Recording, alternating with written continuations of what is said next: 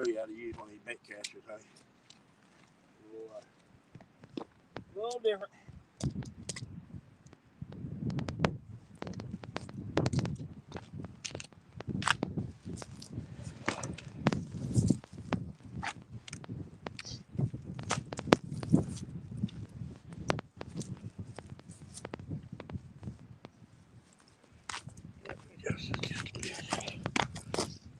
Too bad.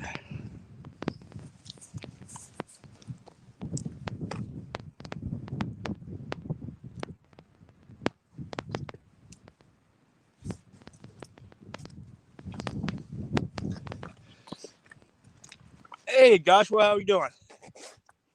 We just got set up. What's going on, Josh? Yeah, we just got set up. Come around here, Shy. I got my daughter Shy with me today, so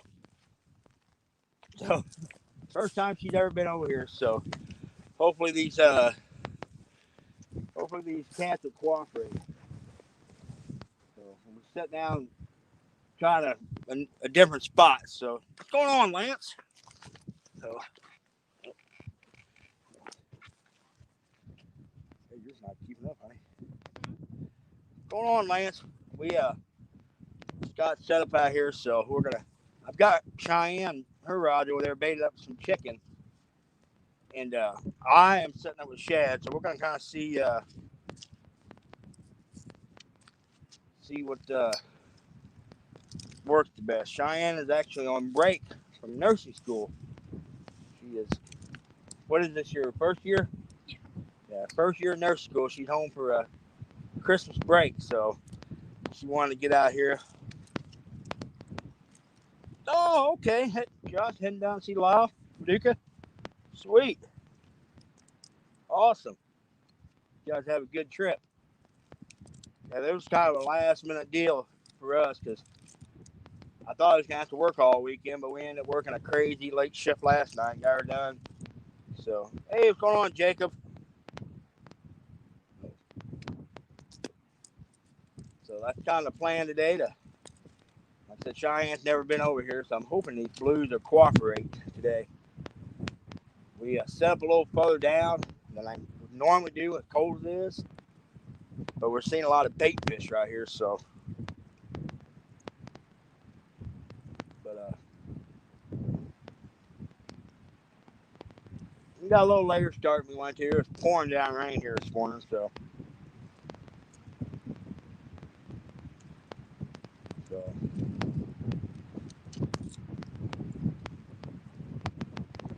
just had to take down Shy.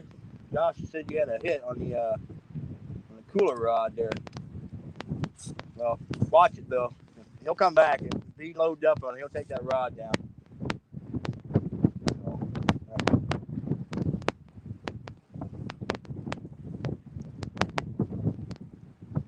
Lance is making biscuits and gravy. Scratch. It'll be good. I want to say there's that outside rod. I seen it kind of moving earlier, but like I said, if he comes back for it, he'll double that rod over. Jacob, it's a heck of a lake, man. I don't care what time of the year you come to this lake. It's usually pretty good fishing. Not only for the catfish, I mean you got bass, bluegill, everything in this lake. So, I mean, Shine will give this spot for a little bit, and then if it don't work, we'll just move on up the levee a little bit. So.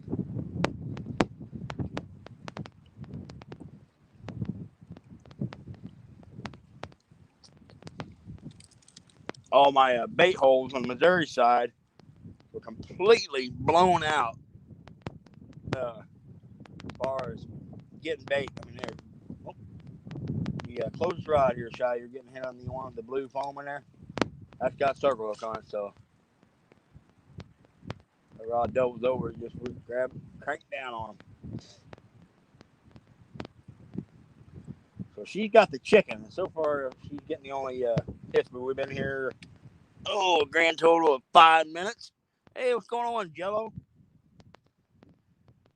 Heading down at 27:28.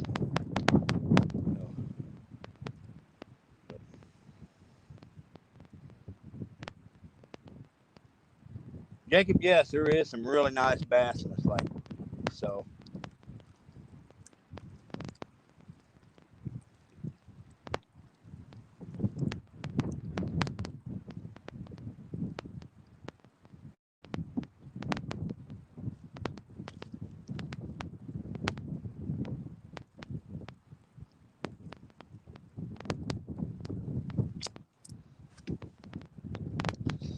Yellow, get a hold of me when you come. You're coming down on the 27th and 28th.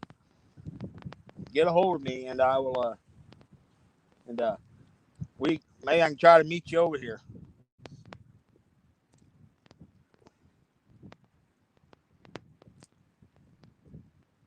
So, but our lake muzzleloader season is coming up here at the end of the month, so we're gonna get out here. Me and my daughter are gonna get out here and try to get after some deer.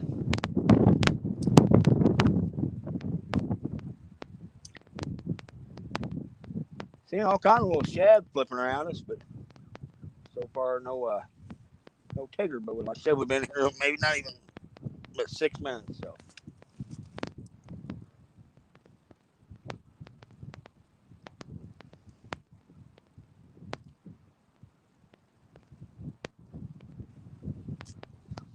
it's a balmy 36 degrees without the wind chill. So my daughter's she's not digging it.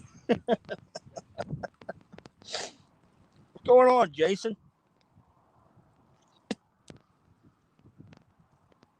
We was gonna thought about hitting the river this morning, but there is so much debris in the river right now, and I was like, taking the daughter fishing, I didn't want her to have to deal with all that stuff, and plus it would have been muddy, so muddy. So what?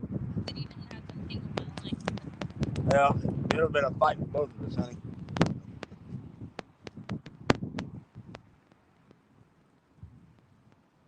I got done fishing for about a month ago. I had a few flat. Oh, no, suckers. About 10, 15 pounds each. Nice. This lake's got some nice flathead in it, but every once in a while you get lucky and you'll pick one up off the bank. But I'll be honest, it's been a hot minute since I've caught one out of here.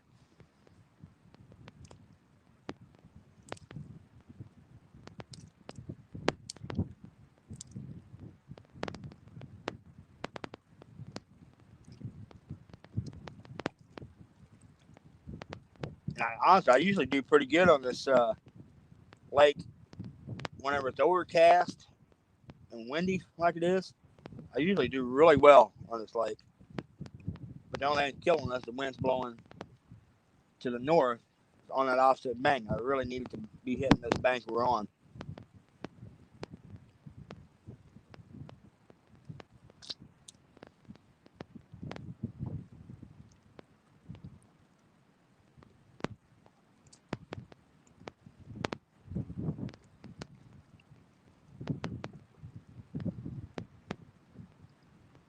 What's going on, Bluegrass State of Mind?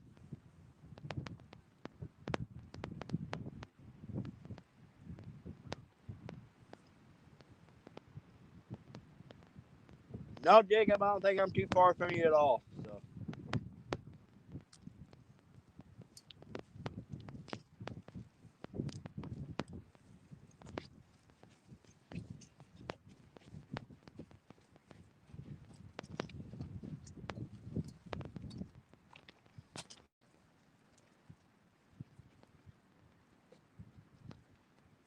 be honest with you, yeah, I know I actually got some bluegill in my cooler I thrown at this morning, but I didn't bring none of my big bobbers with me.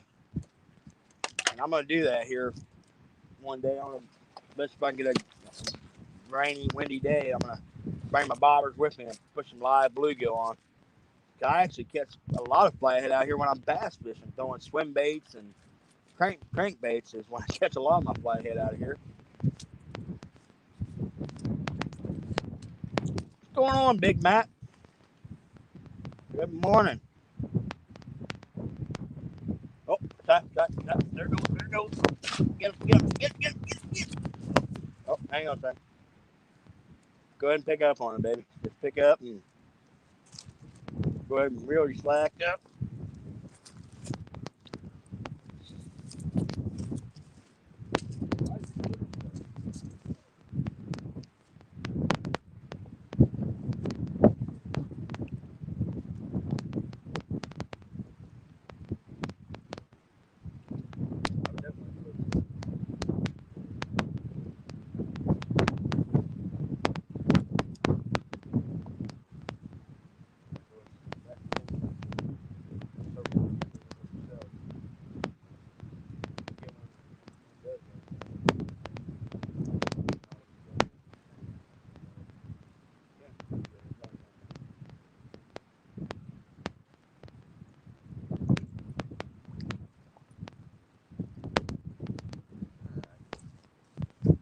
Well, the daughter had a takedown, but fish didn't commit to it.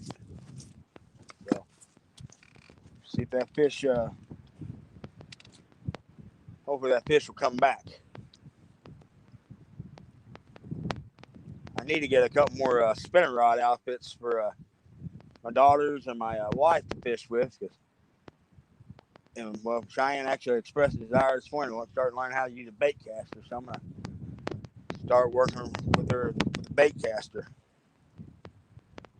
Joshua, yes, usually they will take it and they will just go with it. So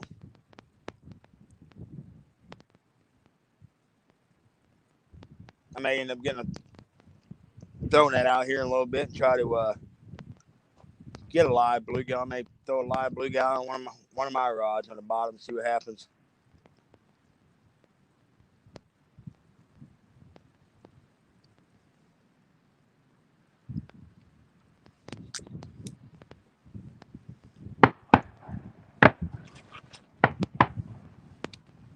Yeah, we got duck and goose hunters sitting back behind us on the private ground off this lake, and that's the shooting you guys might be hearing today. Hear them calling? Yeah. Yeah, they're literally right behind us. There's a bunch of decoys about 400 or 500 yards behind us out in this cut cornfield.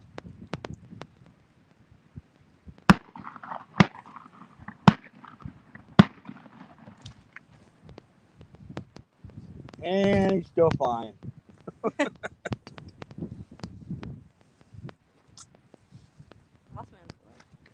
Yeah, this Baldwin ground is actually owned by a power company, but the Illinois Department of DNR manages all the ground around this thing. And it's a refuge. So there's like thousands of snow geese and Canadian geese and ducks will come here and they'll fly off onto the private ground to feed. And that's where these guys duck hunting will take advantage of the situation. Yes, Jello, it is. The main levee right here, like when you come into the gate right here, there's a parking lot, and then you'll come up in this main levee, and there's a real nice levee road. You can pull a wagon all the way down this thing. And I don't know if you've ever fished here or not, Jello. There was a series of trash cans down the lake. Get a hold of me, depending on the weather, temperature, and whatnot. If you're fishing from the bank, I'll definitely give you a heads up where to go. So we are in between two of them right now because I'm fishing them. We're fishing like there's a little point that's underwater out here. It's where we set up on. Like I said, we'll give this a little while. If it's not doing any good, we're going to move down probably 100 yards. Captain Friday, how we doing? Yeah, Captain Friday, they're laying into them. Like I said, we've seen them twice now. We've watched ducks with their sky busting. These ducks are not coming in close to them. And these guys are just slinging lead and wasting a lot of shells.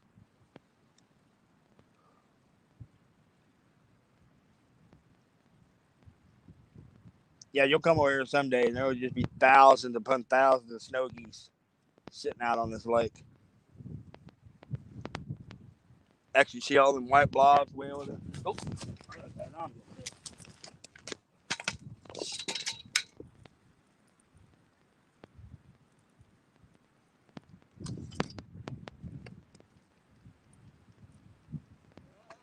Yep, I got him. All right, fish on, guys.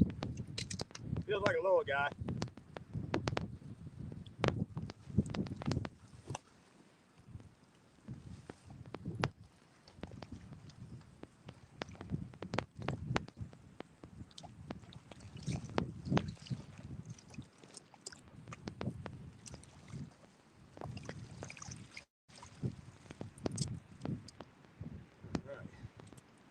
Little bitty old blue.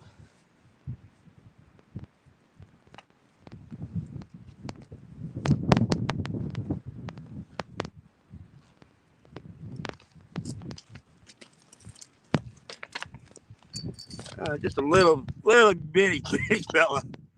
So get him back. All right, we got the skunk out anyway.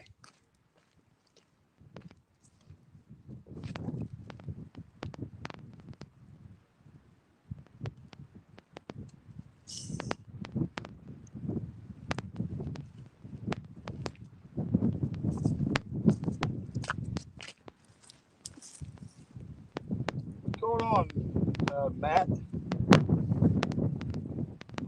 Vincent Powell, good morning.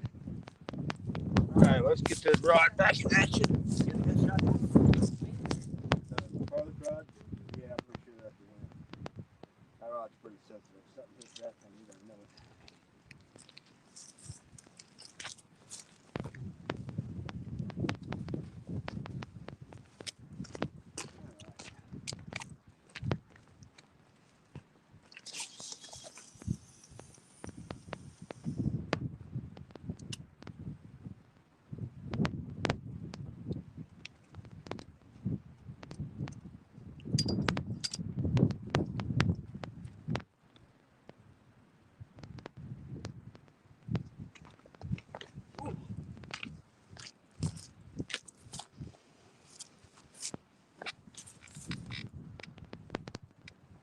Yeah, Josh, my daughter just pointed that out. We got getting a little.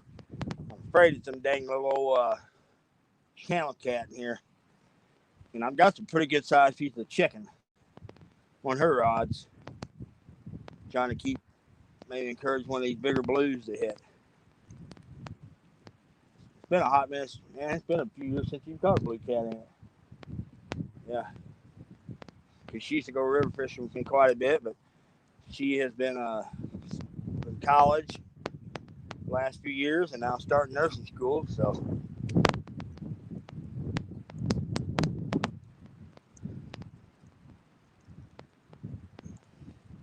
You know, when I take my daughter and I let her, yeah, Josh, I know. Josh says when he takes his daughter from Caitlin, you're like, oh, matter of fact, Rashai, there it goes. Reel down on him, reel down. Get him, Shy. Gave me a complex, Josh, so I'm going to reel fast. It's still there? No. Just pull the rod over out. It's not familiar with rod. All right, just start tagging there. It's still there. You there? Keep that rod.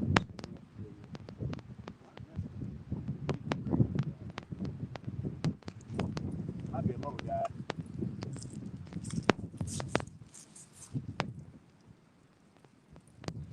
But Vincent Bell, I hate that you're feeling. Yeah, you got him, Shy. All right. Fish number 2 on.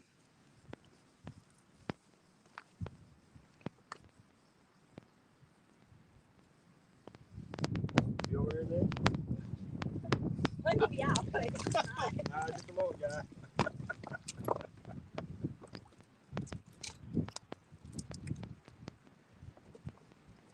All right. That came on a shad body section. All right, here we go, guys. Fish number 2. Joshua says my tour rod's getting hit. Let's get this guy back.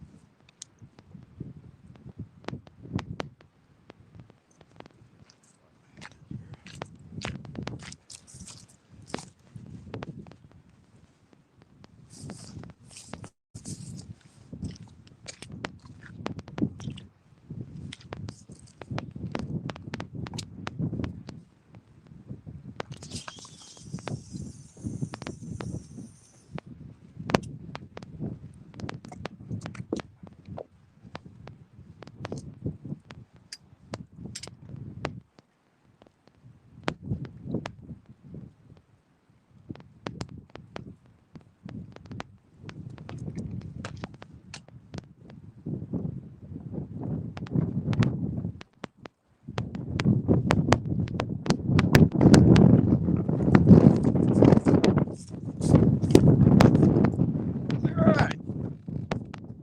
Been here 21 minutes. We've got 2 fish so far. Pico Fatter, how we doing? Yeah, the cooler rods are getting bumped. They're not taking them down yet.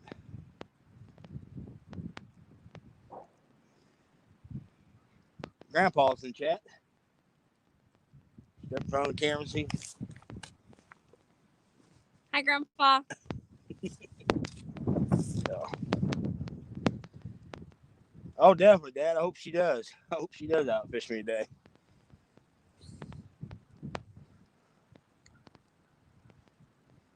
Want to be? Yeah, there's a. If you look at the Navy Islands on here, there's a little secondary point that drops off. Where we're literally sitting right on the tip of this thing. We're trying to cast out into it. And plus, we got a lot of bait fish are starting kind of popping up next to the shoreline. So we've got the bait, but I'm kind of hoping maybe might be some better quality fish here. So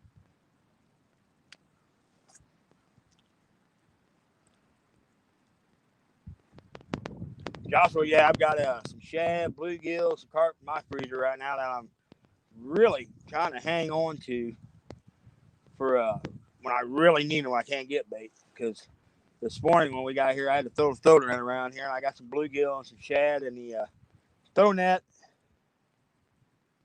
and also got some frozen carp in the cooler, and we got some chicken.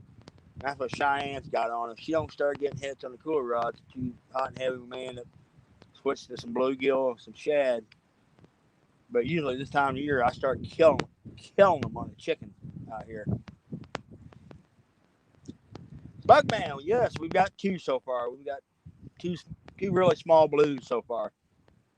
So, but we're definitely not. We definitely got the skunk out anyway. So.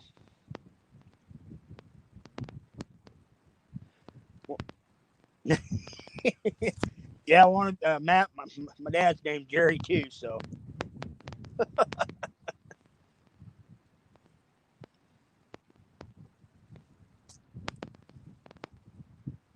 Could have bought you another rod, like a bass rod, like you cast around. Try to catch some bass and stuff while we're sitting here. Oh, he's there, honey.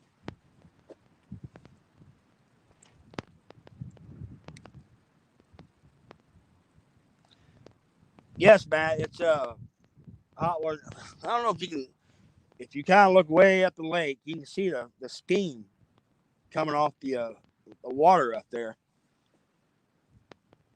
And honestly, we may do it a little better up that way, but I've never done real good sitting right on top of the discharge uh, fishing for these blues. Now, I've done great for bass and flatheads right on top of that discharge, but it's just my opinion. I think the water is too warm right where that discharge comes out. So I always try to hold back a few hundred yards. But as the temperature starts getting colder and colder and colder, I'll move closer. But usually the birds will tell me everything I need to know, but there's no seagulls or anything diving today. Oh, that outside rod, honey. All right, guys, she's getting a hit here.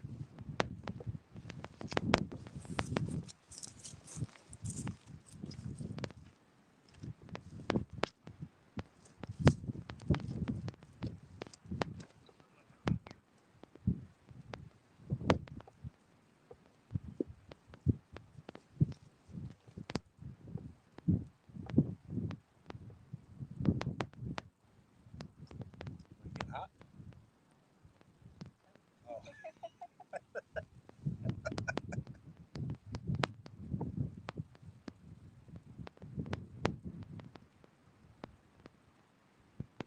That little channel cat that's doing that. Using a little channel cat with a couple of pumps and a big blue and just slam it.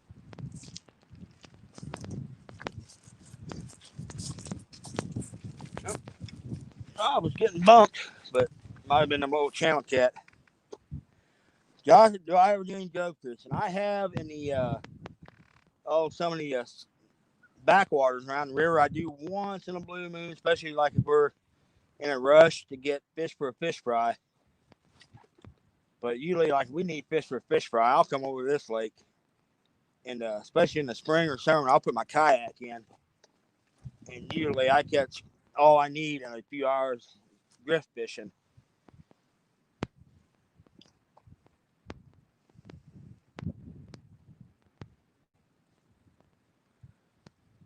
Matt, yes, you will catch bluegill in this lake in January. That'll be full of eggs and bass. So these fish are always their spawning is so messed up.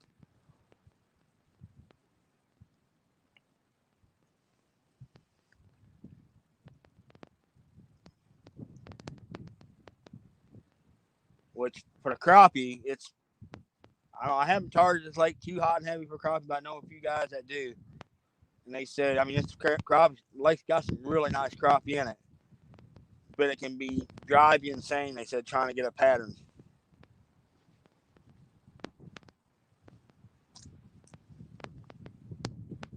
But as far as my catfishing, I love this lake during the winter time. And the other times, of course, I usually be out in the river or something fishing. Don't catch as many fish in the river, but the ones you do catch are usually a lot bigger.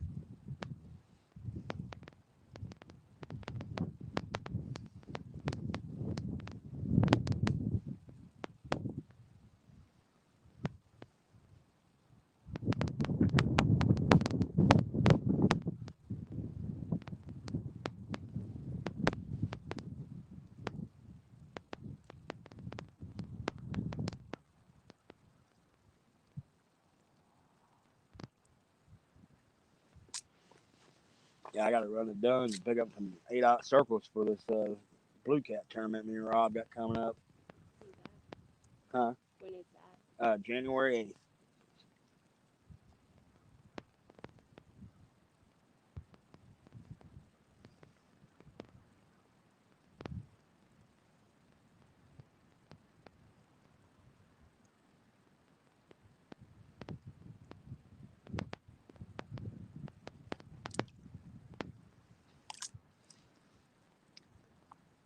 Kind of sitting there thinking about keeping some fish now. Maybe to keep a few of these smaller blues if we catch some to maybe fry some fish up. My daughter's over here going crappie, Dad. Oh, that up full again. The first one.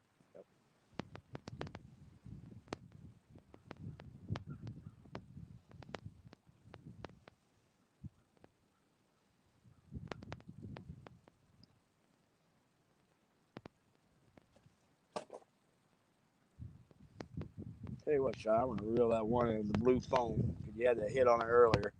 Oh, all right, that one's getting hit again. Oh,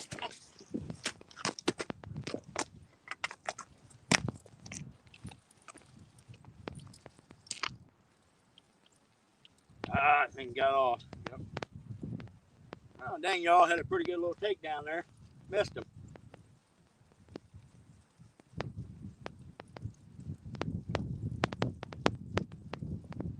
Well, never mind. There he is. You were just running at me the whole time.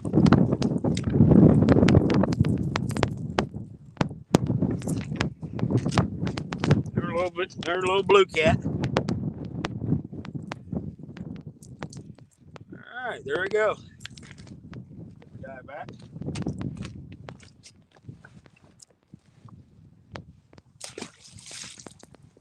All right, where are the big ones at, Shy?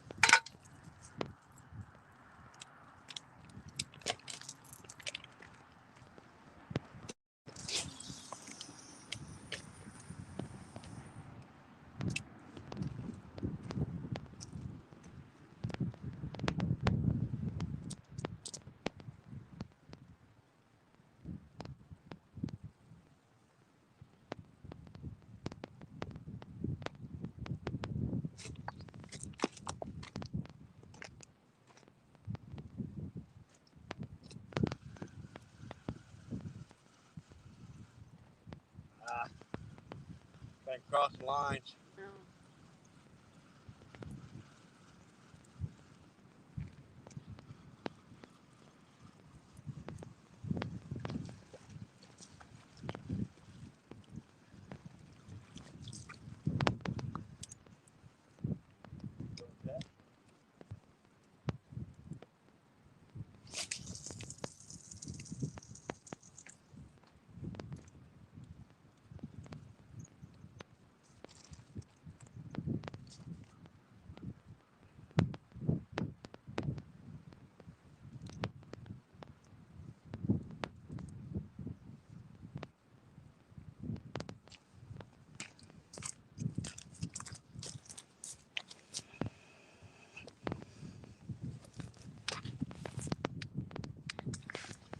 Yes, Josh, I ran off and forgot my belt.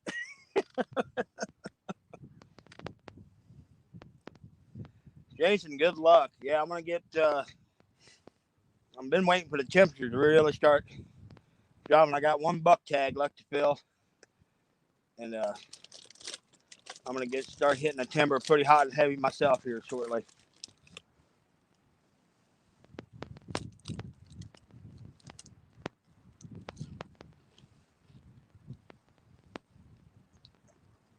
Yeah, Josh, Joshua, there's some big cat in here. It's just got to weed through all these little ones a lot of times to get to them.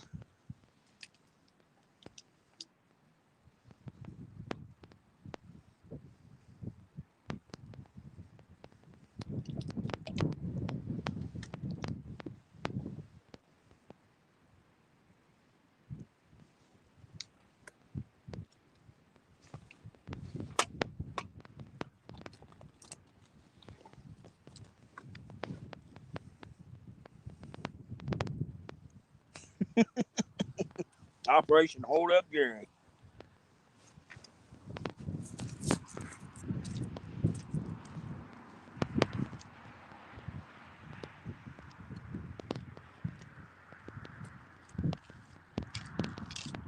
You see the tree.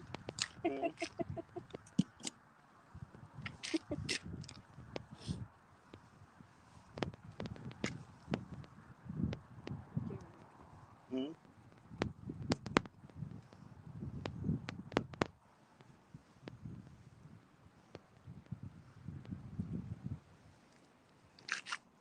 Give him, Josh. Right there. Just start cranking like crazy.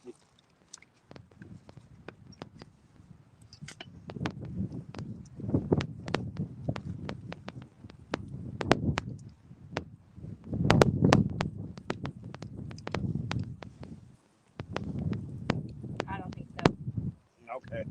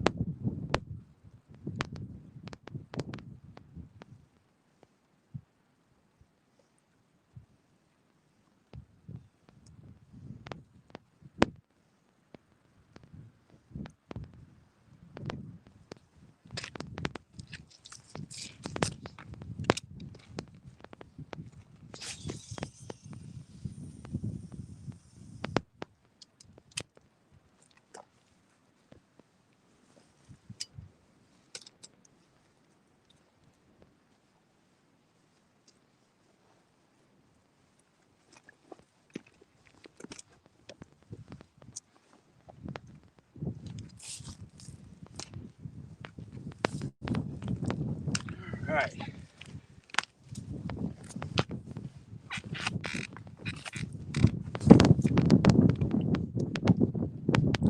Hey, what's going on, John boy? Got a couple fish in the couple. How many fish we got now, Shy? 3. 3? Yeah, we got 3 blue cats so far. Nothing big. It's all been little stuff so far. But so.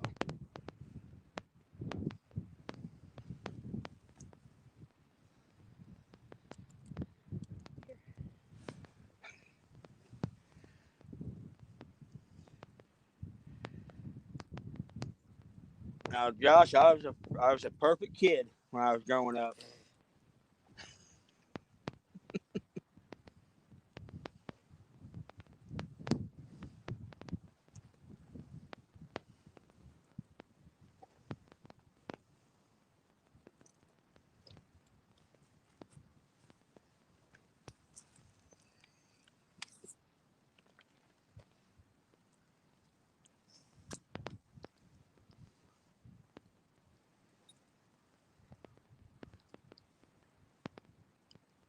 I've got water. I didn't want to get water or something. I need a heater. A heater? It ain't that cold.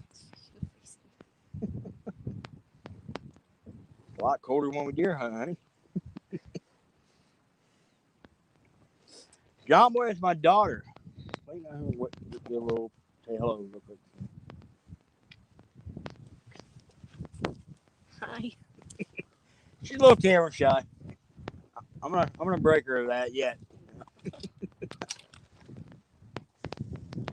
Terry Lane, the bait today we have shad, we have bluegill, we have carp, and we have chicken.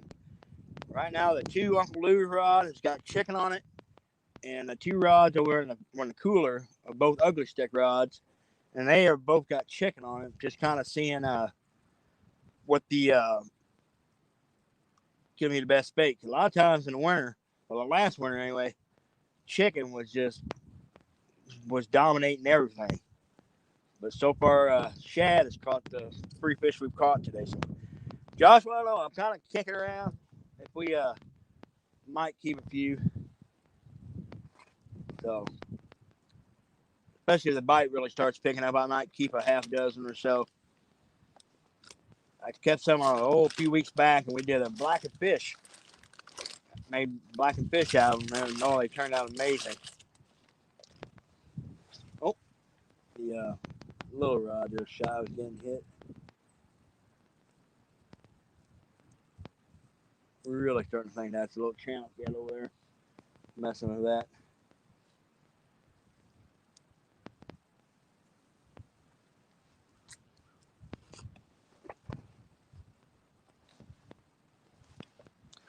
John Boy says you're too pretty to be camera shy, Shy. Oh.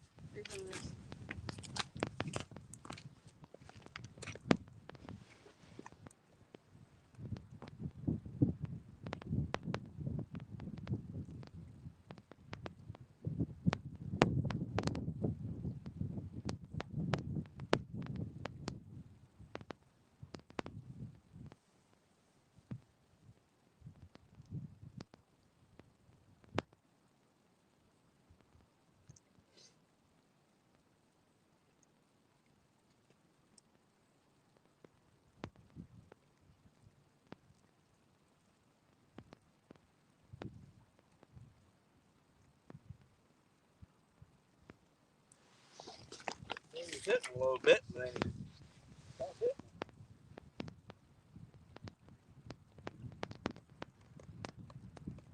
There he is.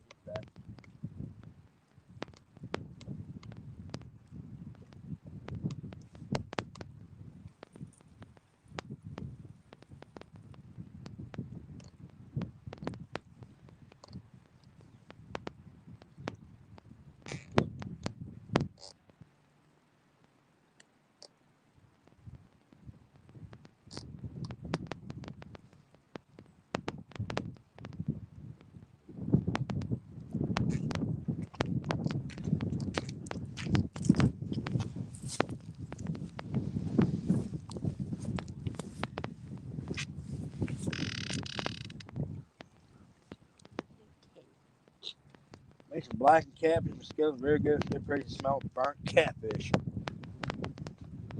Man, Matt, the only thing you should have smelled is that blackened fish seasoning and whatnot. I've actually got a video I'm gonna put out here before long.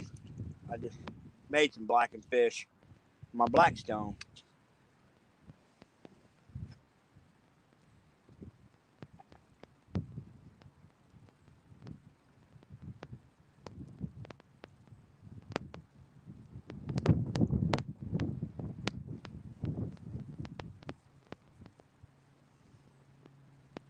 Got 16 wonderful people watching. I can't remember. I just forgot all about Brian B and Freddie got their little competition today on who gonna lose their beard today, and it's one of those deals. Gotta go live when you get a chance. So.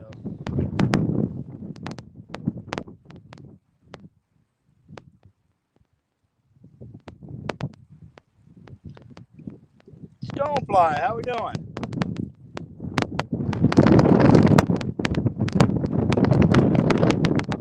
yeah, man, you definitely gotta put a little oil in that pan. That's for sure.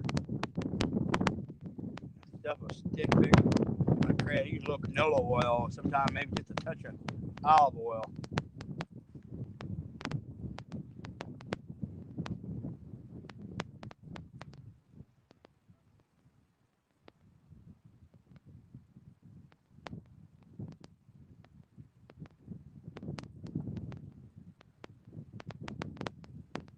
I believe it's us and one other person on the entire lake. There's a gentleman out in the boat.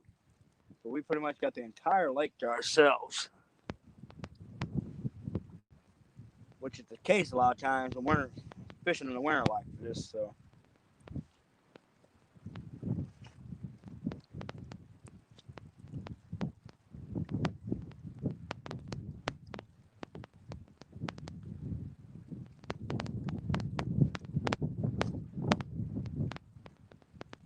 might have to take a playbook from fishing over me and Josh, weekend anglers fishing over here a few weeks back, and he was using the tail pieces, and he came over here a few days later on his own, and almost everything he was catching was on the tail pieces. I always like the head and the body sections myself on each shad, but Josh was using that tail piece, which does make a lot of sense because this time of year there is just thousands of little bitty 1 to 2 inch shad that are along these banks. Lance, I bet that's going to be incredible. The burbot. I've heard so many people say the burbot is such amazing eating.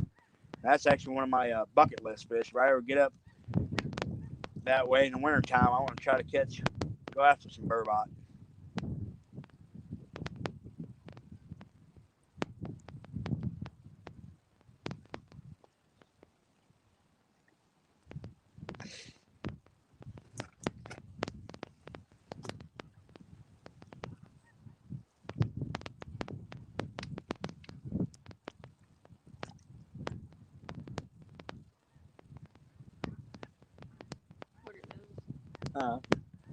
Those are that's a flock of snow geese right there.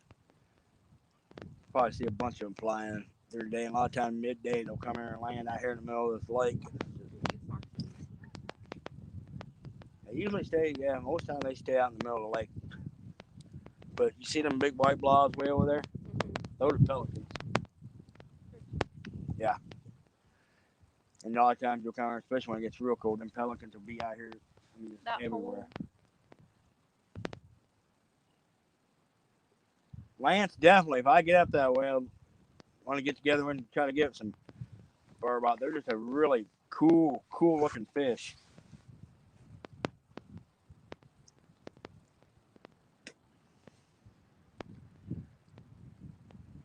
Lance, John Boy, they're kind of now Lance, correct me if I'm wrong, but I think during the cod family, the head and everything, they almost look like a flathead almost, just the coloration and the way their head looks.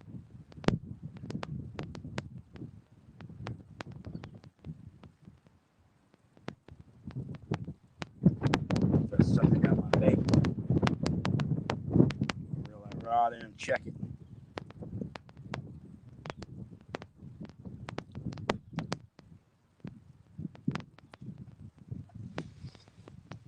I should have brought a different pair of socks. My shoes got wet. Oh, would you walk through one of water puddles? Yeah.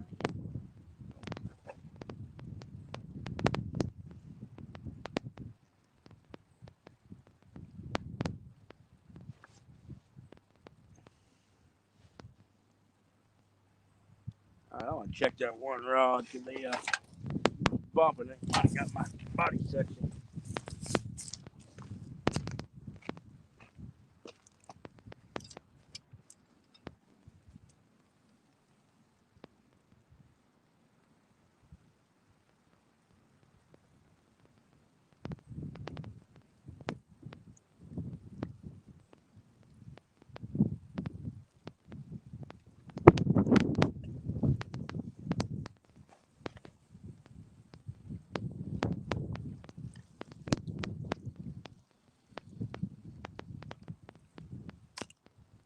Yeah, fishing on credit.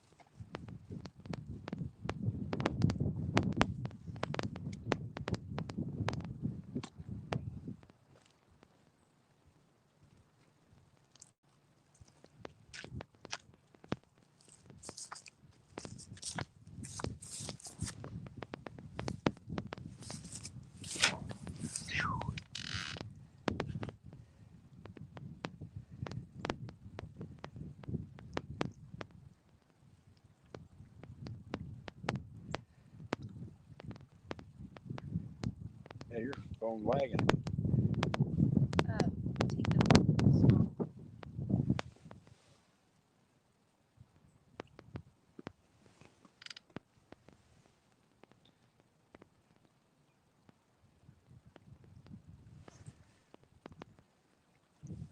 Yeah, stoneflies, boy. Sometimes you gotta experiment with them sections of bait fish because they can be really particular. I'll be honest. A lot of times I just kind of shove the tail piece aside, and Josh was using that tail piece, and he was lighting them up. And I actually just put a tail piece on that furthest rod over there in the cooler. I'm gonna see if that see what happens there. Oh, I can back the other way. Hey, what's going on, Rob? Rob, we're sitting in between the well, about 100 yards up from the first trash can where we're sitting. I got Cheyenne with me this morning, so we've got three so far. Yeah, wasn't real sure we was gonna get a chance to fish today because work schedule went crazy, but we worked a late one last night, got everything done. So Cheyenne wanted to come with me this morning, so we come out here and see if we can't get on some of these things.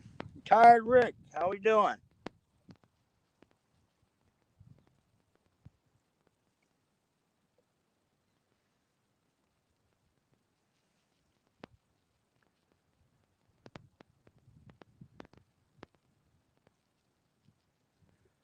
And honestly, y'all, I'd like this lake to be, well, the outside temperature to be about another 10 to 15 degrees cooler. Coming with you. Grandpa just texted and said, make sure I change your bait to shad so you can outfish me. We,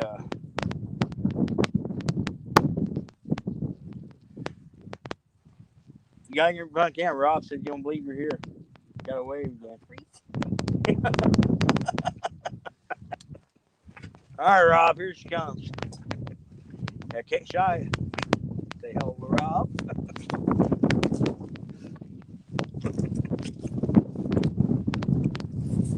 Sophia was upset I left. Oh, really? Yeah. The ladybug will be up in a little bit. So. Yeah, she'll be fine.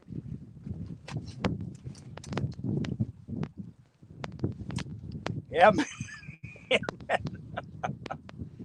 I do a lot of fishing over here by myself, especially in the winter time. And most everybody you ask to go wintertime catfishing with you, especially when the conditions get rough, they look at you like you're half crazy.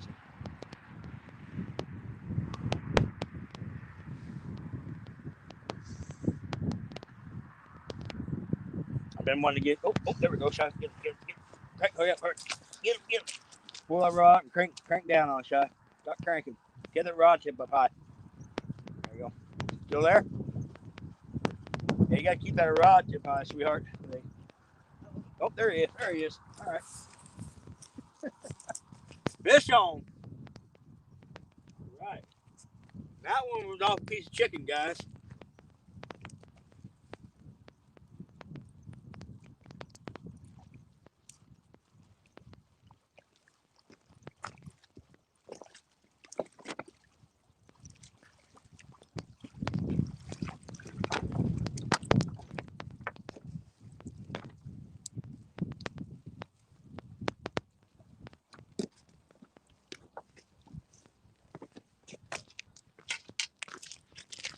All right.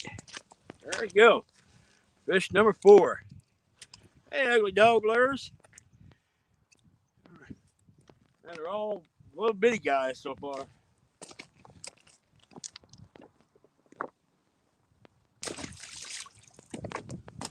Let's get that one back out here.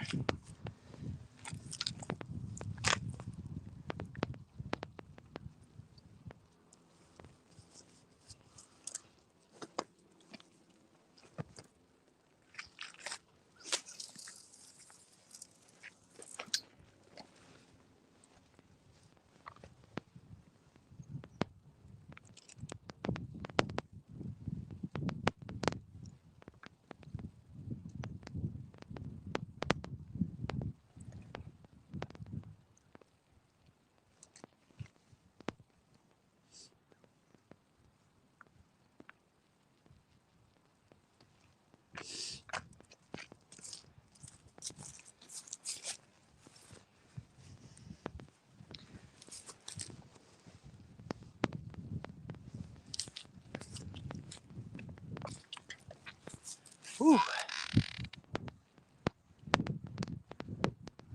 Blue thing in the rod, Rick, that is a pool noodle. Uh, I do a lot of kayak fishing, and I keep all my rods that I use in a kayak especially when I'm drift fishing with these blue cats or just catfish in general. I keep a pool noodle on there. If the rod falls out of the boat, out of the kayak, or whatever, it'll float. Yeah, Josh, I need to start keeping a few of these things. This lake, there's no limit on this lake actually. There's so daggum many catfish in here, so we might keep a few here a little later in the day. I didn't bring a stringer with me, but I got my cooler with ice, so I may start keeping a few of them.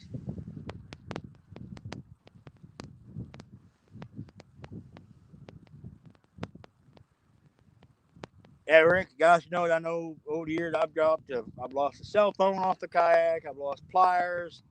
Pretty sure you lost your whole driver's license. Yeah, I lost my driver's license, everything, all my IDs, everything off the side of the kayak. It was dead of winter out here. It was all bundled up in my bib coveralls and everything, fishing, and yeah, I lost everything.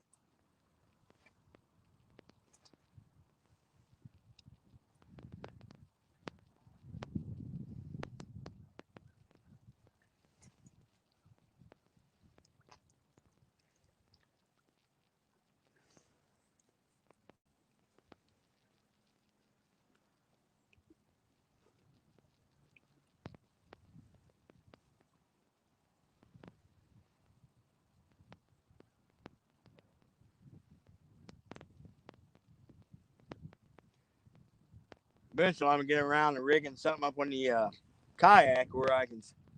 Once I start getting 2 devices, I'm I want to rig up my phone where you guys can see the rods and stuff when I'm doing drifting my kayak. I'm gonna start doing more live streams out of the kayak.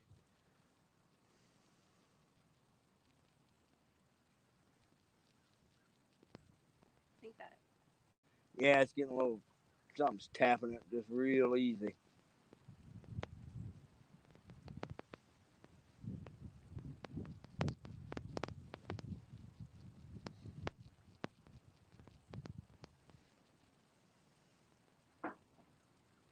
Some more shots way back there. Somebody shooting.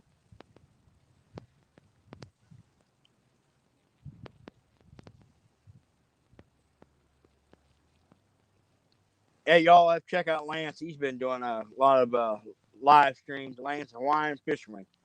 He's been doing a lot of live streams lately. Burbot fishing. And Josh, a weekend angler that was in a little bit ago. He does been doing a few live streams lately too.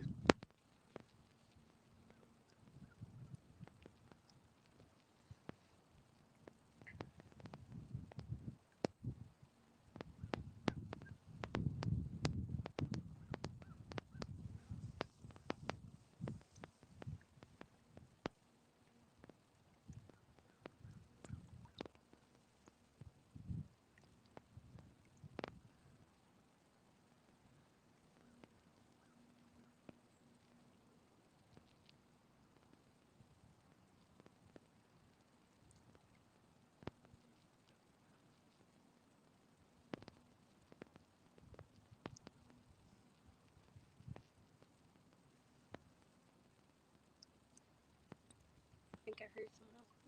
So what? I think I heard someone else. Yeah, usually around this time of day, you'll start to see a few more folks starting to show up to fish this thing. And almost everybody that fishes this thing, they'll head all the way up there to that discharge.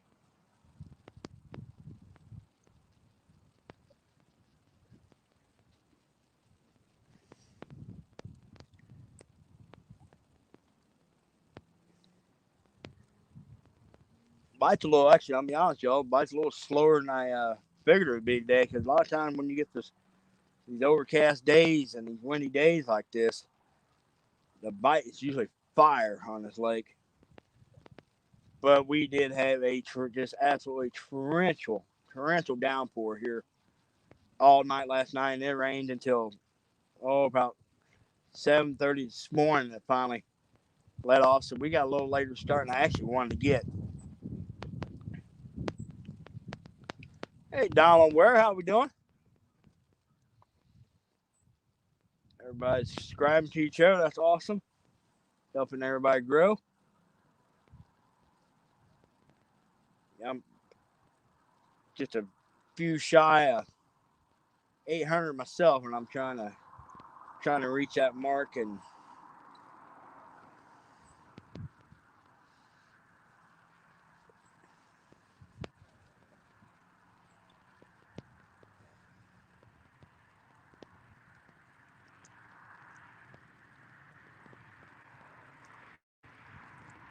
has anybody been checking out Brian B and Freddie's little competition this morning? I'm kind of curious to see who's winning that. Actually, I'm gonna.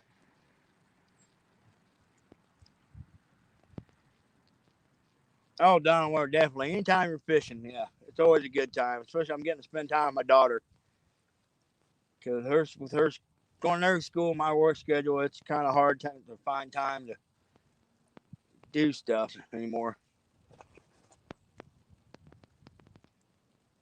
I am going to check my outside rod. Brian B was winning last time. Oh, Freddie can look about 20 years younger. He got to get rid of that Santa Claus beard.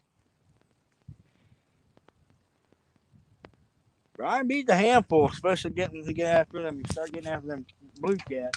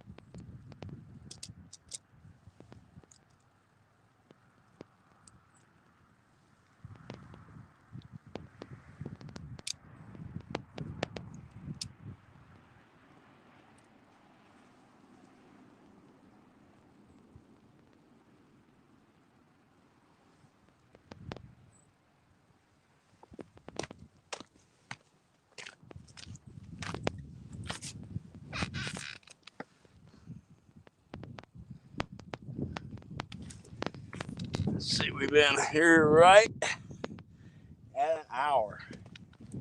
We're going to give this about another 20, 30 minutes. And if the bite don't pick up, I think we're going to move down about another. Oh, got blue rust.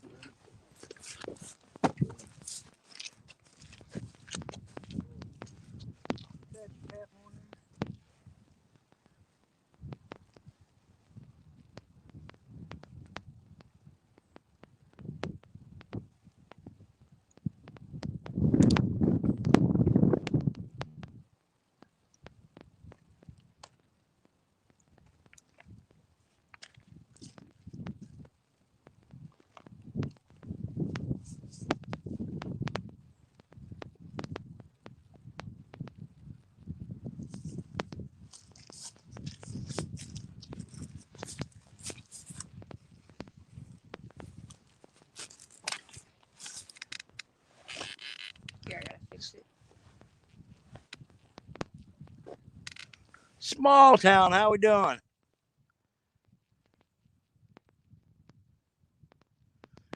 Yeah, Donald, I worked out of town a lot.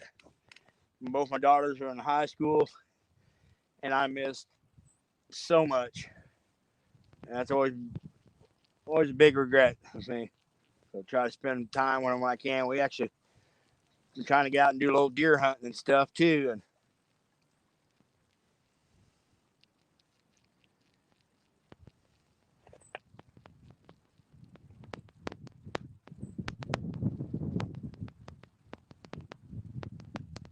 like I said, we're gonna give this about another 20 to 30 minutes here, guys. And I think we're gonna move.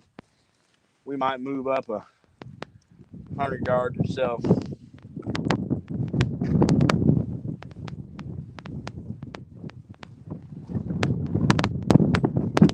Keep the stream run on. So they have Shy carry the phone.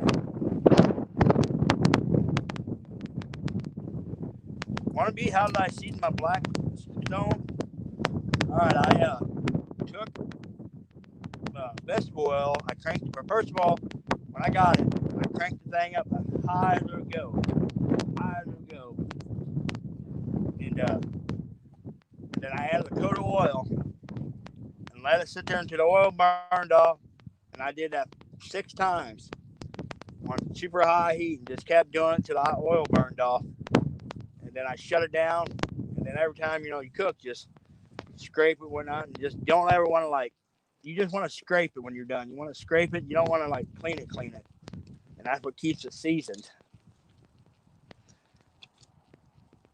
What's going on, Cujo? Cujo's in, Shy.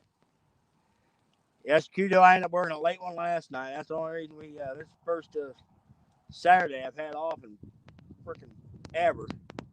So we took advantage of the situation. So we've caught 3 or 4 so far, Kudo. I think 3, Shy? 4? I don't know. I think. We've caught 3 or 4, so we've definitely kept the skunk away.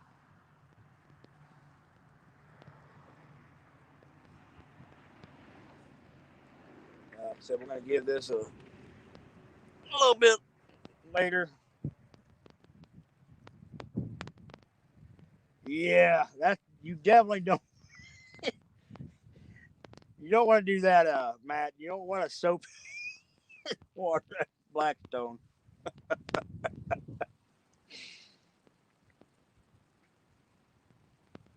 Yeah, those Blackstones, those are a game changer as far as cooking. We've got 2 of them. We've got a big one and we've got a little bitty one. And I actually might haul that thing out here when we fish the winter blues. Josh, I want to get a hold of you later because I know you and Greenwell didn't get picked for the winter blues. And I want to run something by you about the winter blues to see if you're available on the 8th. But I'll touch base with you later.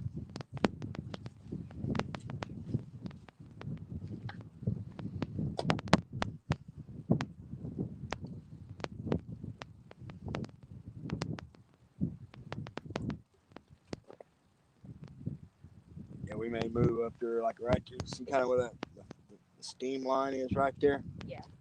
We might move up right on that steam line right there. I'm thinking here in a little bit. Like I said, I'll pick everything up. I'll have you just carry the phone, keep screaming, and there we go. Come on, sucker took it.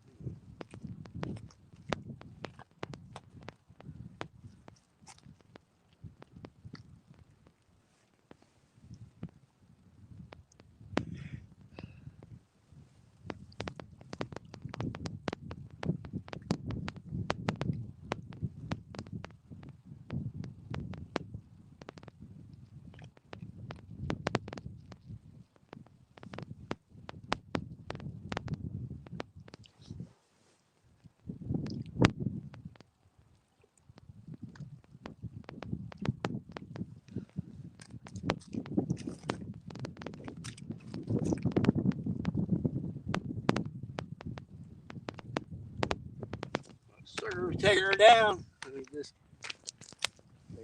pop back up.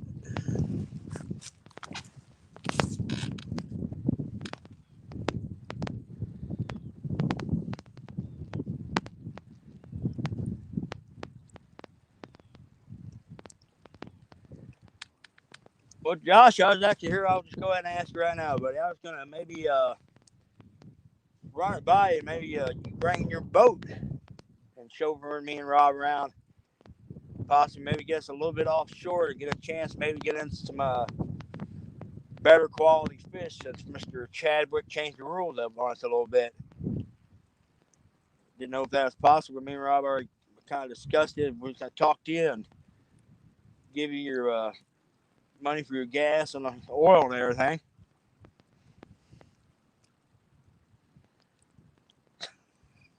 Everybody's giving me grief shot because I ran to that rod, didn't let you. It's okay. I'm cold.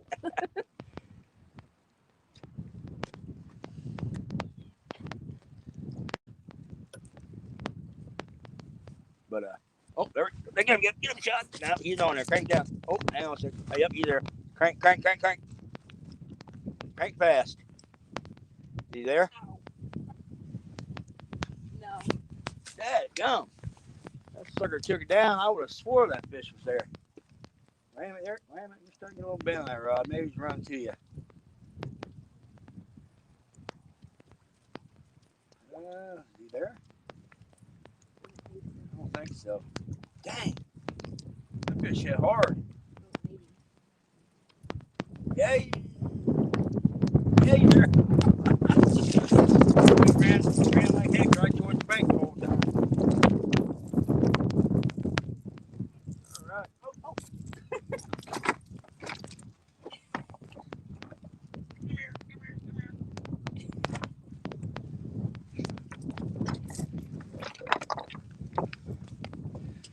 All right, here we go. Our little blue. So,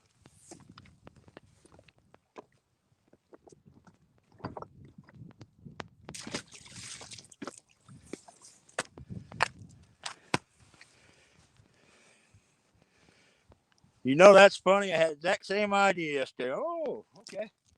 We're gonna talk to Josh about him bringing his boat up for the weekend for the winter blues and getting us offshore a little bit. All right, guys, I'm gonna try a piece of bluegill. See if a piece of bluegill works.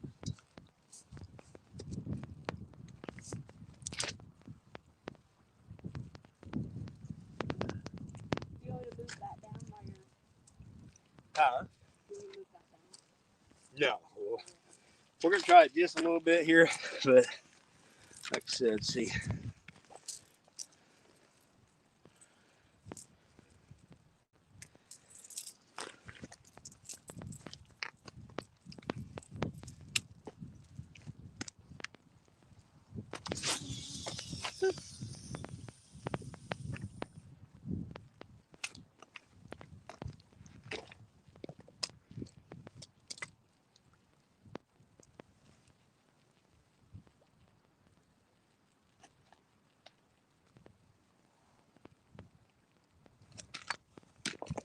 All right. Get that rod back out there.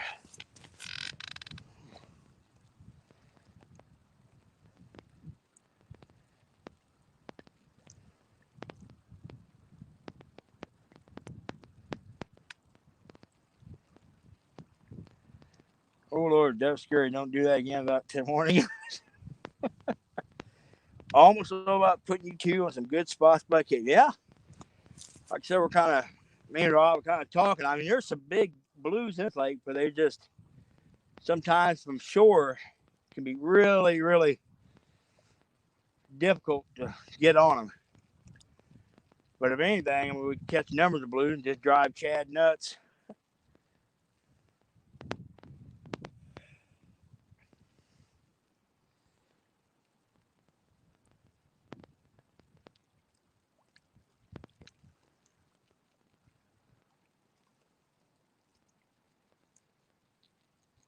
That's crazy. You were real on that fish, and then he ran towards the bank the entire time. Never had. I didn't think he was on there. Yeah, I didn't think you had him either until I was watching the line. Like, wait a minute now.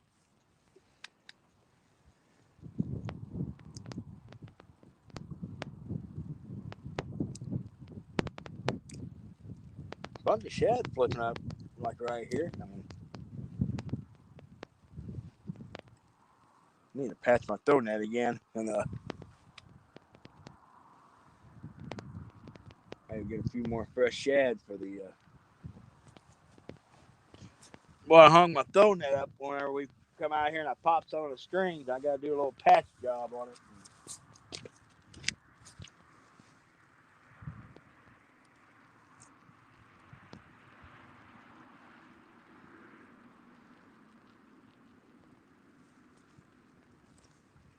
Keep up chat for me.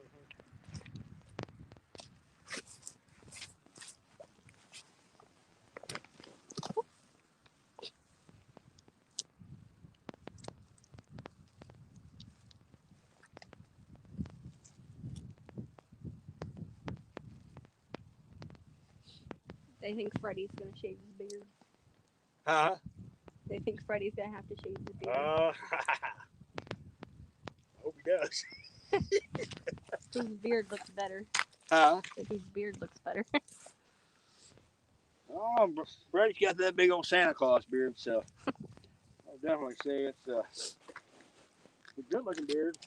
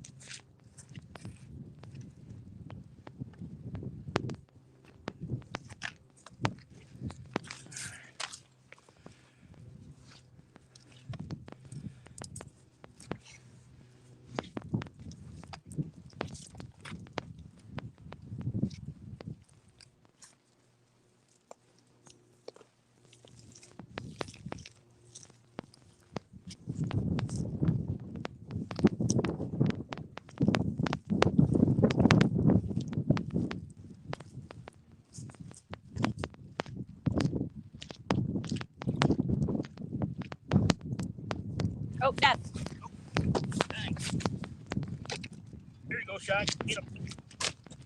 Dang. Woo. Holy cow, guys. I was just walking down the bank to try to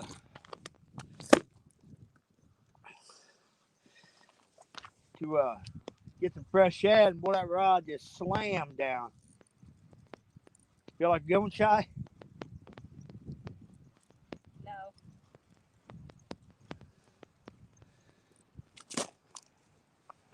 Oh, what? Oh, yeah, decent. We're gonna go this so we don't fall.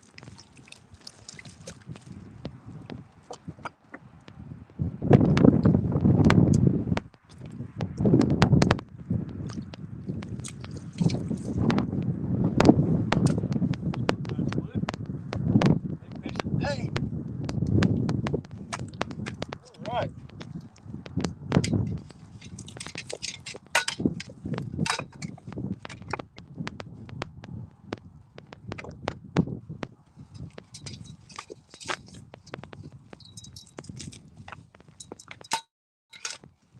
Let's go 6-7 pounds, boy. Wait, you're caught on the. Yeah.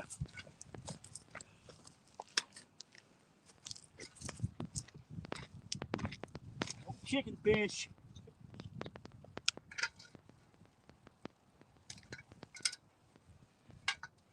All right, Rod, go ahead and hold them up. There we go. There we go. Take care of that.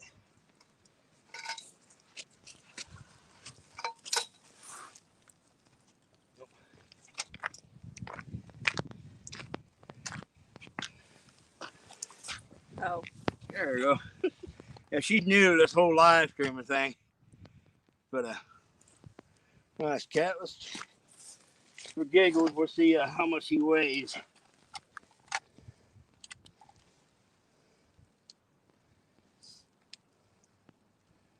Well, shoot. Either my batteries are dead or scale ain't working. Yeah, scale ain't working. Oh, you need screwdrivers. Yeah. A good thing I checked that. You need that for the blues tournament.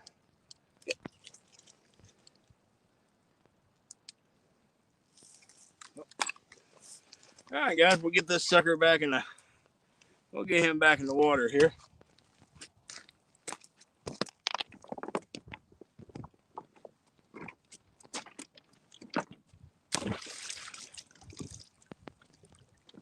I think that fish probably 7-8 pounds, probably.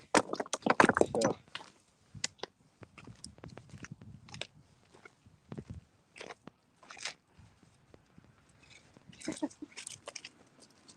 Good. Yes.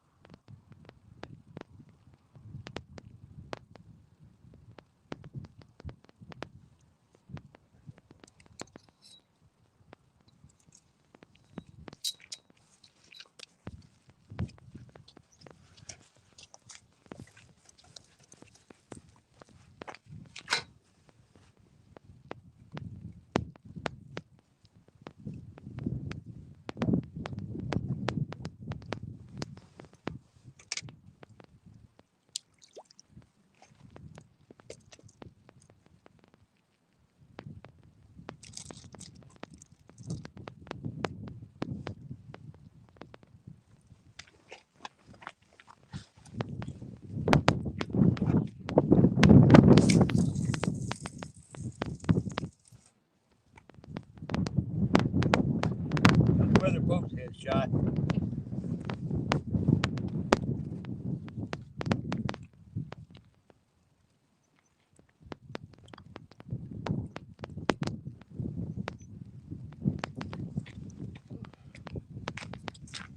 back in the chat here real quick. They want to know how they got your cooler to stay. Yeah, it would be some nice fillets off them fish. Here. Huh? They want to know how you got your cooler to stay. I've got a rod drove down to the ground behind the cooler. It's an old metal rod. One of the other rod holders I drove down. Just a good takedown like that. That cooler just went. She would have flipped right over. Hey, how we doing, Reese Elder? So far, Reese just coming in. We've got five cats so far, and daughter just got a pretty nice one, 5+ pounder. For some reason, the old scale wasn't. I don't know. I put new batteries in it, but it did get wet a while back, and I'm hoping I may have to order another scale. Hope not, though. I was getting ready to walk down to the water and try to get some more fresh shad.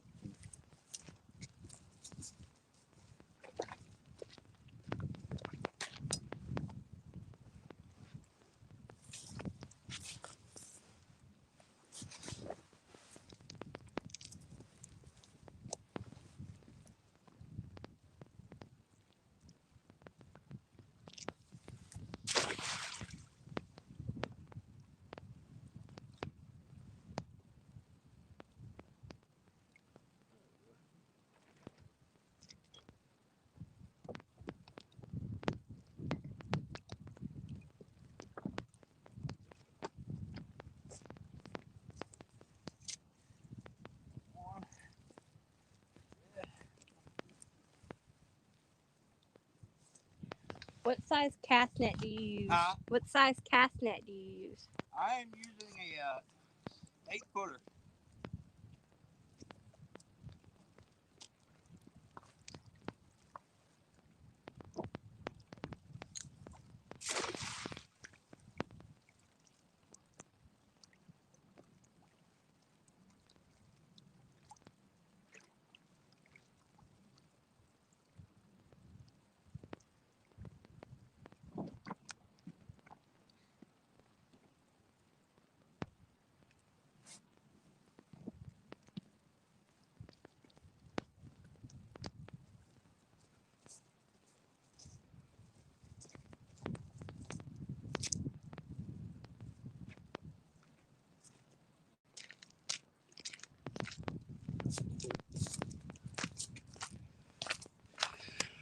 New Dirty Fish Man, how we doing?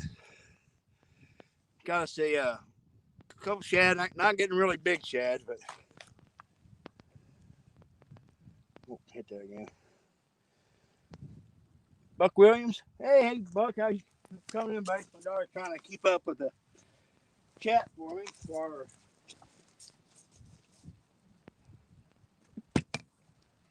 trying to get a little bit of fresh bait here.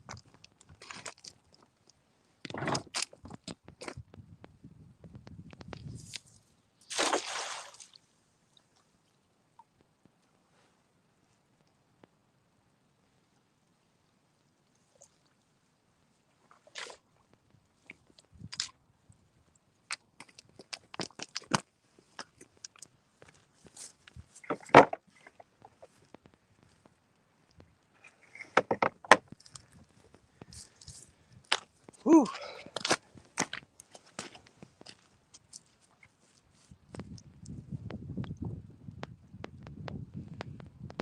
So we're getting. Oh, there we go.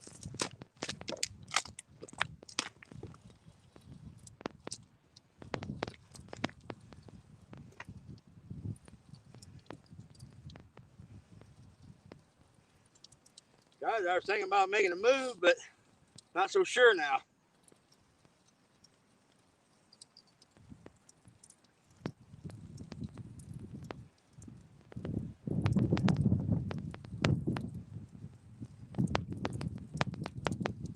All right, what do we got here?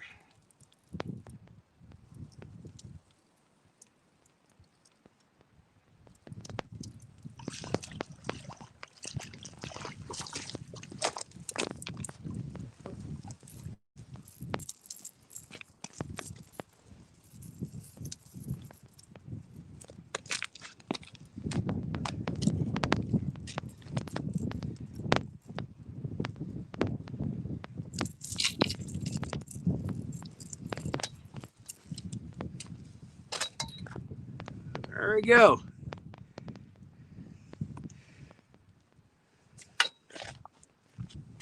Back.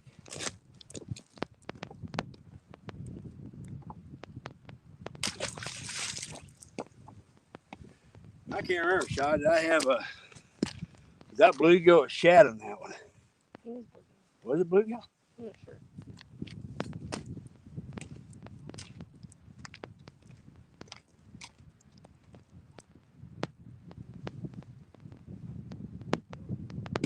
Dad, yeah.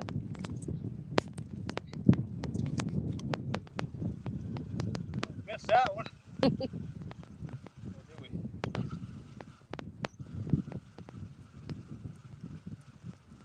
Crap, I don't know.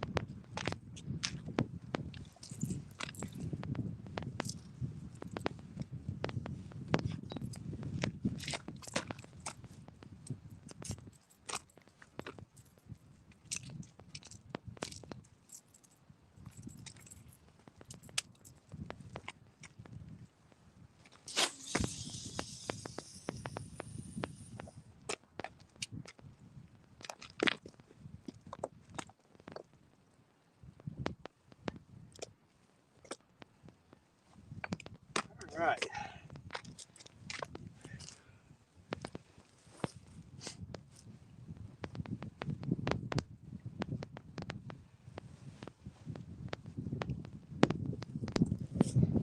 Adjust this camera here real quick. I put a little shot there. So you guys missed that last takedown.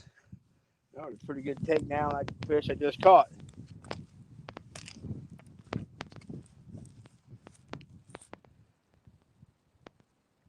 All right, small town. Yeah, I get it, buddy. Gotta do them honeydews. Gotta keep mama happy. Well, guys, we were gonna make a move, but here in the last few minutes we've caught 2 fish and 3 or 4 hits. So I think our fish count's up to 6 or 7 now. So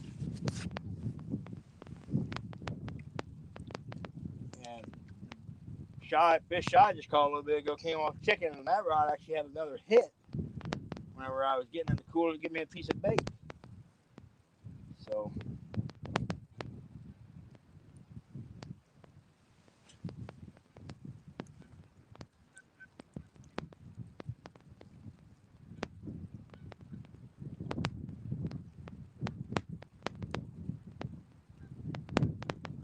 still cold, Shy? Yes.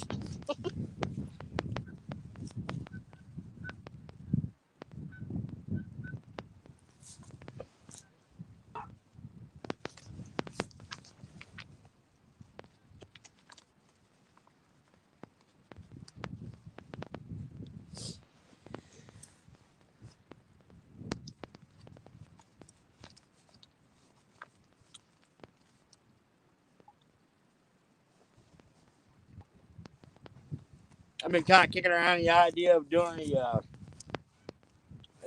slash catfish bass live stream one day on this lake. I get over here and cast along this bank with my kayak for bass, but I'd have a rod or two sitting out behind me, dragging bait. Might try that one day here in the near future. Do a little something different.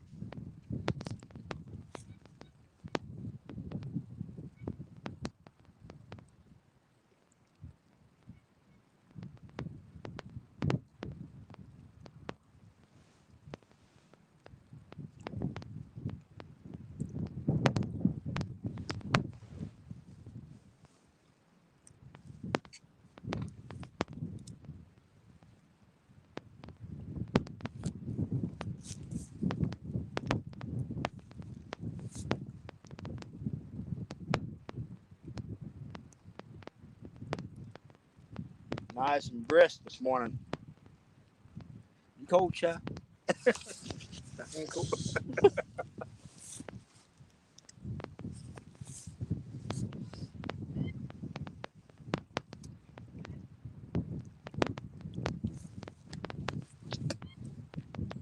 Oh yeah, Matt Devil. I always try to, especially if I'm fishing off the bank and I'm standing fairly close to rod, I would usually always try to throw at least one catfish rod out. But I figure I might try that in the kayak one day. Try dragging baits and casting for bass one day. I think we need to switch shoes.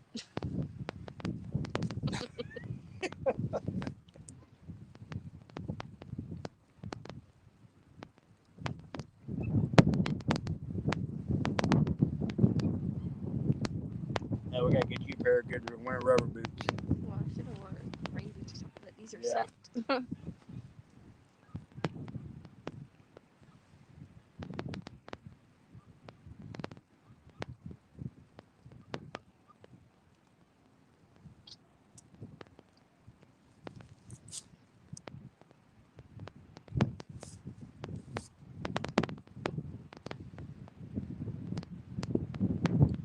Check this rod.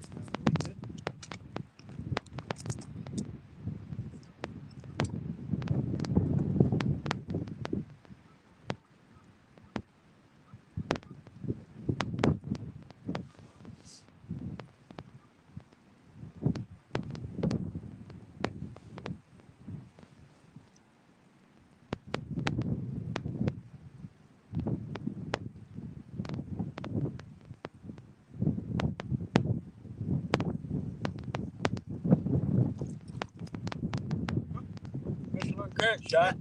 That's twice now. Yeah, I never even seen that rod get hit. Did you? Nope.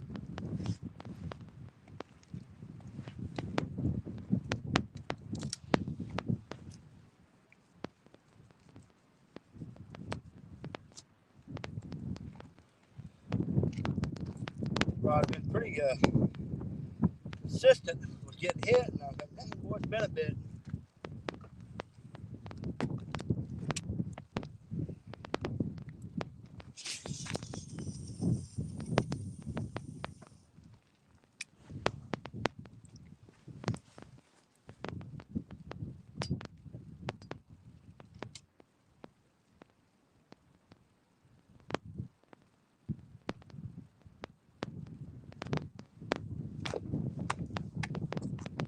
All right, we just put a chunk of bluegill on that rod, so yeah, I didn't even seen that rod get hit.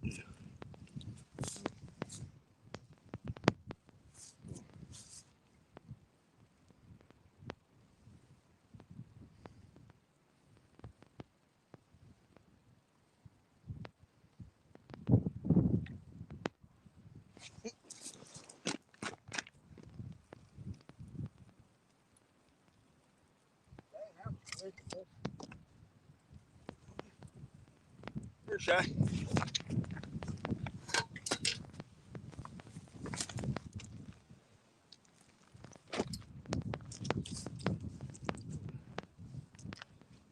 Man, guys, I literally just threw that rod out, and it got hit. I got a section of bluegill on it.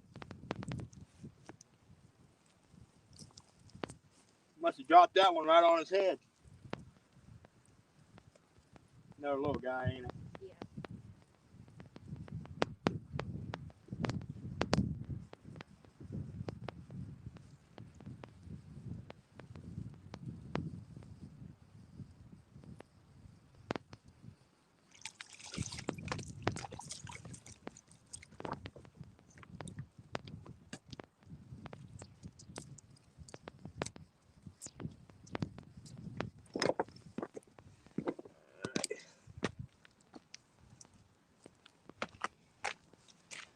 All right, another little bitty blue. But man, these little guys are just fat. So.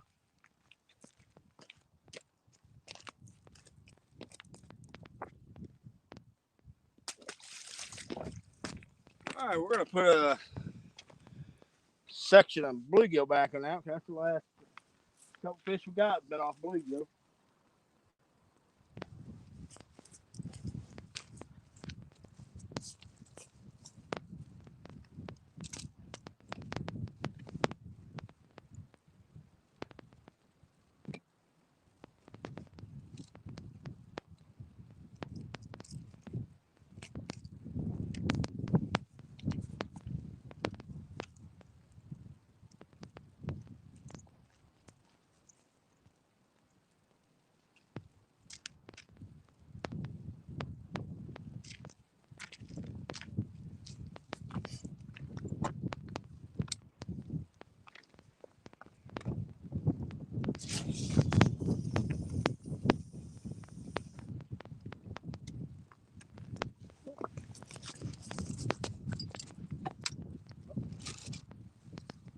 Yep, that's the good now. Yeah. Put that good bait down there. Oh.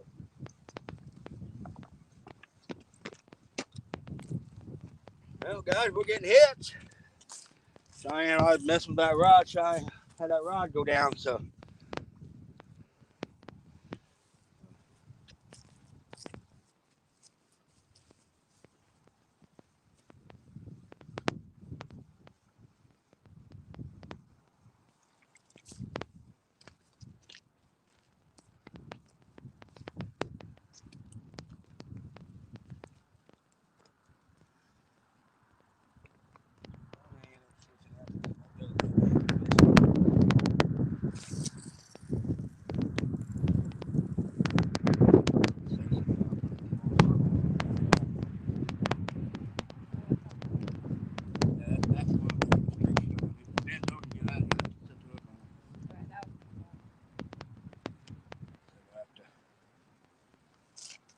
Try a straight hook, see if that made any difference, but we may have to put a circle if they start hitting aggressive like they're doing now.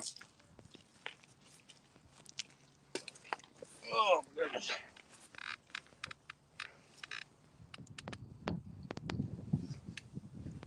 Well, we're definitely getting into some fish, guys, so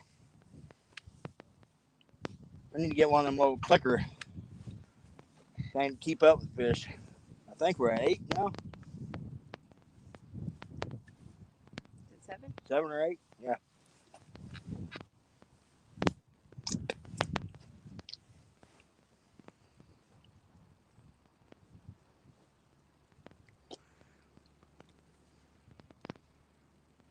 Yeah, Matt, I was going to do that, but I can't. But we do have a secondary device, but the rod Cheyenne, that one went down, we had a J hook on it. The rest of these are circle hooks, and they pretty much been doing the job, but I may end up switching that far rod off over to the circle hook as well.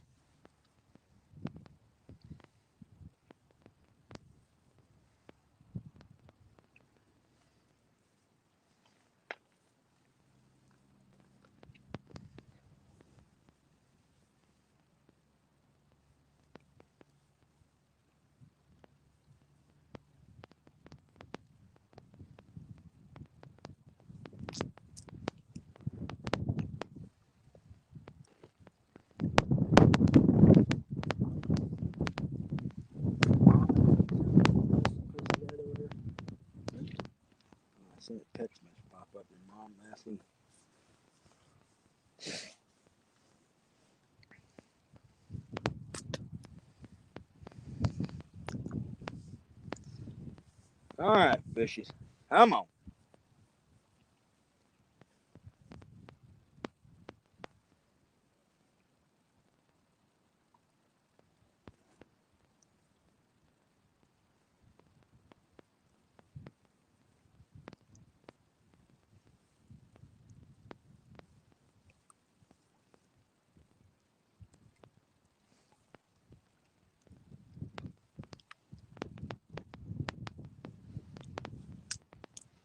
Uh, Matt, I'm running 8/0 circles off of these two rods, and the two rods in the cooler. The one has got a 6/0 circle, and I got a number 5 J hook on that other rod. But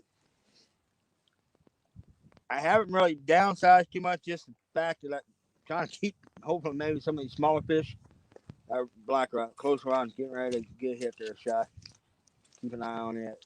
So, but trying to keep maybe these smaller cat off these rods, you know. That's the problem with this. Like, if you downsize too much on your bait, the little channel cat will just attack you like piranhas in here. Cheddar cheese, what's going on? What state am I fishing in? I am fishing in southern Illinois. I am from Missouri, but we are fishing a Baldwin Power Plant Lake in southern Illinois. And this lake is absolutely loaded with bluecat and channel cat. And there's some big flathead in there, too. And I'm fishing this lake. Oh, there. Hang on a second, Shy. My daughter's getting a hit here. We're fishing with some chicken, shad, bluegill. And so far, the rod she's getting a hit on now has got chicken on it. And that is sure acting like a little channel cat, ain't it? Wait until it doubles over, honey. Then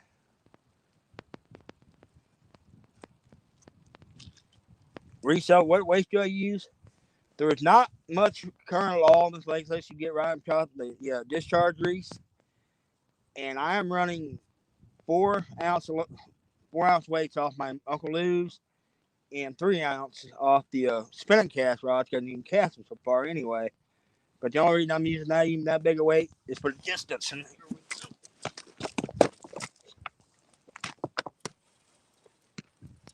you go, guy. Step up just a little bit. There you go. All right. That was a good takedown, guys.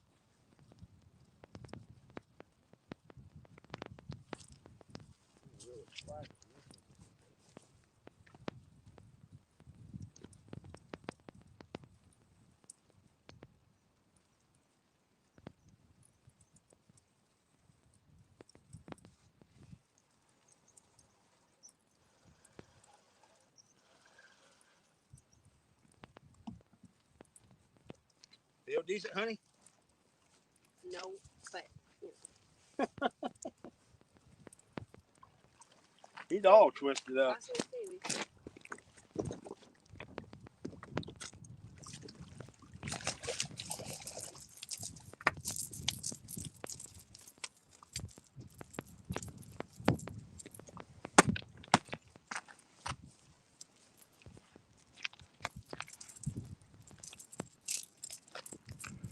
All right, little bitty blue. Matt says we're at number 9. oh, we were off.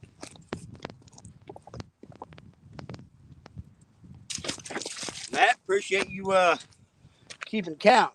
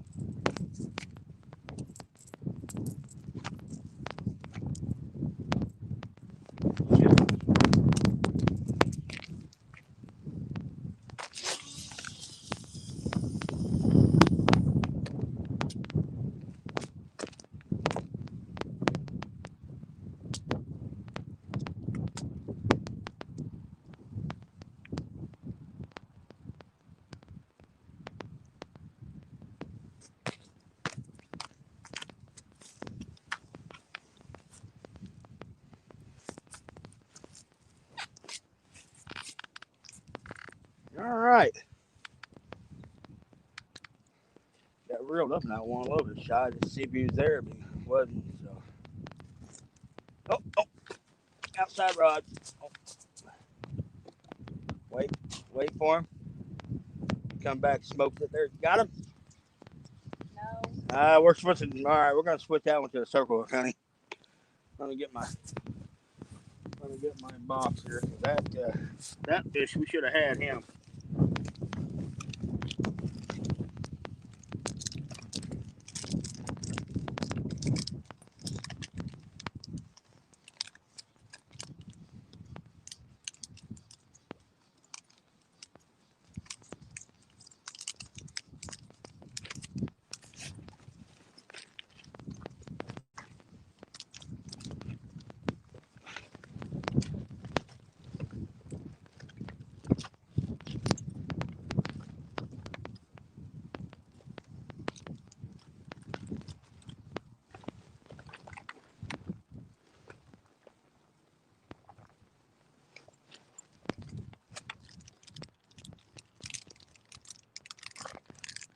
Oh, he took it off for you.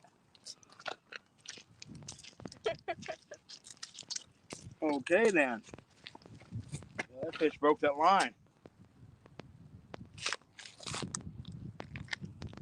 I think that fish broke that line of the lighter action rod, but yeah, he broke the line on that rod. Okay.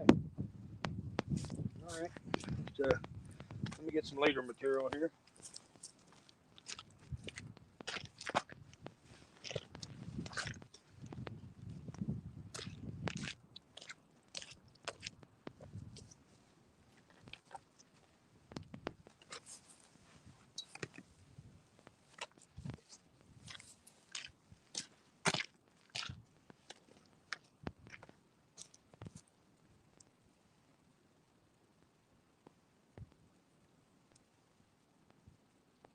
Man, I had that snug down very good.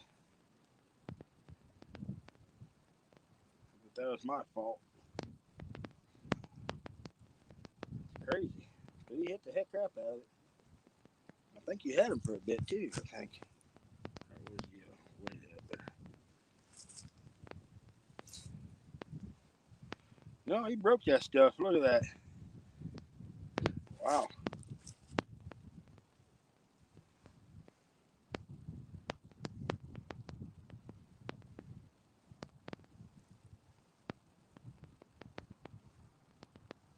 That was on that little tail piece too.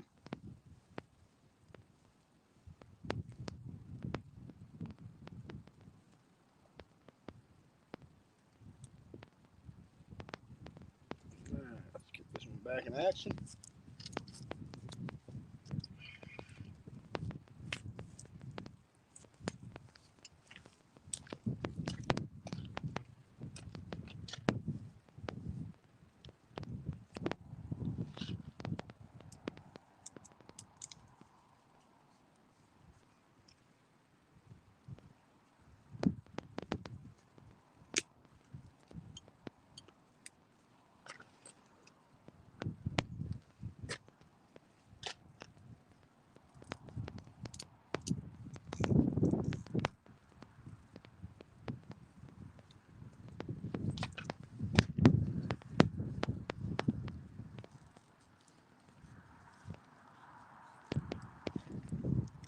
Okay.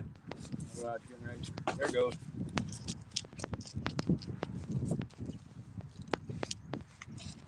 Got him? Yeah, you got him. All right.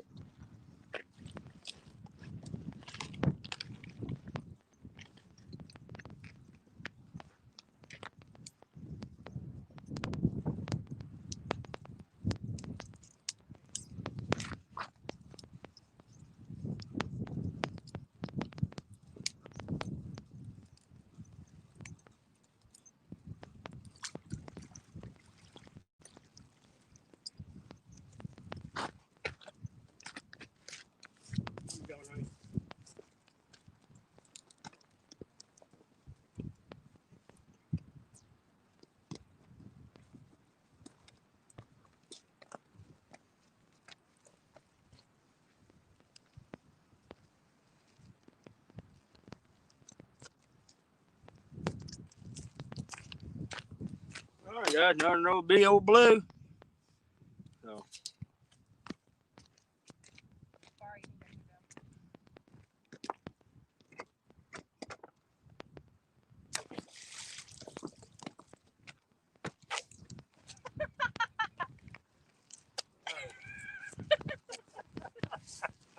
Well.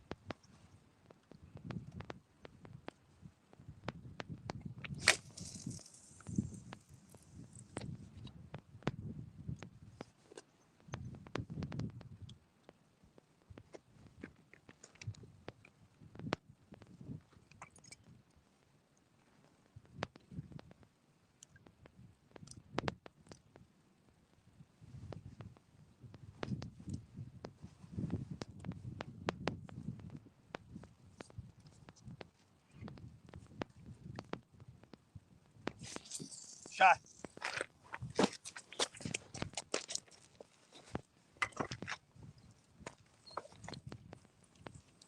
Got him? Yeah, right, man. You got him. All right. Get some action now, guys. Get some action. Whew.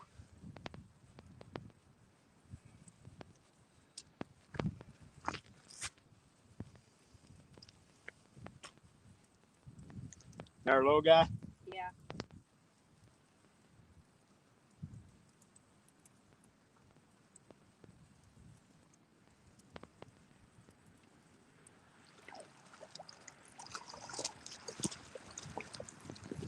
Yeah, that's small from the day, yeah.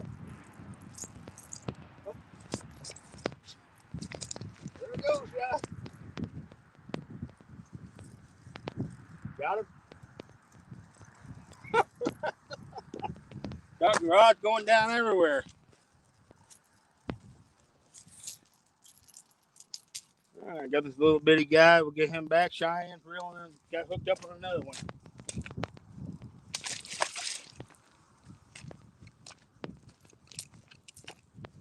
That was quick. Crazy quick.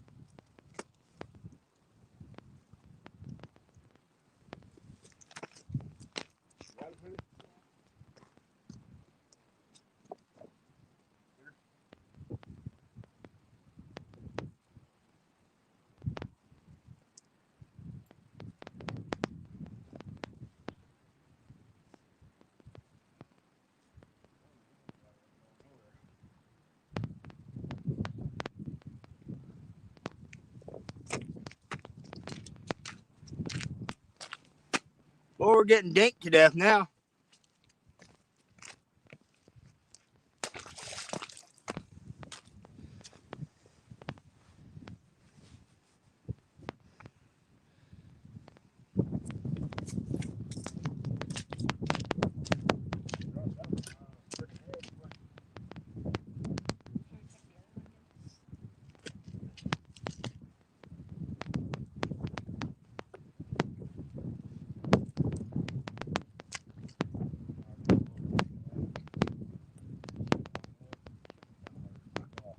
What are you talking about, this one?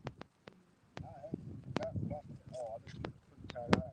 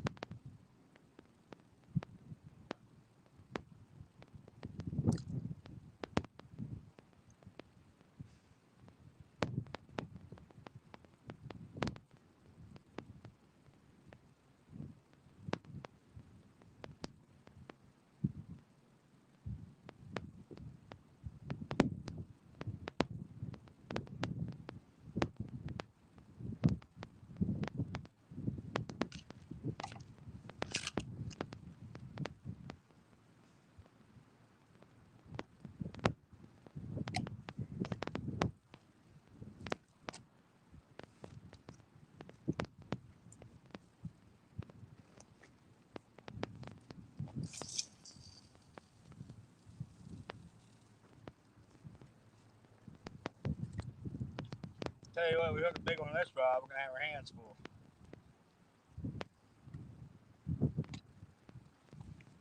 All right.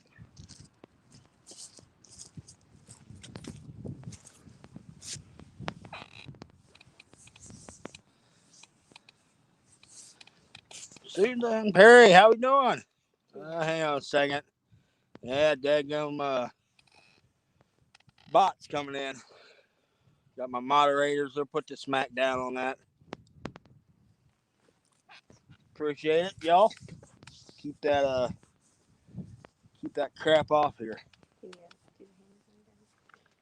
Yeah, we start getting these daggum porn bots coming in, and they Yep. That's why you gotta have moderators for your streams, your channel to keep that crap out of here. I appreciate it very much, Josh.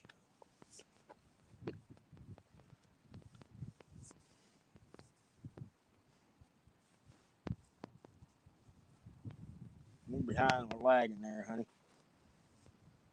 That's crazy. Okay, there we go. All right.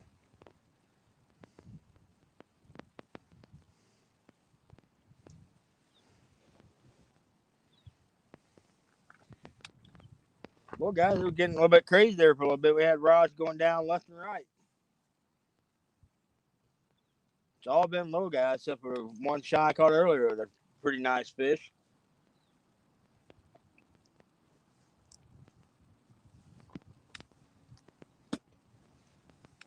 Been getting a few of them on bluegill now.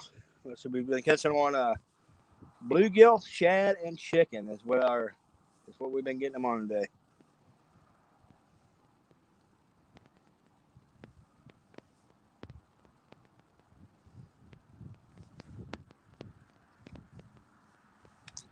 Got 18 wonderful folks come in watching. Rods with us.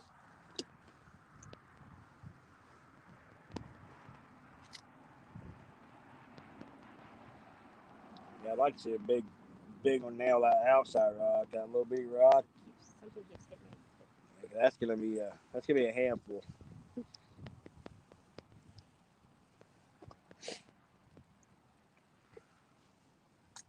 you put on it? Huh? What'd you put on it? I put a piece of shad tail on there. That's what that last couple fish have been hit on, that little piece of shad tail. Oh. But yeah, we was gonna make a move, but I think we're gonna hang tight now.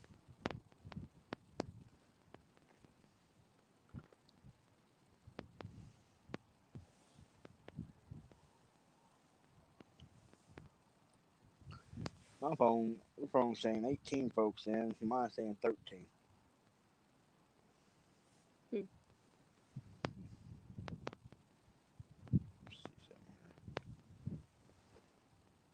Here, I can do it.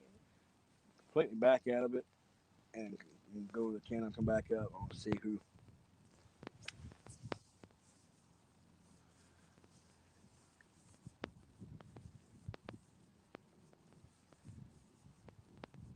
Yeah, these dang blues in this lake. We're traveling schools a lot of times.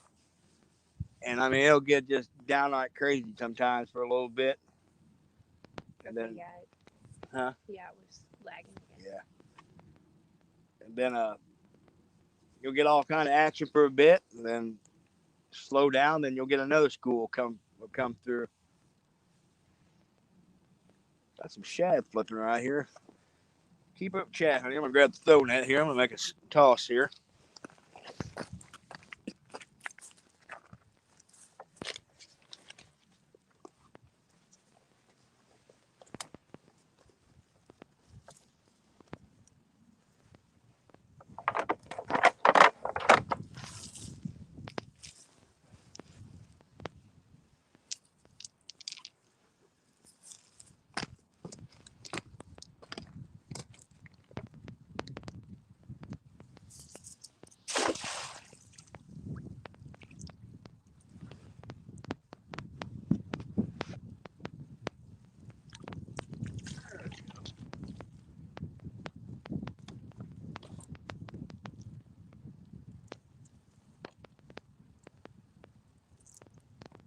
string missing there somewhere, but we got another bluegill.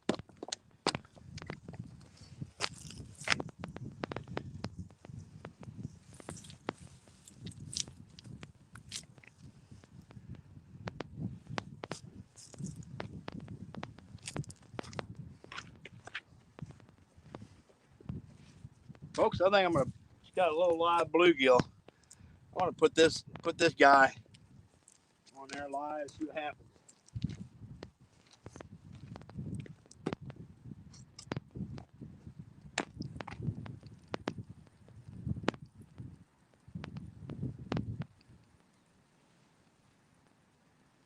See all the stogies way out there, honey?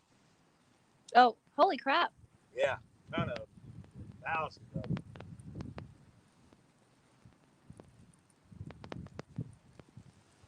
Move it.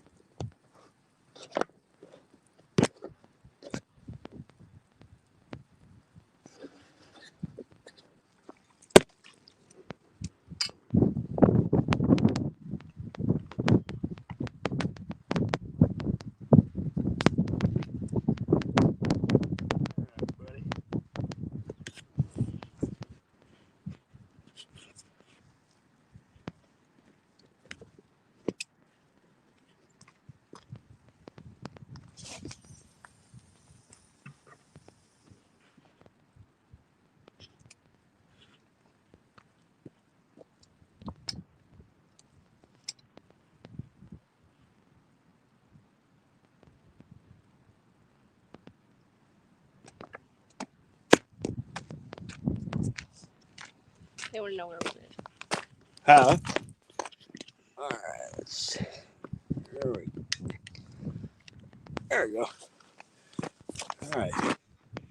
Let me see. I was trying to show them the geese, but you can't see them. Thing I missed about fishing river tributaries, bait fish, breakwater from down there. Yeah, that's a great thing about a lot of times lakes. You can get your fresh bait right off the get go. Hey, that's Matt where he lives. Matt's out of Arkansas. How do you ask where we live? Eventually, I'll get together with Matt and do some fishing.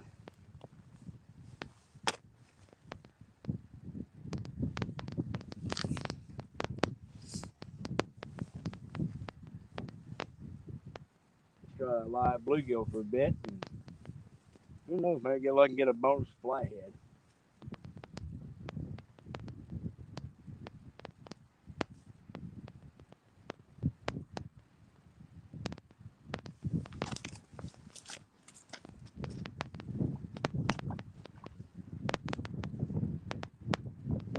Are they still open? Are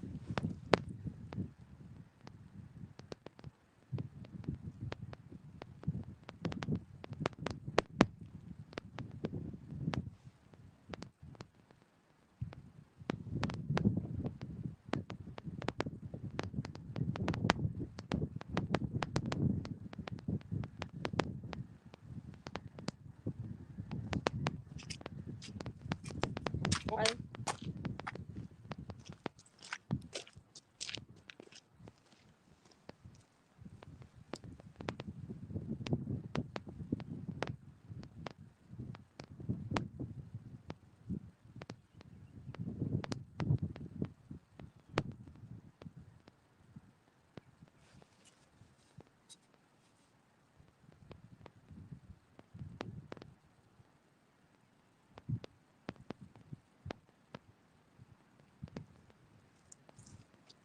Oh, get hit. All right.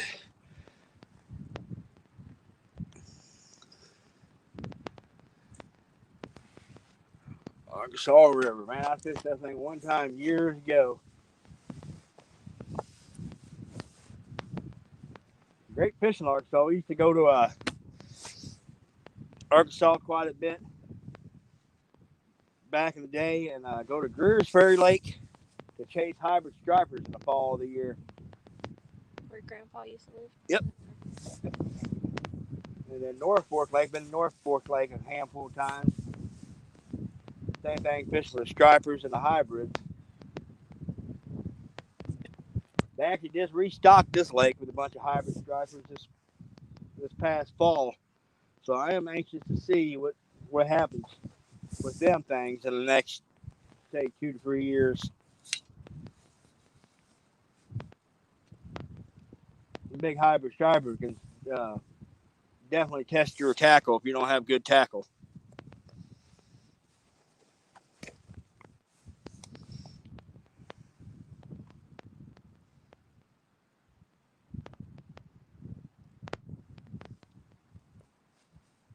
You just got a few second lag when you're in.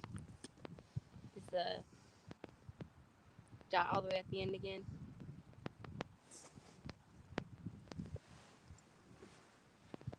Are they still over there hunting? Yeah, there's snow geese out there. Are they still over there hunting? Can you see them anymore? No, they're not. They probably came out for. They'll get back after this afternoon when the snow geese start flying. Yeah, Matt. Yeah, them dang hybrid stripers. Whew. This used to be like one of the number one lakes in the state of Illinois for hybrid stripers. But then they had a massive fish kill back in 2010, and it wiped out a lot of them. And there were a few remains for a couple years, but I haven't caught one in a few years, and I don't think anybody else has. But like I said, they just restocking. But there is a lot of white bass in this lake too. And we'll get into them things once in a while when we're bass fishing.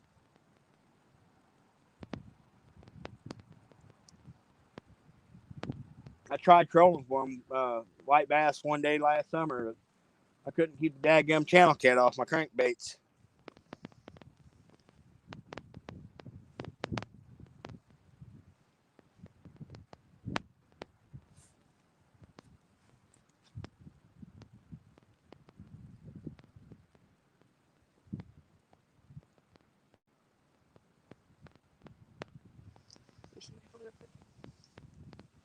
Yeah, white bass is good eating. Get that red meat off them; they are really good eating. On the Missouri side, I got a creek right below the house, and that thing will get up in the spring of the year, and the white bass will just stack in there like cordwood.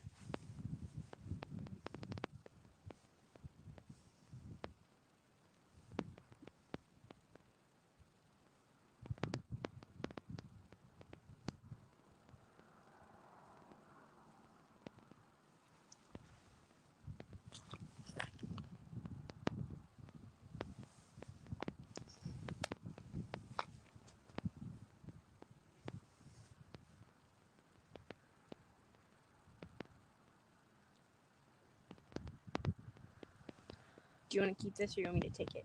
You can take it with you, honey. My daughter's got to run back to the truck for something. She's got a little bit of a walk, so she'll be back in a little while. So.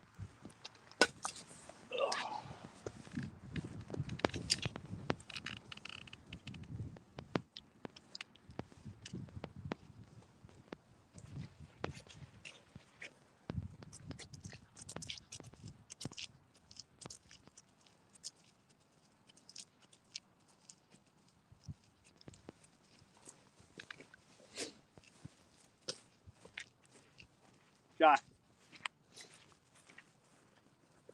Oh, yeah. Nope. It's that rod.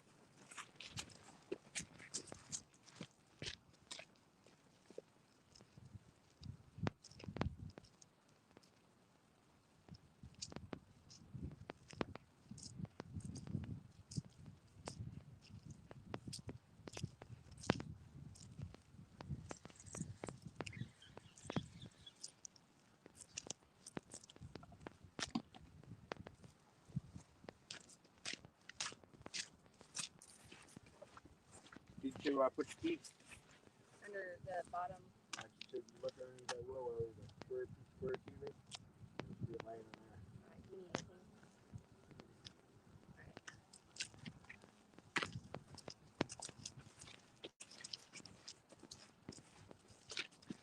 Daughter's getting ready to head back to the truck for a second. She has to get some stuff out of the truck, and just had a hit on that one rod and missed him.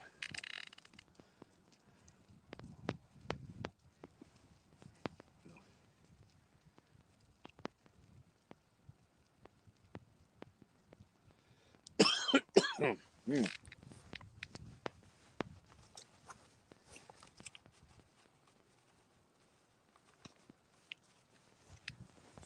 Got a shad laying out there offshore, a few yards. Something's knocking the crap out of them.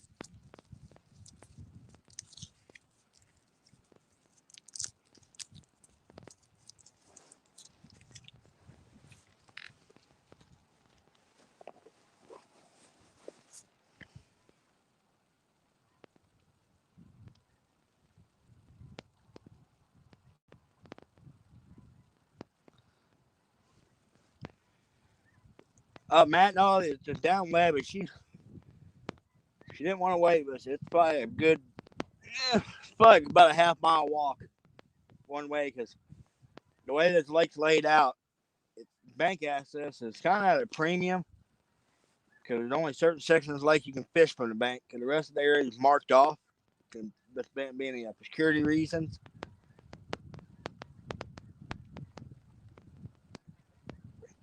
Which the levee we're on, it's great during the winter. I mean, it's the best fishing in the whole lake. But in the summertime, the other end of the lake, it's better fishing. That's the only way to access that is by kayak or boat.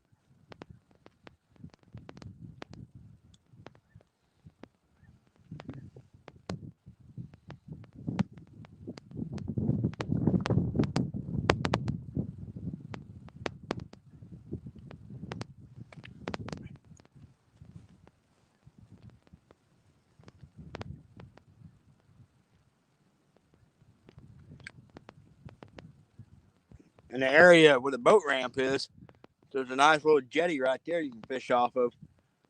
But there's literally only like 3 to 4 foot of water right there.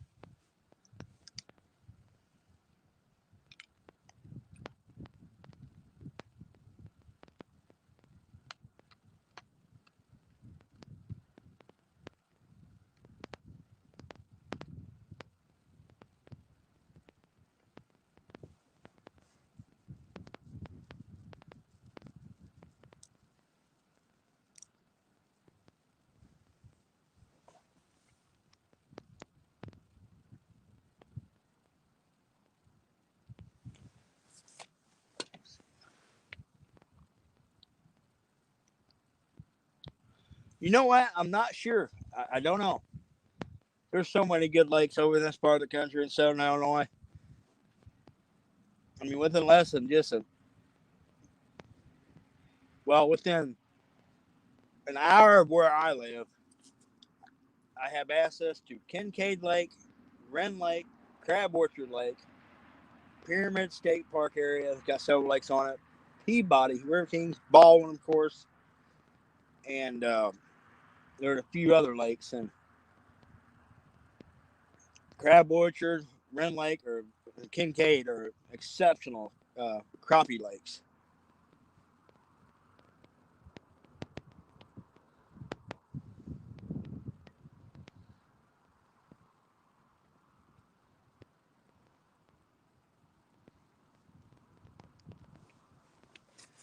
How we doing, you fishing?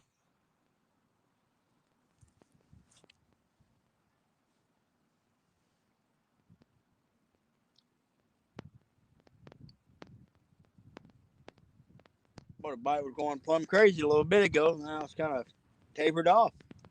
The way it goes.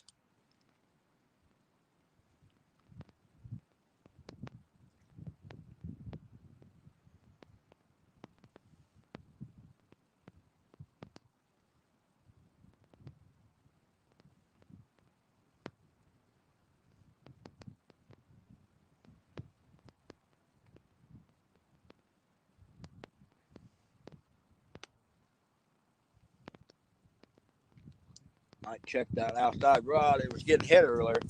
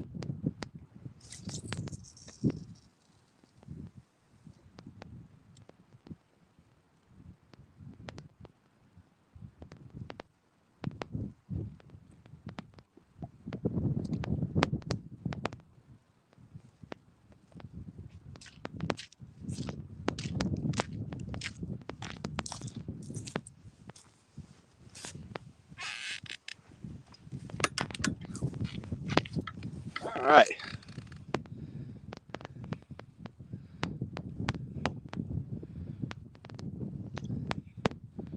Well, you gonna get out and do some fish wild. Wish you the best of luck. Yeah, I came out. Whoop.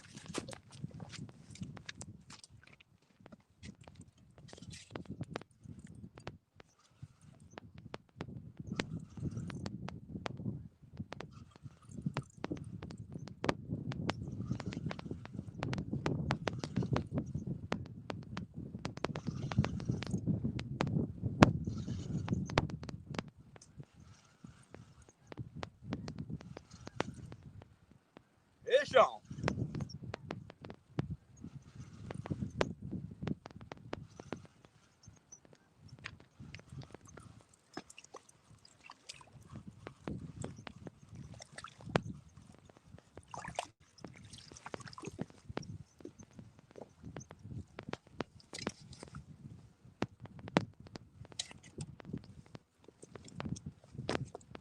right.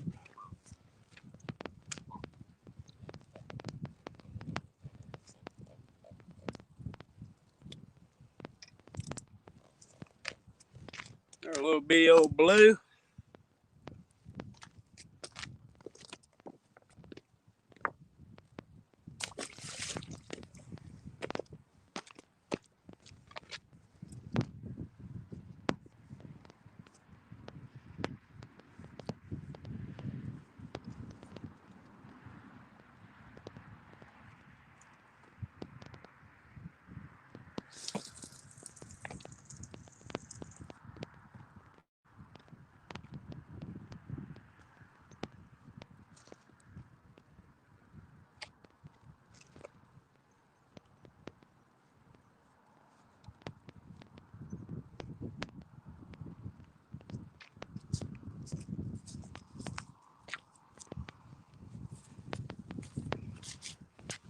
Ooh.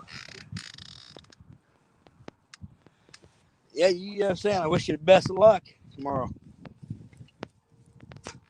Yeah, there was kind of a last minute deal for me getting out here today.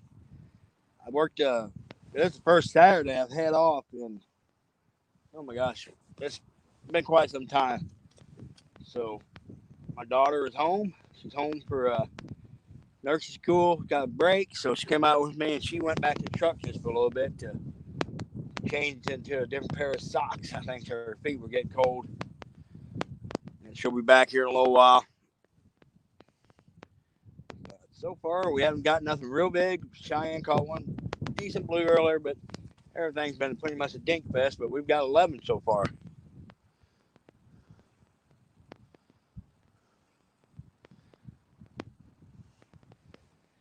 Yeah, I was just telling these folks I may do here in the near future. I'm gonna come out here and do a live stream. Get a little hit of the bluegill there. A live stream video. Do some bass fishing and drags with catfish at the same time. I'm kind of slacked on the videos. I've got a bunch of videos put back, but we've got to. It's been busy and everything. We need to get busy. Me and my nephew getting some more videos out. And I've got a bunch of stuff I think you guys are going to really like coming up in the future.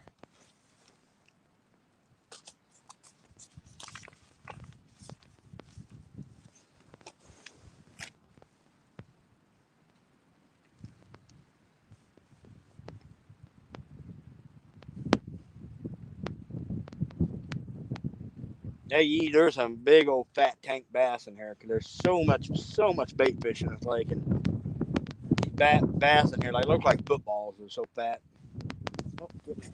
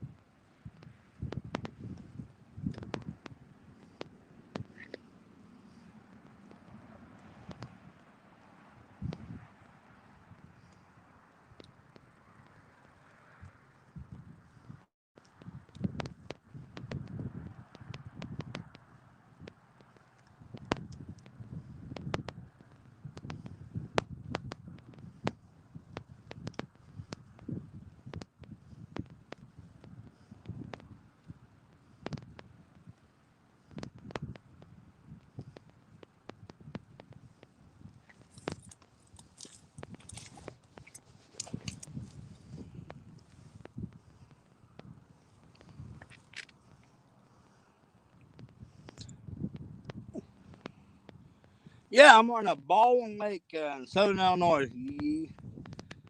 And it's a great lake to hit in the winter months because it's a power plant lake. So there's always warm water in here. So it's usually, like I said, it don't matter how cold it is, you can usually get on some fish.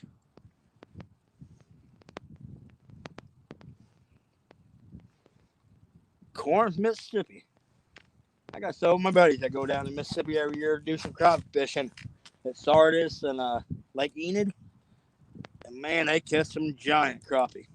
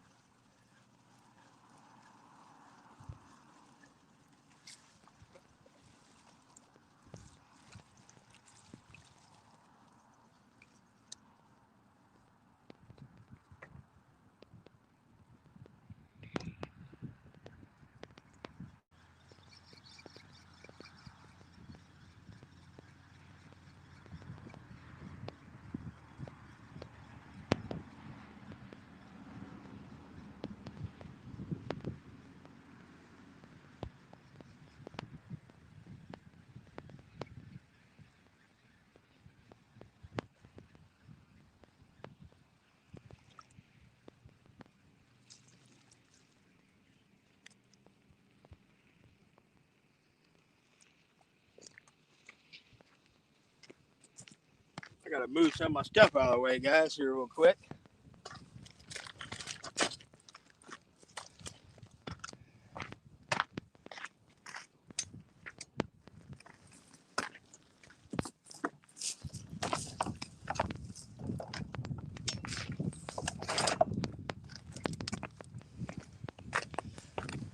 Lake guys or DNR guys are coming up the lake to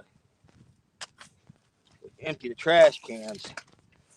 They do a really good job taking care of it. Like this lake has never got any like trash stuff laying in the parking lots and stuff. Pickwick. That's another lake I want to hit.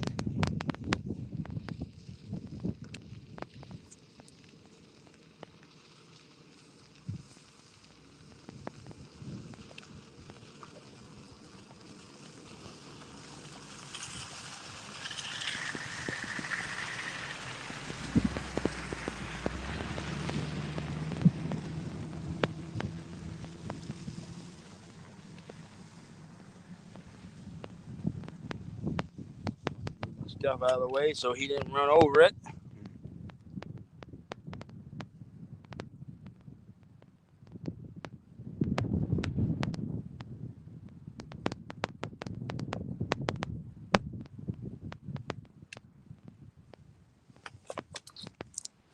Get the rod here real quick.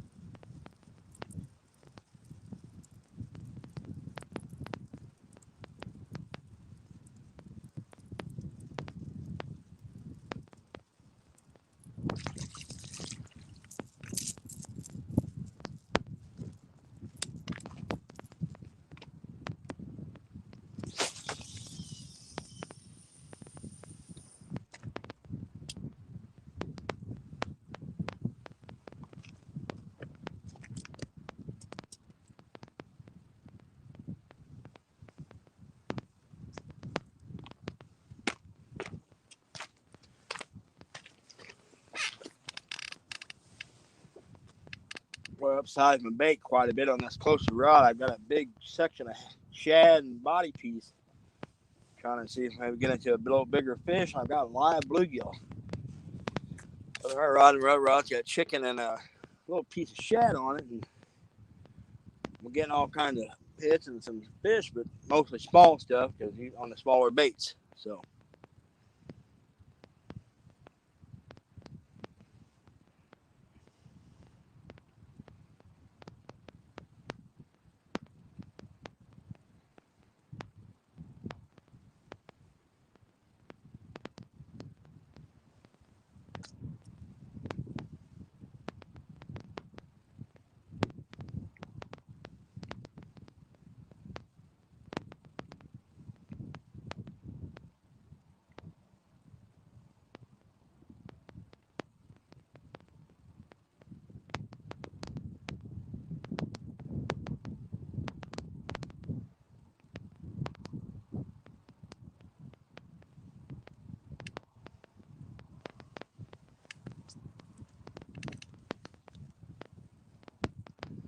But the live bluegill, and I hope maybe a flyhead will pick it up.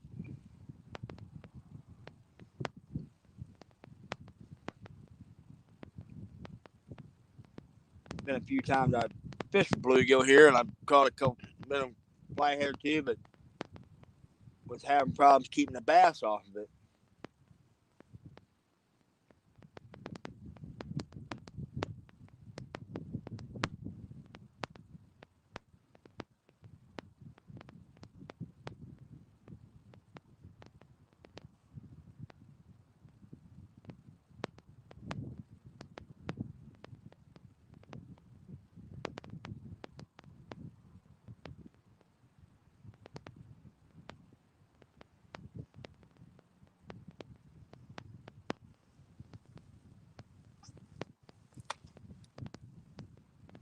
But I don't know if you guys see them up the bank there. Got a bunch of coots, or like a black diving duck. There's all kinds of them up the bank. Up there swimming around and feeding. These rocks have got a lot of moss and stuff on there. Come down there and they're eating the moss off them rocks.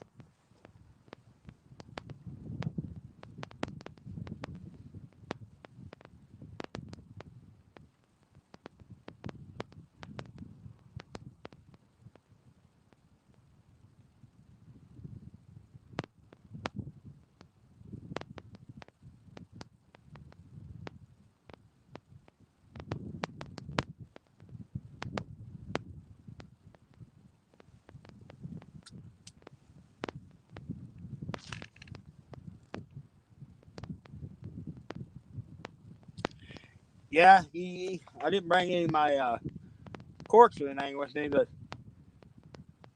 uh, with this lake, like right where I'm fishing, it's not real deep. So you actually got a really good chance of getting into some big flyhead that way. But as far as the flyhead, increase my chance, I actually need to probably move up that way about another 200 yards, getting to that warmer water off that discharge. So I'm out here targeting these bluecat today, and I tend to stay back off the discharge a bit for them blues. They don't like that superheated hot water. But I get that water just warm enough with them shatter in there, hot and heavy.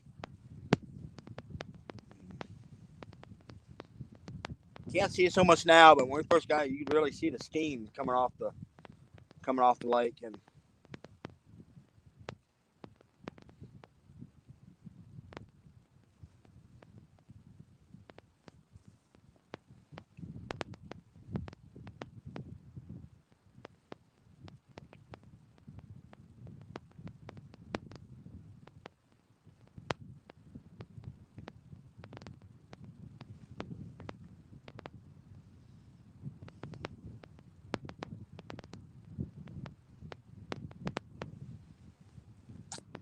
Matt, thanks for coming in, buddy.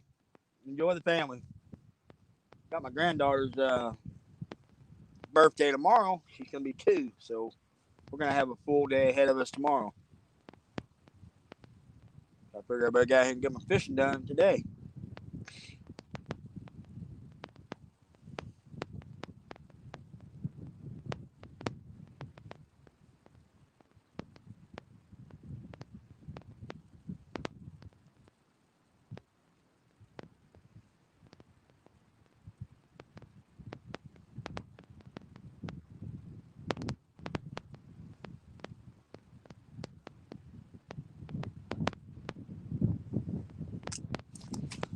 Northeast Missouri angler, how we doing? I am at Baldwin Lake in southern Illinois, and I'm actually out of Missouri too. Northeast Missouri angler. I'm just across the river. I'm fishing this power plant lake,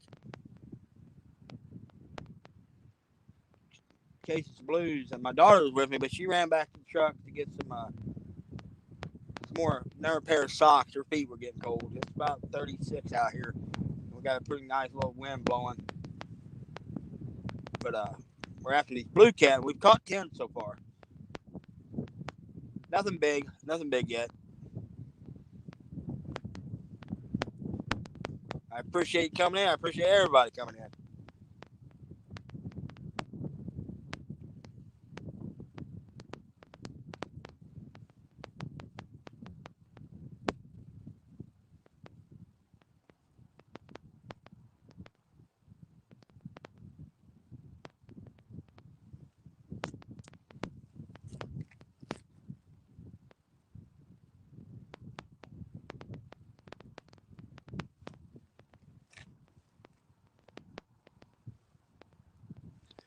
Yes, Northeast Missouri angler. Parson does have some giant blues. I'm actually thinking about making a run there later this winter. It's about a 3.5, 4 hour drive for me, but I'm really thinking about making a run up there, taking a couple days, spending a couple days up there, and chasing some of the big blues up there.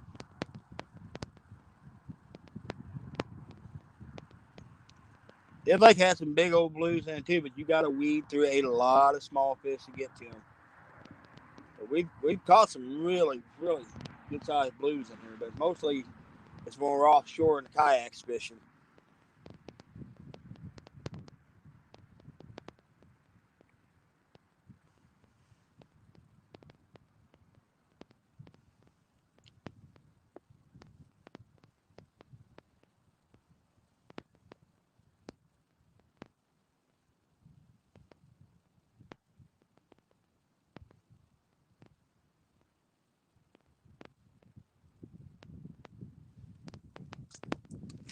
When the daughter eventually gets back, we may end up moving up about 100 yards or so.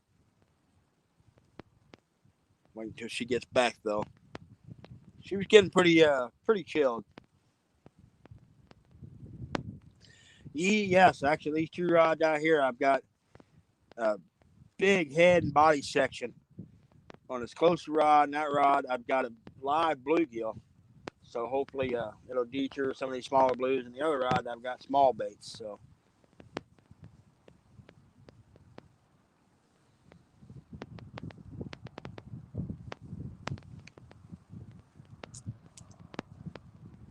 usually, like when I'm out here in my kayak drifting, I usually got pretty good sized baits on. And today actually wouldn't have been a bad day to get out here with the kayak. There's a little bit of wind, just enough wind to keep a guy moving, drag his baits efficiently.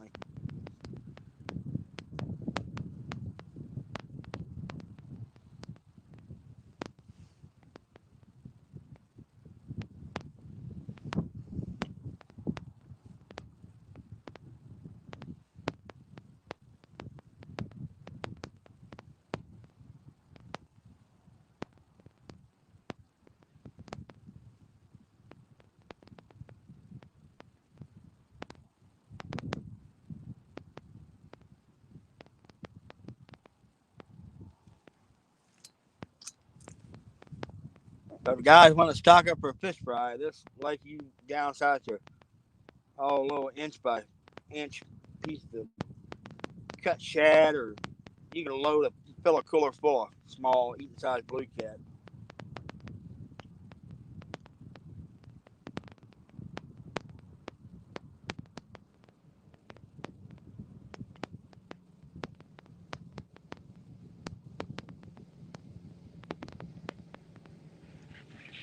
Yeah, we've been dealing with some gale force wind around here lately. This is actually the first calm day we've had in probably a week now. And the fact that we had a torrential downpour last night. and all the creeks and everything around us are just blowed out right now. I'm thinking possibly maybe one of the reasons the bite is a little bit slow this morning.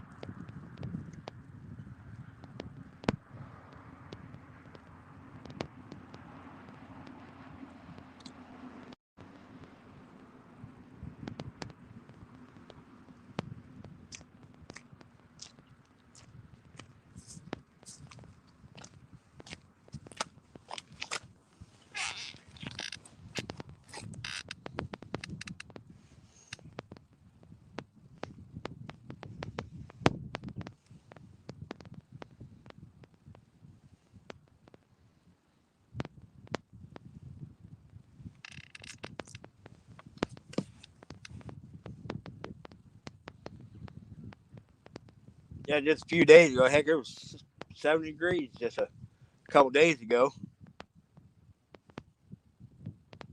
Now it's down to 30s, more seasonable temperatures. And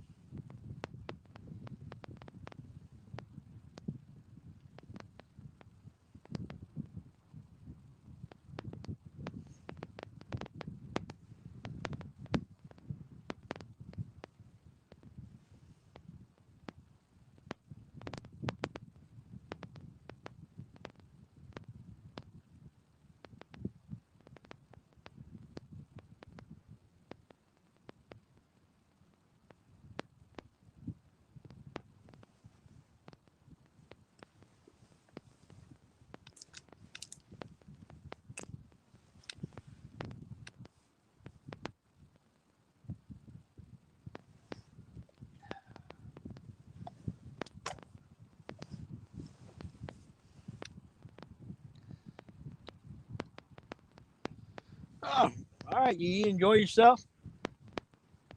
Thanks for coming in. I'll fish for another hour or so, maybe a little longer if the bite picks up. Bad thing about these power plant lakes, this one in particular, the gate don't open till like 7 in the morning, and this time of year the gate shuts at 4, so you can't fish out here at night. And I would really like to be able to fish this lake at night for some of the big flathead that are in here.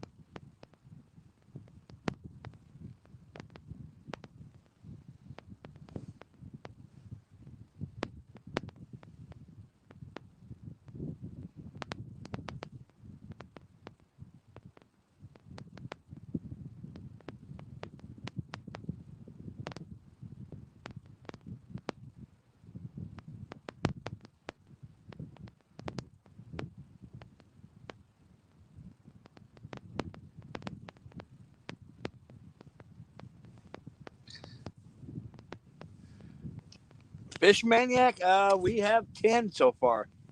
I have my daughter with me. She's went back to the truck to get another pair of socks and warm up just a little bit. But yeah, so far we have 10 today.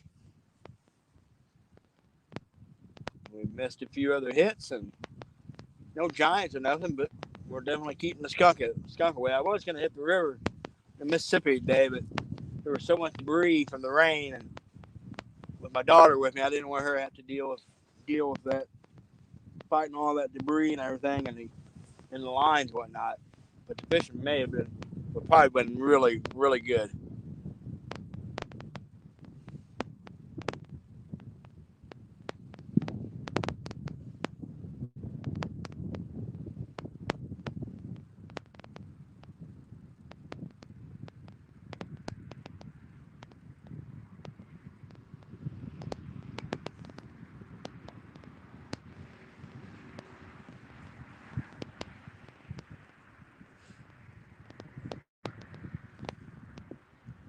Yeah, we had a little spurt there for about 20 minutes. Rods were just going down left and right. Now the bite since then has slowed down big time. But I also upsized my baits on these two rods right here to see if we can't maybe get into a bigger fish. Still got smaller baits on those rods out there though.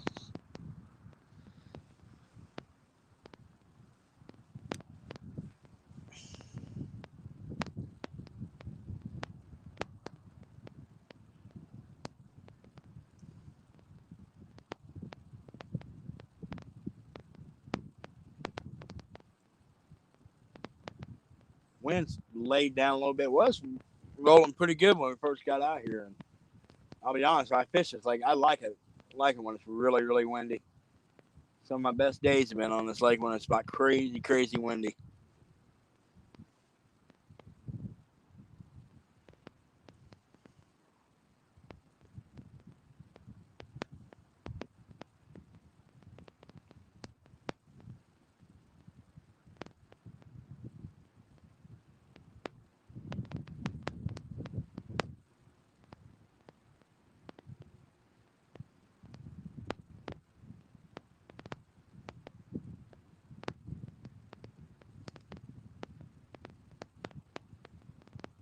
Got a little hit on the outside with her.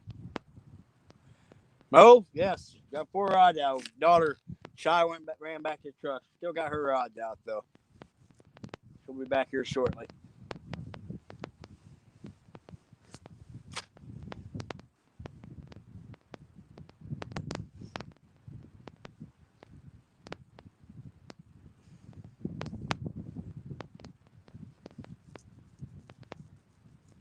Rob, I was talking, Josh was in chat earlier, and we were talking about the winter blues, and I think he's all game for doing what me and you were talking about the other morning.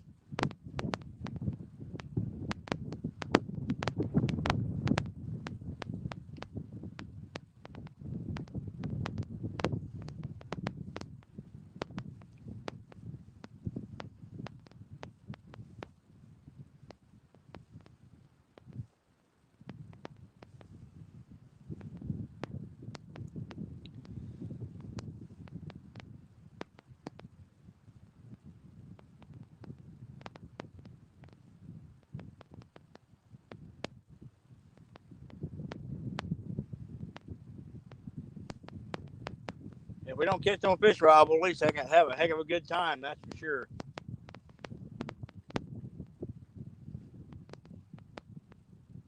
I don't think we get Josh out here in the boat. I think we may maybe do some dragging some baits instead of anchoring up. Yeah, yeah, Rob, that would get. Whew. Chad would have to have that full screen up on this like the whole time if that was the case.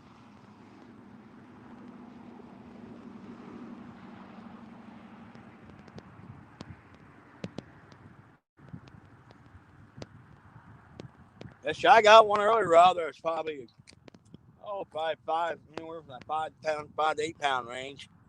So yeah, that's what I was saying, Rob. Start out the day dragging baits. Then that don't work. We'll end up anchoring up. But I think dragging baits is going to be definitely be the order of the day.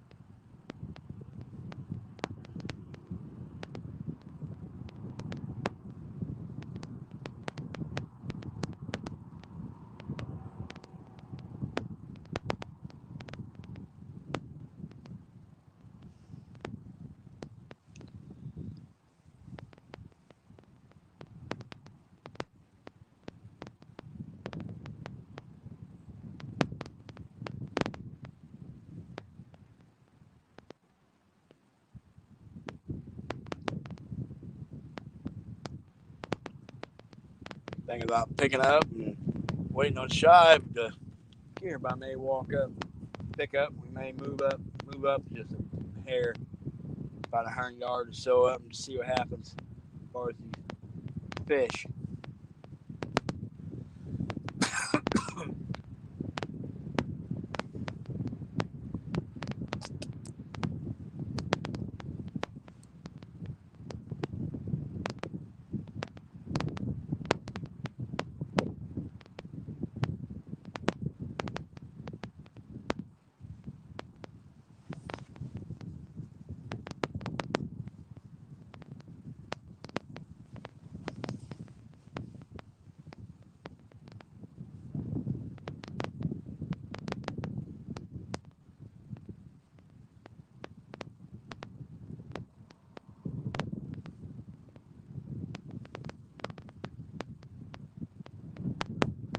Here, fishy, fishy, fishy.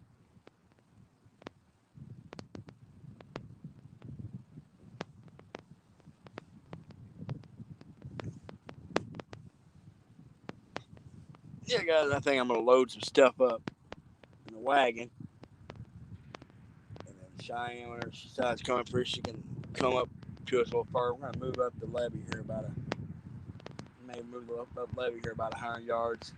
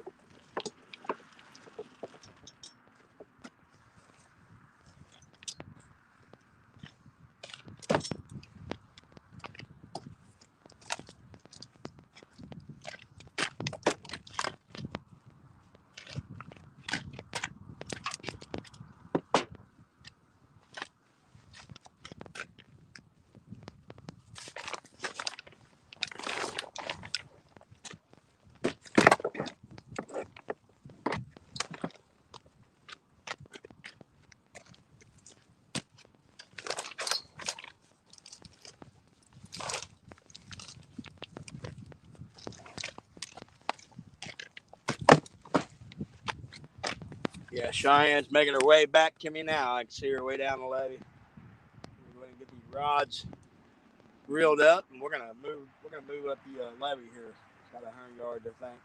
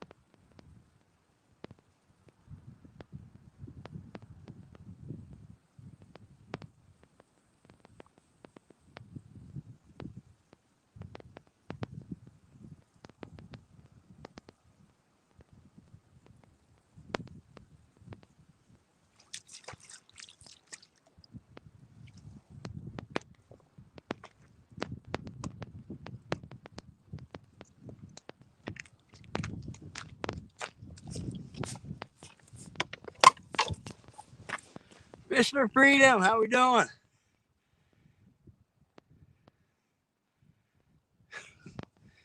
Yeah, I think we're gonna make a move here, guys. Cheyenne's coming back up to the levee to me, but I'm gonna go ahead and move up about 100 yards. Maybe try to get in just a little bit warmer water. See if that creeps our bite.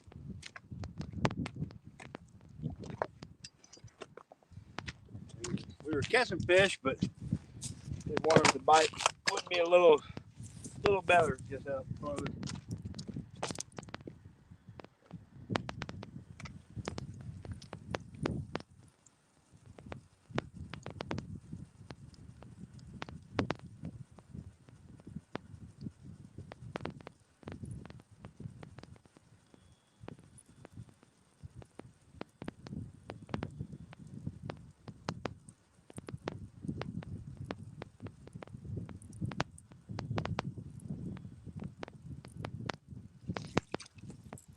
Oh, shoot, I was fishing on credit, y'all. I've never even seen that rod move.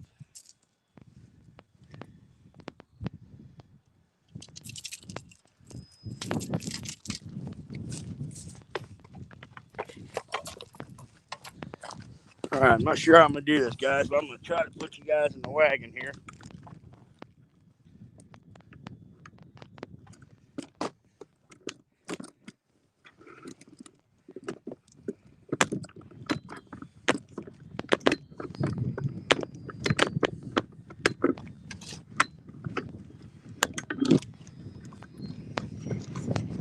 All right.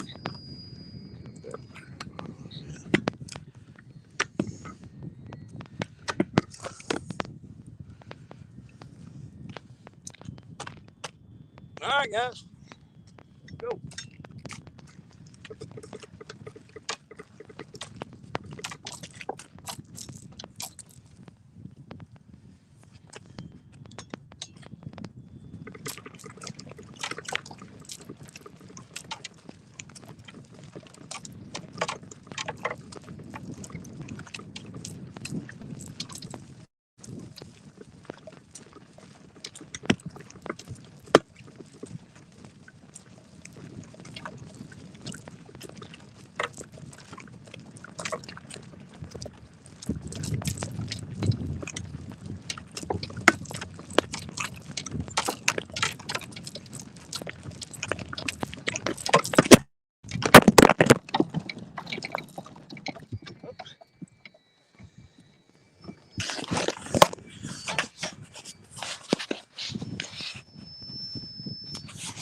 All right, guys. Looks like I'm going to have to carry the phone. That didn't work out too hot.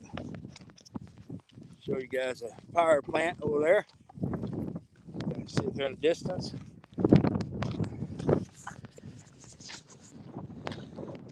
Walk up here, like I said, we're going to get a little closer to this discharge just to see if this warmer water up here increase our bite a little bit. That and the wind direction changed on me, so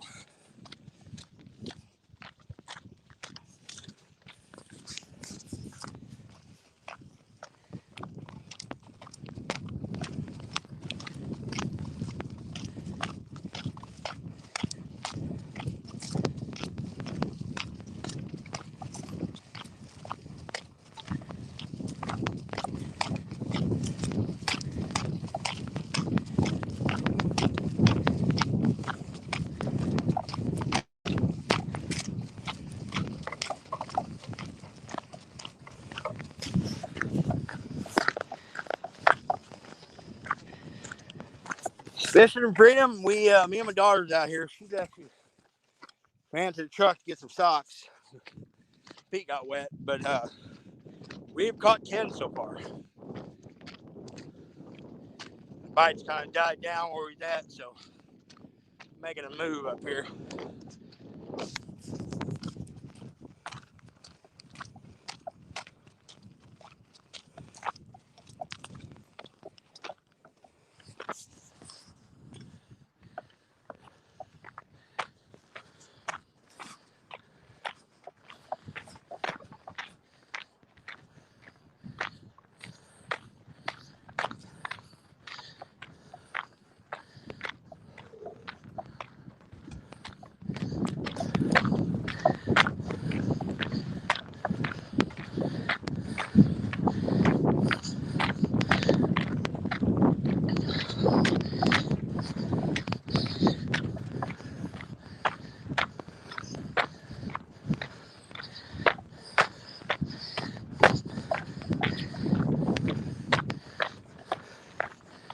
Almost there, guys. Almost.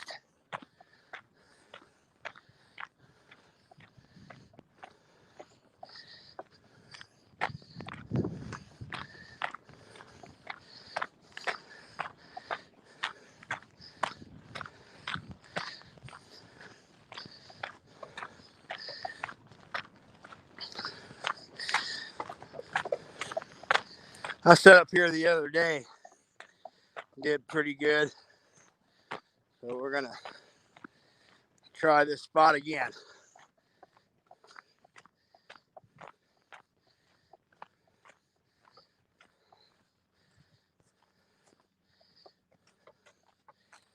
All right, here we are. Let me get the tripod set back up. I'll get you guys set up again. I want to make this move. Try to get on some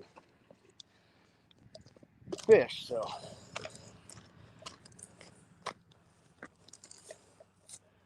how the hell I want to do this? You know, I'm going to try some here, guys.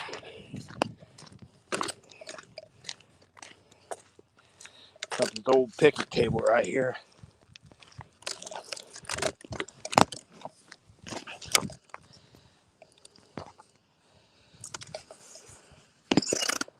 Got set up here. All right. I'll plug back in.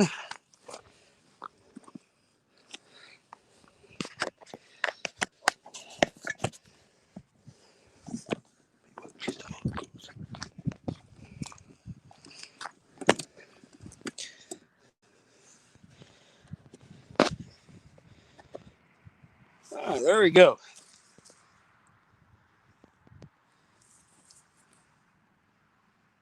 All right, the rod's back out.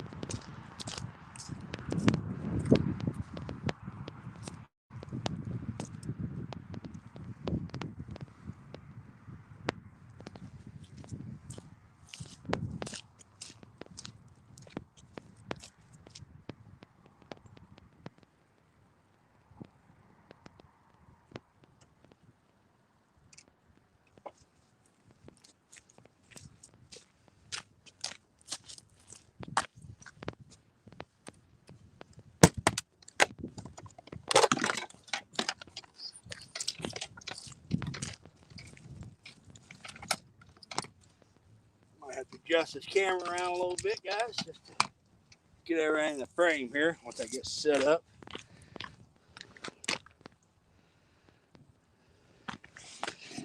Tilt that up just a bit. All right, should be able to see those rods. Get these rods set up.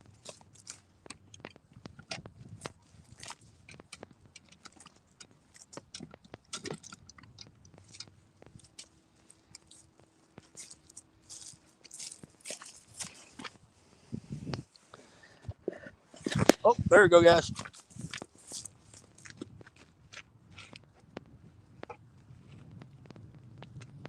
Well, that was quick.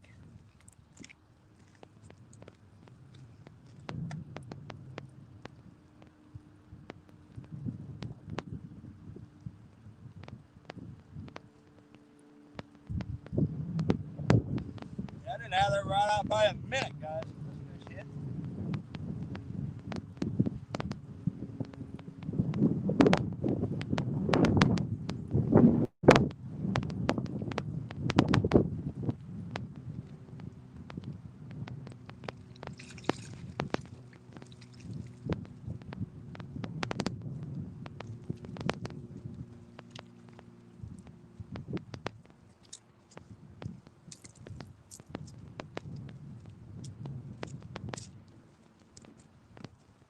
All right.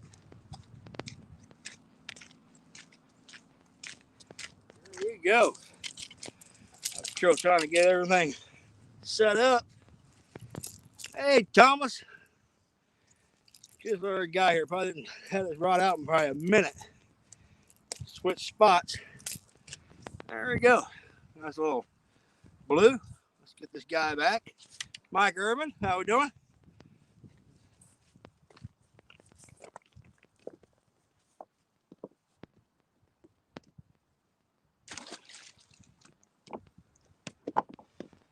You warmed up, Shy? There were no socks, but yeah, a little warmer.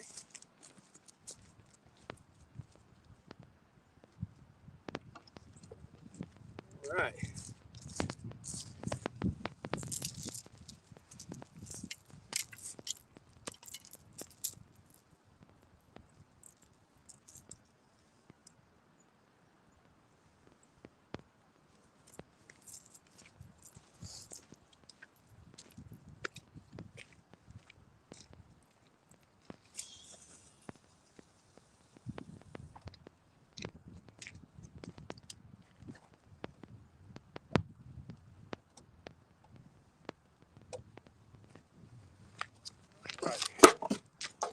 Guys, get the chairs out, get situated here. Let's see here.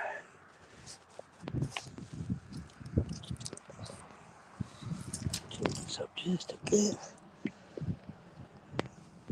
All right, there we go. Guys, rods out.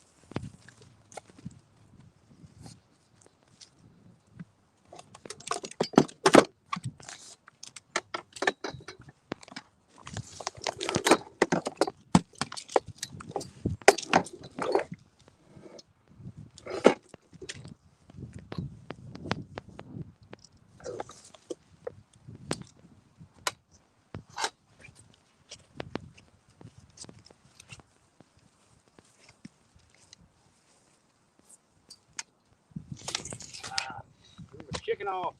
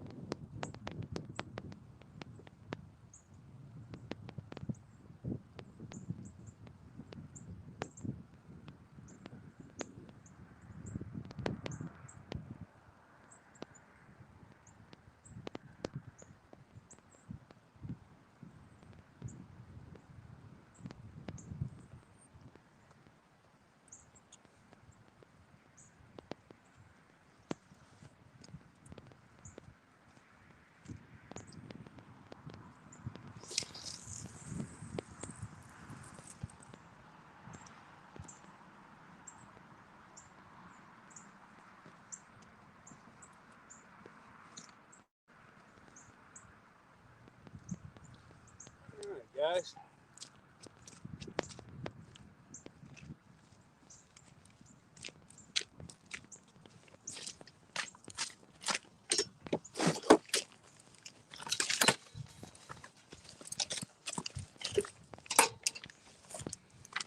All right, we're fishing.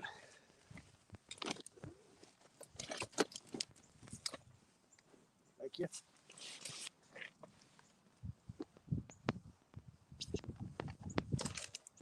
Yeah. Yeah, Thomas, I crossed one of my lines on that one and getting Cheyenne's rod set up. And, hey, Big Bill. What's going on, Chad?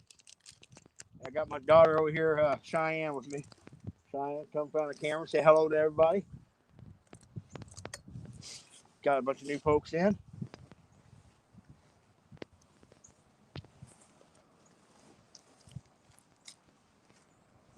She's a little camera shy. So.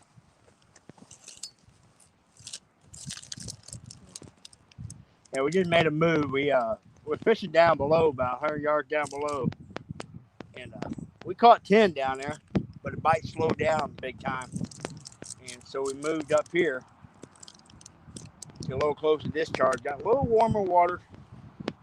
We're gonna see if this helps us out a little bit. Maybe we'll get in some more fish. Fish Reed says, "Hi, little Parker." Hi. Well, getting a hit on the closest rod here, the Mad Cat. That's closest. We actually got some a bluegill head on it. I had a live bluegill on there earlier, but he didn't survive the trip up here. So.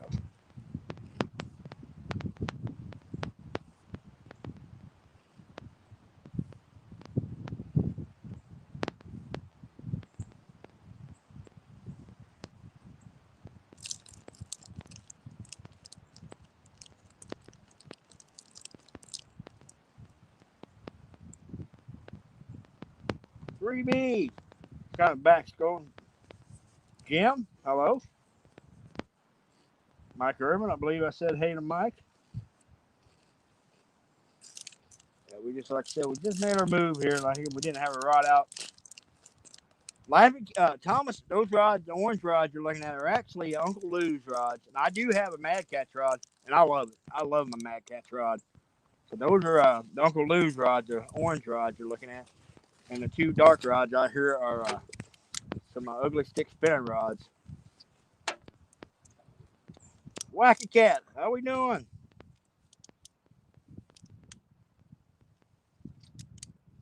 I've been fishing with these Uncle Lou's for, I guess, a couple months now. And I've got a lot of fish on them already, but I haven't caught anything like truly giant yet to give them a good test. But yeah, this Thomas, these trash cans are kind of like how we mark our like as the units, like the season goes on. Me and Mo Creek's a fish. Like, all right, we're gonna fish first trash can. That's way up there. And then as it gets colder, we'll be like, all right, we're gonna go to second trash can or third trash can. But all these trash cans are about 250, 300 yards apart from each other. And we're at the second trash can, which gives us about another 400 yards, 400 to 500 yards. We'd be at the actual discharge. But I'm not a fan of fishing right on top of that discharge for these blue cat anyway. Flathead and bass, it's great. It's just a little too warm for them blues.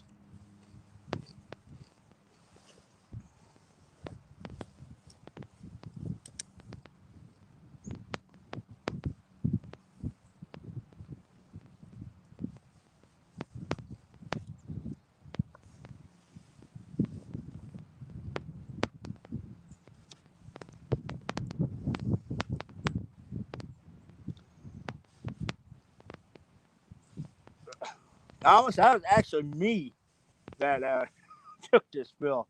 Rob sabotaged me. He dumped his coffee out, and it was like a -11 that day. And he dumped his coffee out right in front of where I was standing. And boy, I stepped in that, and oh man,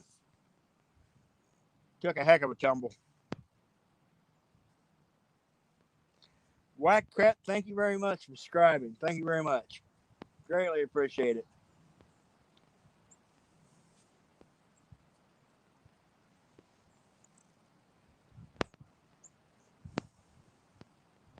Alvin Lewis, how we doing?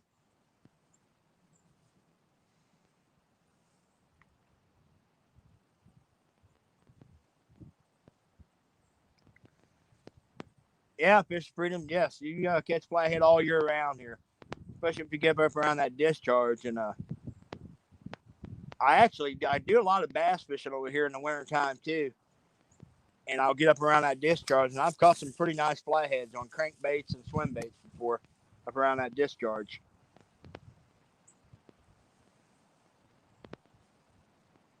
And it's actually a really deep hole of water right in front of that discharge too. A lot of fish will hole up. But I'll be honest, on a nice day, oh, it's chaotic. There'll be all kinds of folks piled up in there fishing right around that discharge. A lot of bass and crappie fishermen come to this lake.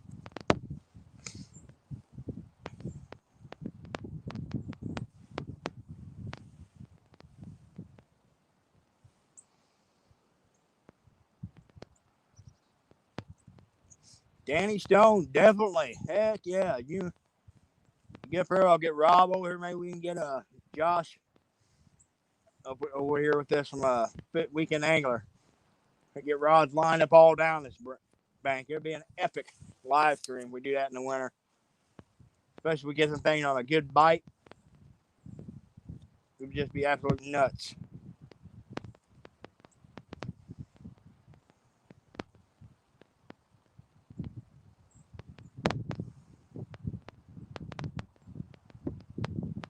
Did you warm up anyway a little bit though?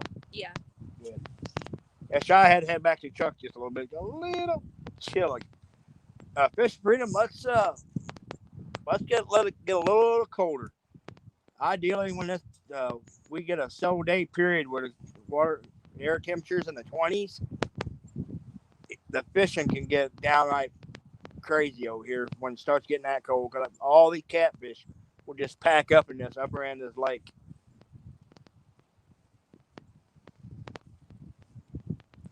Yeah, Thomas. Yes, it is a Baldwin Power Plant Lake.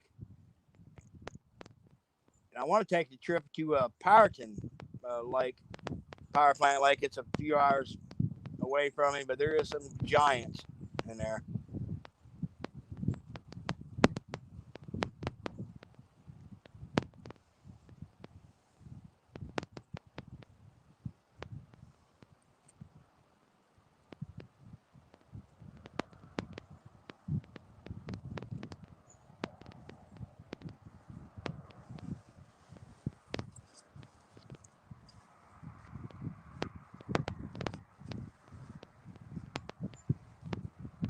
Yeah, Dan, so let's see. We've got, me and Rob got the Winter Blues the 8th of January. Maybe towards the tail end of January, we can maybe try to get a uh, trip out to the 15th of the second go around with Chad's Winter Blues tournament. But if I haven't got my tags filled, I'll definitely be on the tree that day. That'll be the last day of our bow season. So.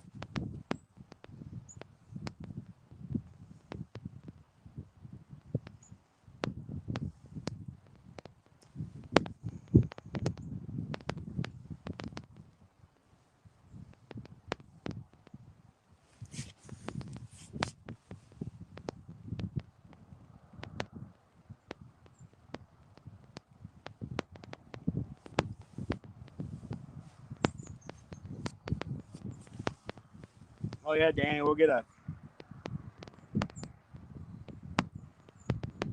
Danny, are you in the Winter Blues or?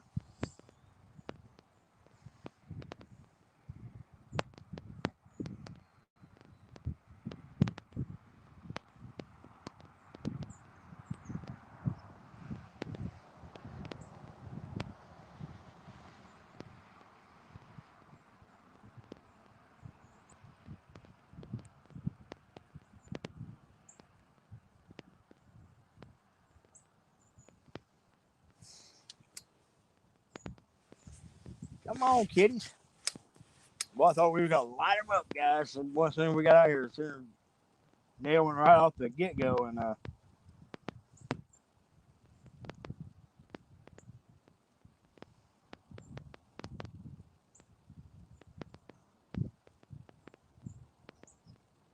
Okay, Danny. Okay.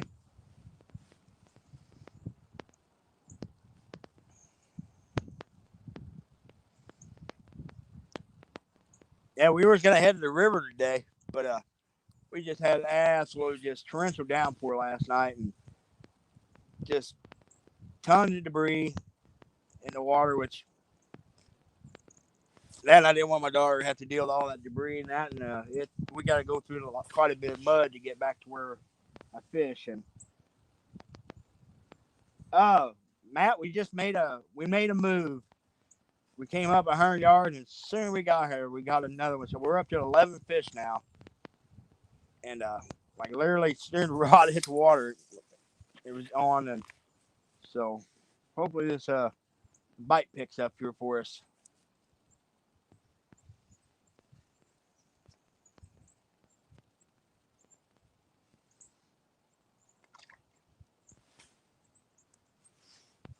Oh, try.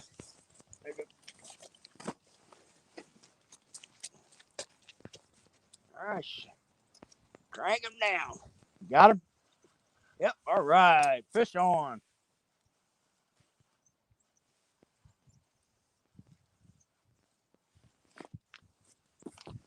Made it cross the other line. Yeah, I'll cast that sucker.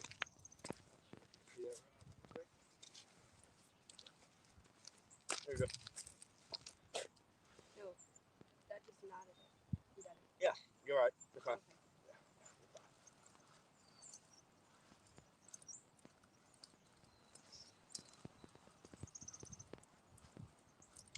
Feel like a good one?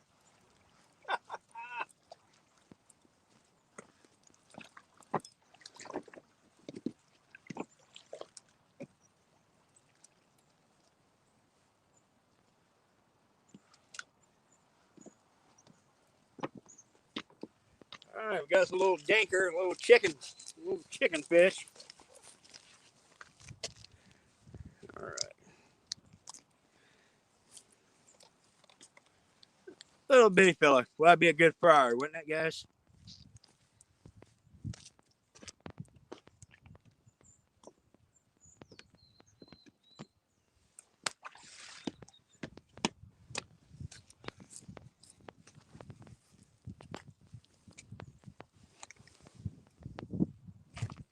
I forgot what these lines are at.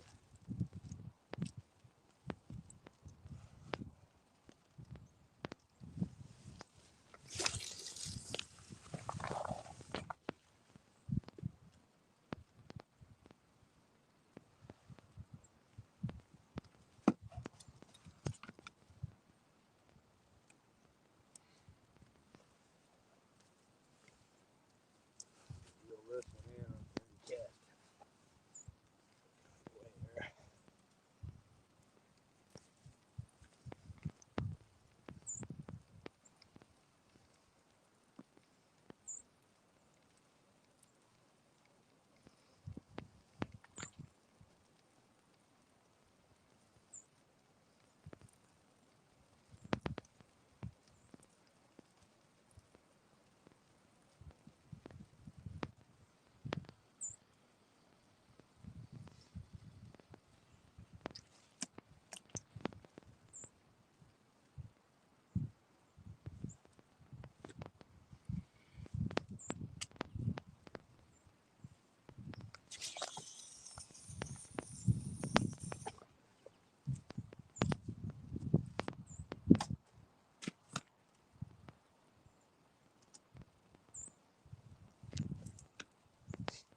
All right.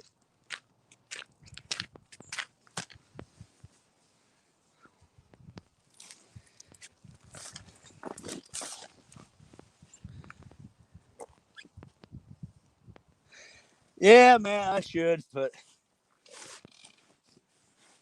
I just. Do you catch enough for tomorrow Oh, or no way? oh yeah, we definitely could have had uh, caught it. Well, we went tomorrow. Oh God, no. We'd have to have a ton of fish for that for the fish fry. Thank you, Fishing and Freedom. Thank you. Yeah, I could definitely keep a few fish fry, but I'll be honest, guys. This lake is one of these type of lakes unless you get some crazy adverse conditions. You can usually come over here just about any time and get a message eating size blue cat. We actually should because Huh? I said we actually should in case Emily comes. Well, like I said, we would have kept the last couple times. Yeah, we could have had a fish fry tomorrow for Lane's birthday party. So we'll keep that in mind next year for her birthday.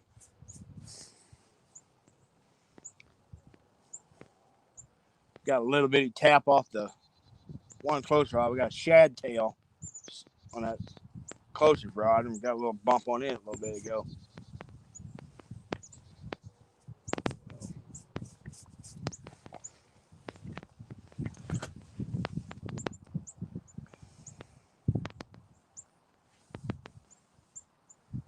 We need a big one, Shy. We need a big one.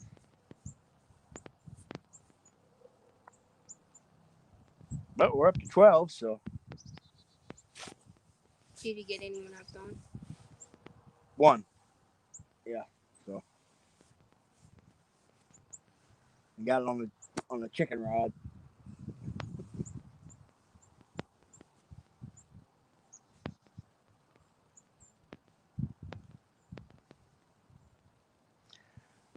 Fishing Freedom, it's been a kind of a toss-up. I've got bluegill, I've got chicken, and I've got shad.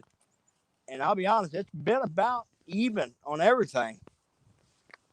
The biggest fish of the day came off a piece of chicken, and the second biggest one come off a chunk of bluegill.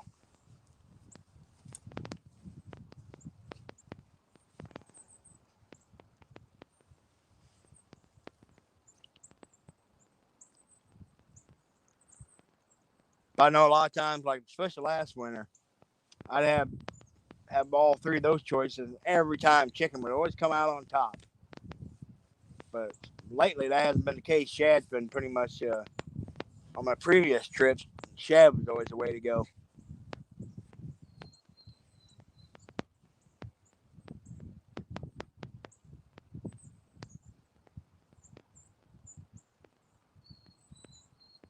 I keep the shad or bluegill at least on one rod because you never know, it might get that bonus flathead. I've heard people catching flatheads on chicken, but that's one thing I've got plenty of channels and blues on chicken, but you have to catch flathead on chicken.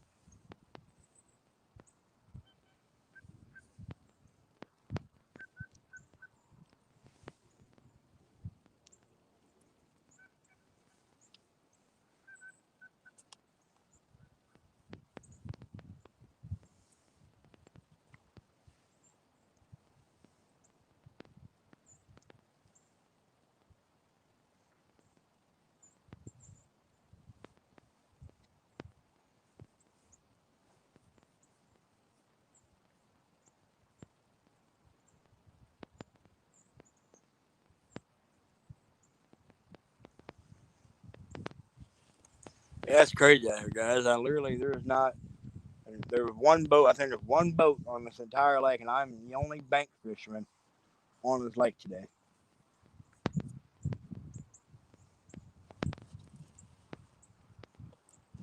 You get a nice sunny day over here in the winter where the temperature's not it's not like brutal cold. There'll be all kinds of folks fishing off the bank. But yeah, today it's dreary, windy, cold.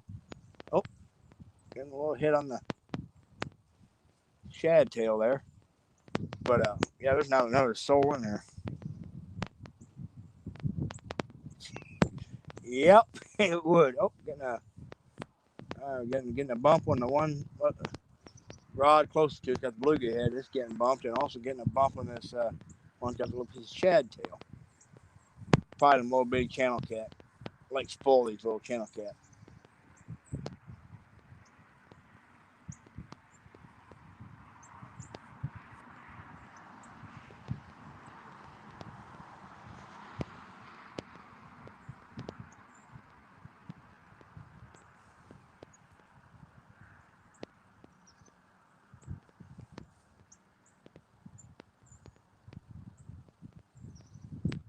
Well, you know what? While I think about it, I better drive that rod back in the behind that cooler. We get a big takedown. It's gonna flip that cooler right over.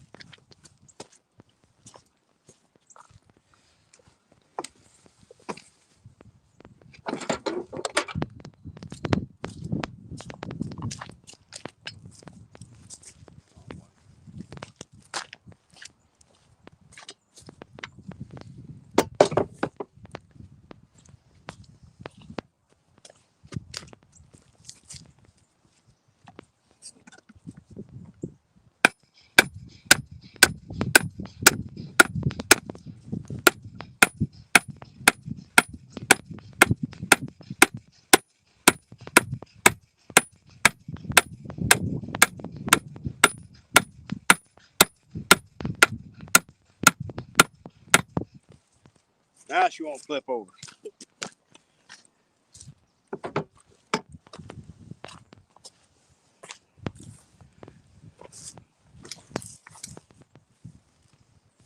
Triple takedown.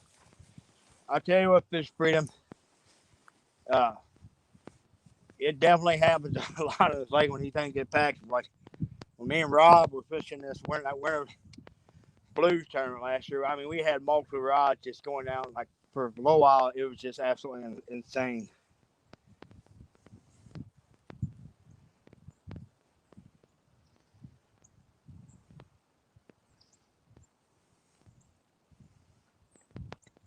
Especially when you get out here in a kayak or something, you'll get double takedowns pretty regular.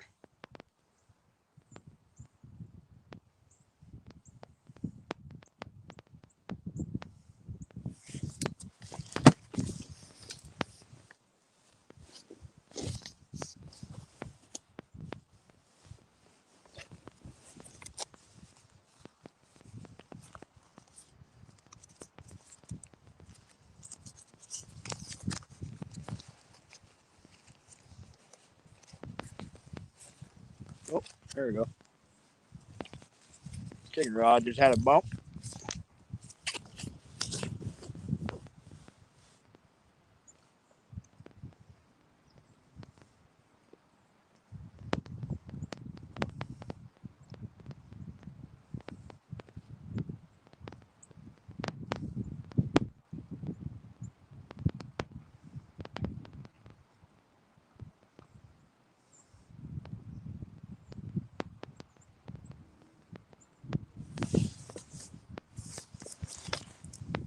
Something's messing with that chicken rod, just not hitting it real hard.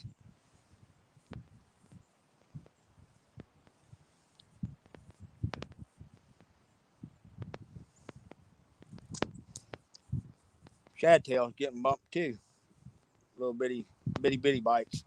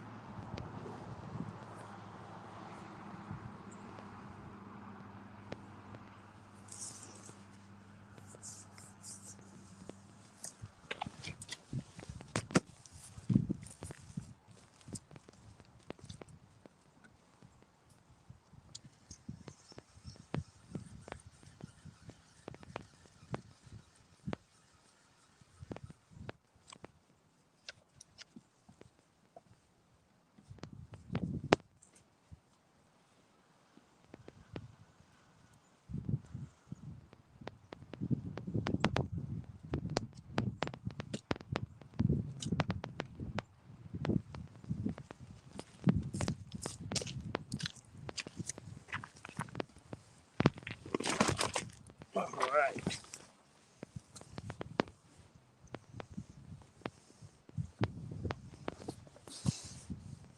Reel them rods in just a little bit. I think little channel cat were working on them, get away from them.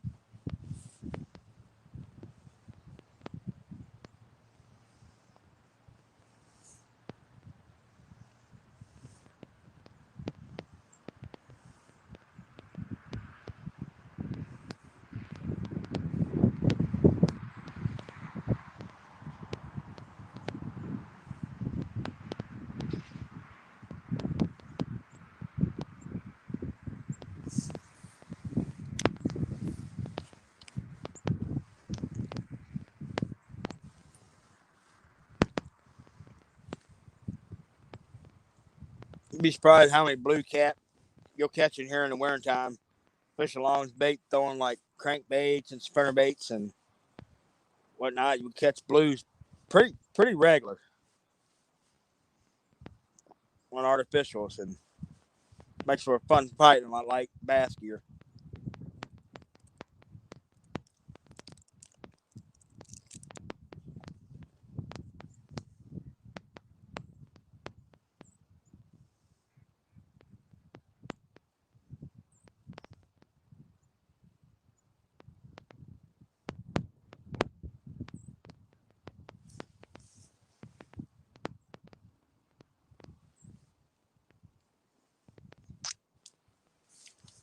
Come on, fishies.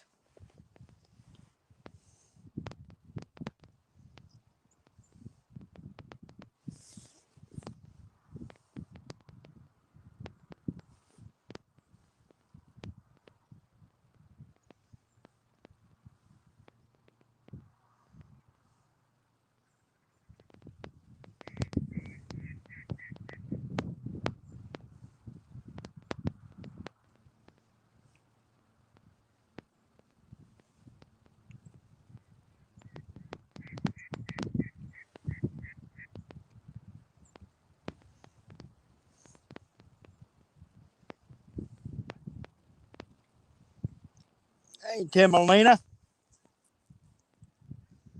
All right, John boy, got the honeydew list done.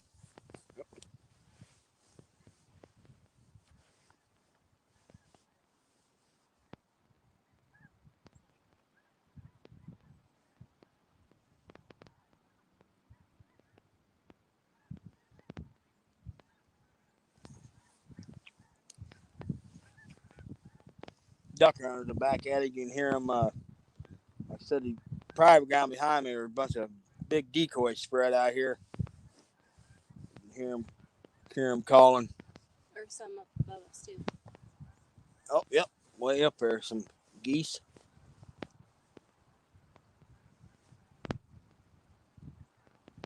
Oh, chicken rod just got bumped.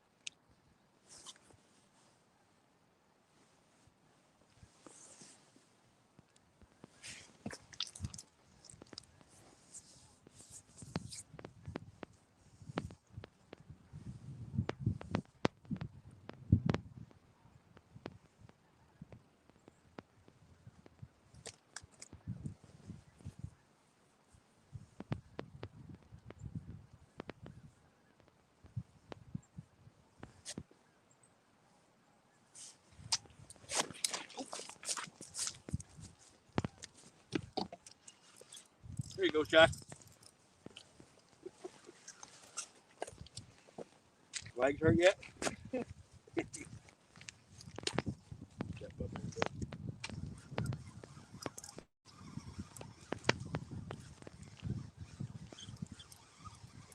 All right. Fine, cooked up. Thanks, a little bitty guy. Tim, thanks for coming in, buddy.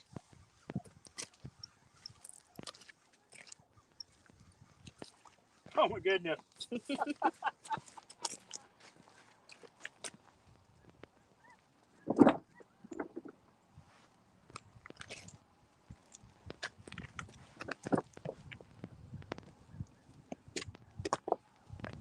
Yeah, that's one of the things you'll run into when you start getting too close to that discharge. You'll start getting into these little bitty channel cat.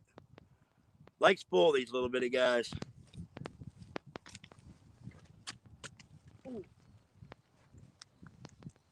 Well, he swam away.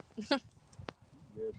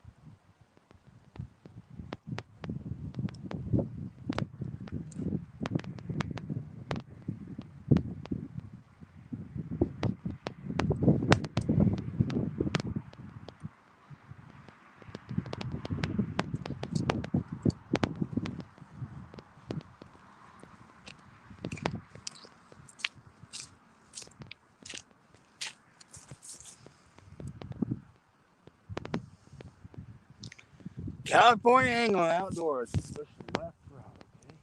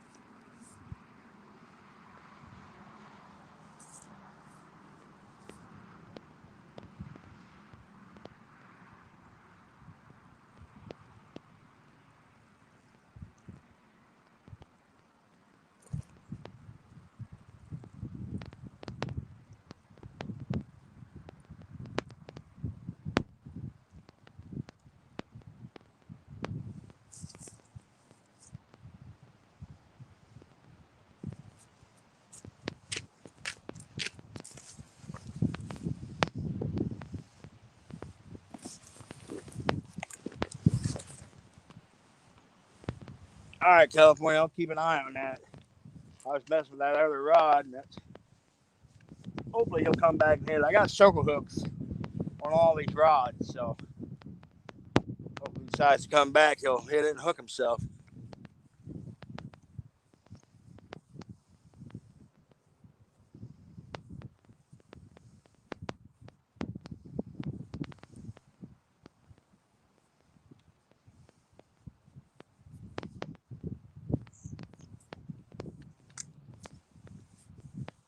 My daughter Cheyenne's with me. She's catching up on some studying for nursing school. Oh, all right, Shy, get ready. There we go. There we go, Shy. Hang on a second. Wait. It takes down. Go ahead and move up on it just in case he takes it.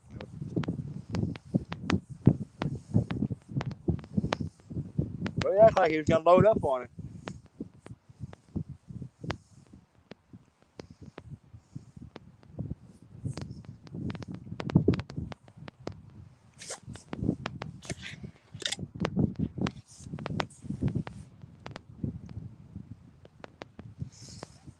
Danny, you be safe out there, buddy. Thanks for coming in.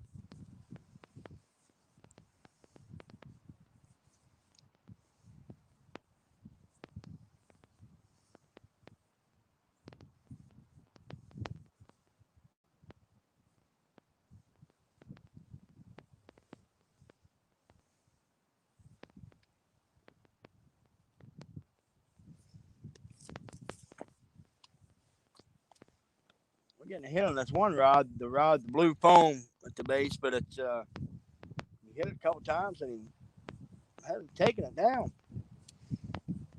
Got a feeling that might be another channel cat.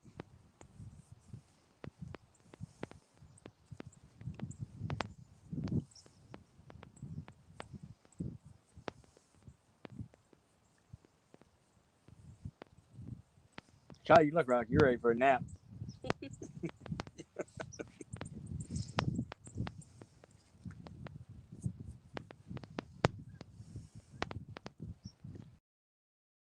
A little channel cat, he keeps tapping that thing. So that's how chicken rods.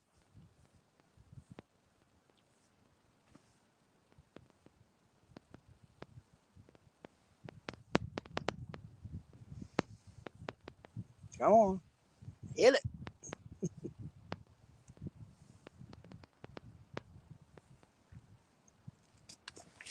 I'm gonna see if I got a reel down that sucker nail. That little channel cat.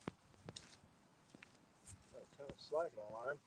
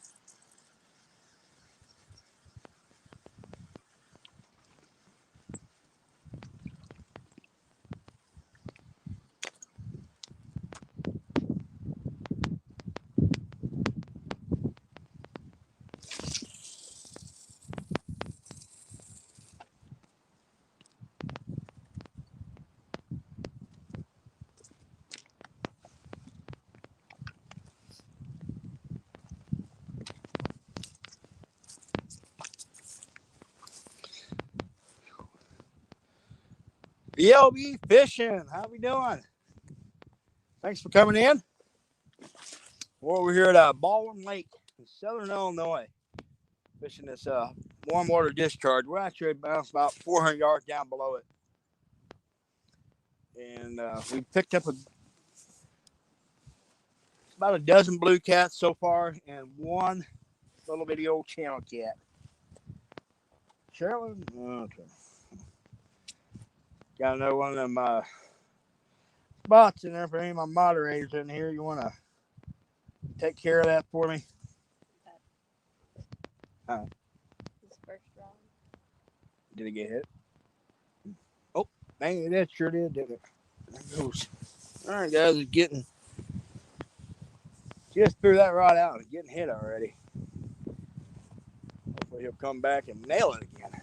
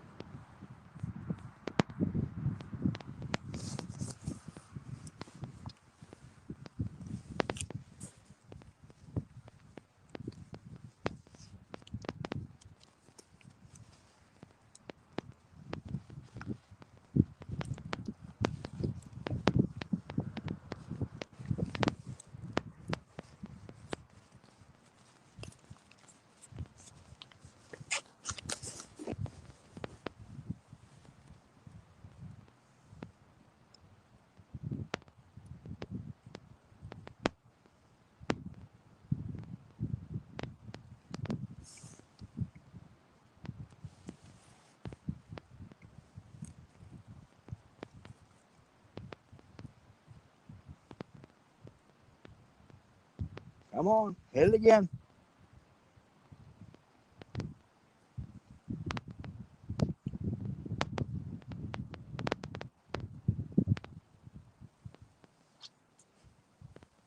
Man, I almost feel like the snow, guys. It's got these real low-hanging gray clouds. But it's in the mid-30s right now. And, oh, there he goes again.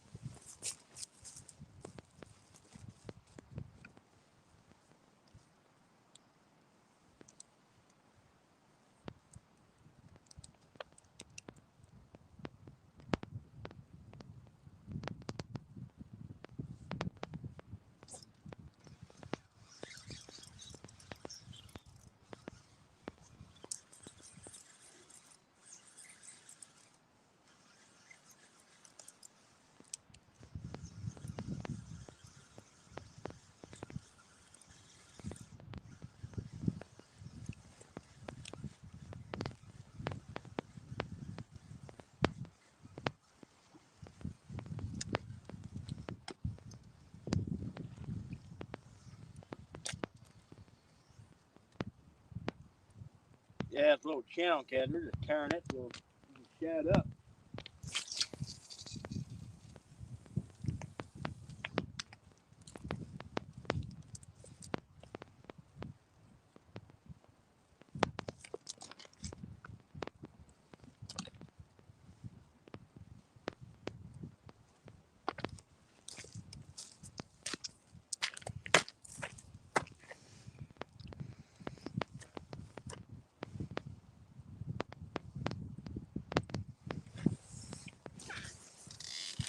That's the only problem about fishing this lake. If you start moving up too close to the discharge, when the water temperature really starts getting cold, you start running into these little bitty channel cat.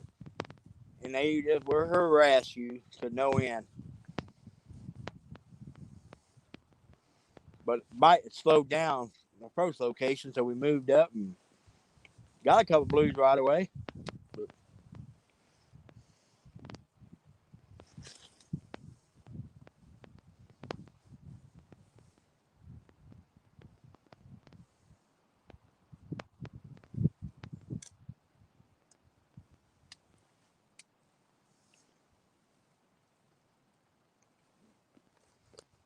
Come on, fishies.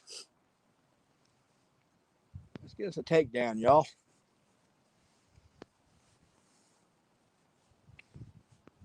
Appreciate everybody coming in and watching the rods.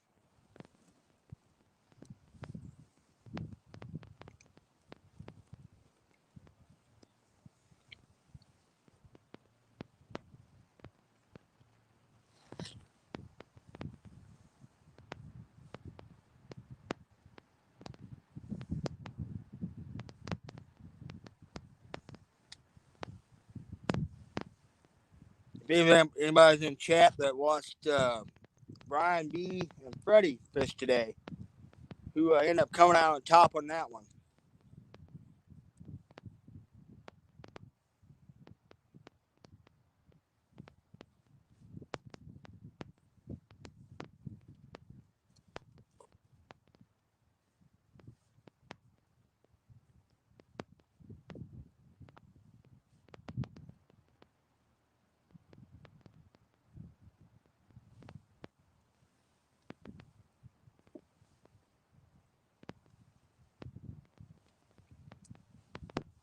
Oh, there we go. Chicken rod just got bumped.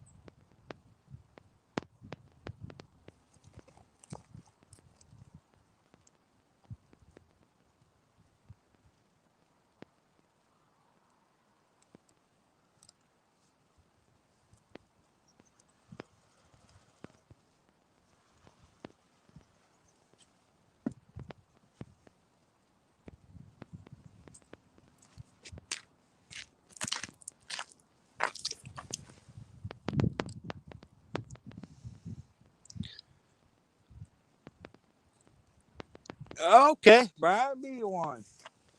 Well, I knew Freddie was going to have his hands full. And that just shows what a stand-up guy Brian is, saying you don't have to, Freddie didn't have to shave his beard.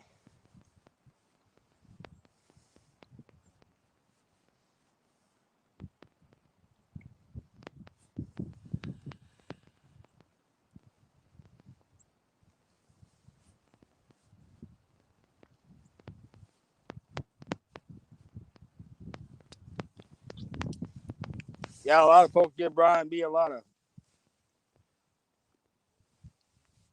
grief for being a dink master, but Brian catches some good fish.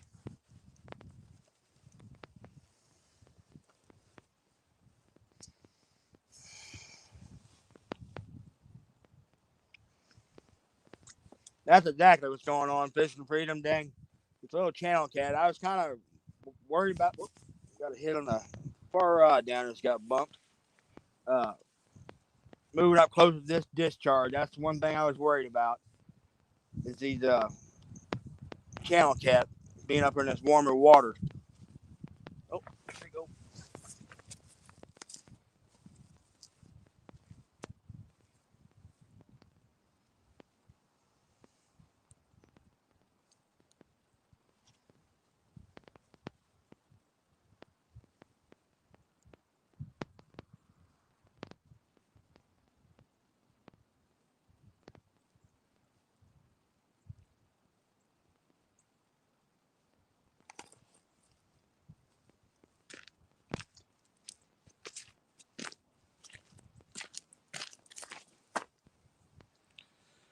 That is fact, it definitely keeps you on your toes. You can come up here on this discharge with a little ultralight rod and pieces of night crawler and try to catch bluegill. And these little channel cat will wear you out. I mean, sometimes it'd be just one right after another.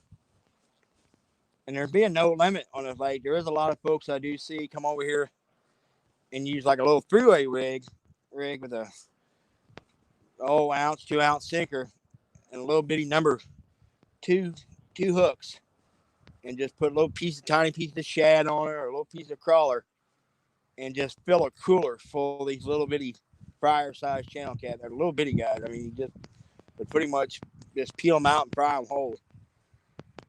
Lake, it's just full of them.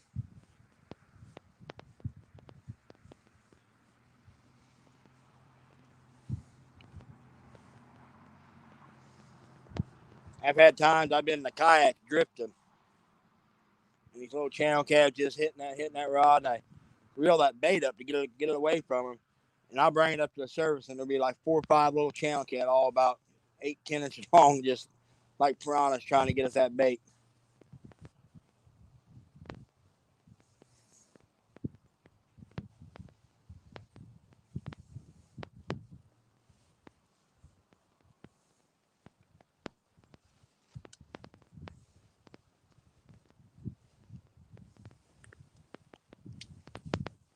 Be great these dang channel cat would get big as these, up to 4 or 5 pounds in here. About as long as I've been fishing over here, I don't think I've ever caught a channel cat over 2-3 pounds out of this lake.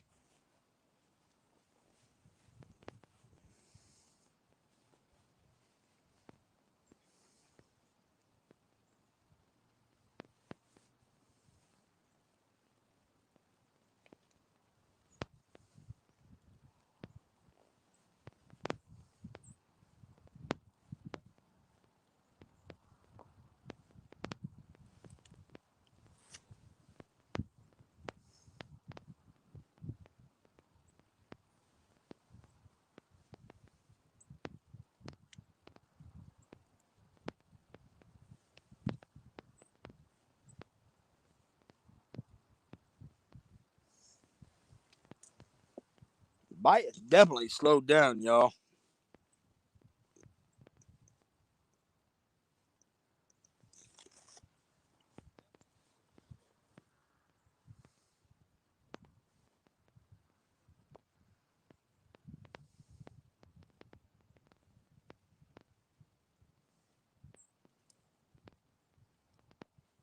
Shy, would you be mad if I threw in your lake?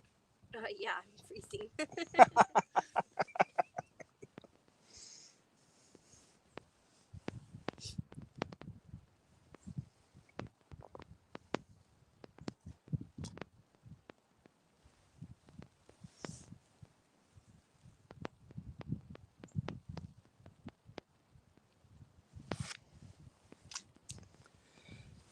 Fishing freedom, I actually think the problem is uh, with this lake being a power plant lake, there's no rhyme or reason how these things spawn. And I really think these channel cat may be spawning more than once a year. Cause you'll catch fish in here in the middle of winter that'll be full of eggs. I mean, there's some really big blues in here, some giant flatheads, but just like I said, I've just never caught any decent sized channel cat in here.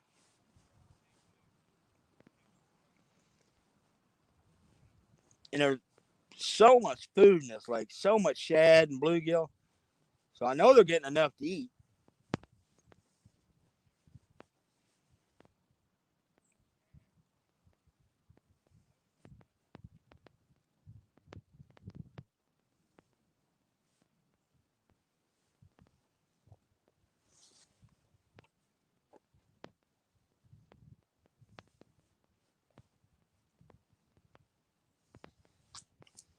Not to mention all the drum and buffalo and carp there in this lake too.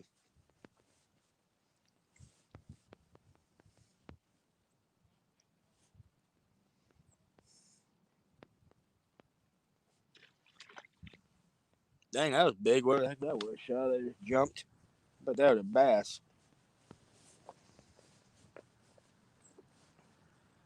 Got some shad messing around the bank here, and pretty good sized bass just come up and blasted one of these shad off the surface.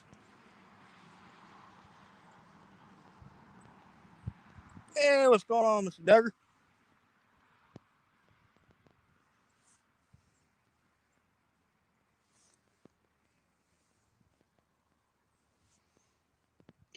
That ain't a bad thing. I love me some flatheads, boy. Love catching some flatheads.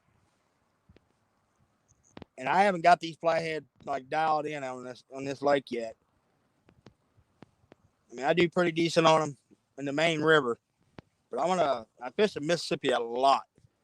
But I think I'm gonna fish the Kaskaskia quite a bit more of this coming up here. It's a lot smaller, way smaller river than Mississippi. Pretty calm, so I'm gonna get into my kayak quite a bit and do some drifting and stuff with some live baits this coming up spring and see if I can't get on some of the big old flatheads in there.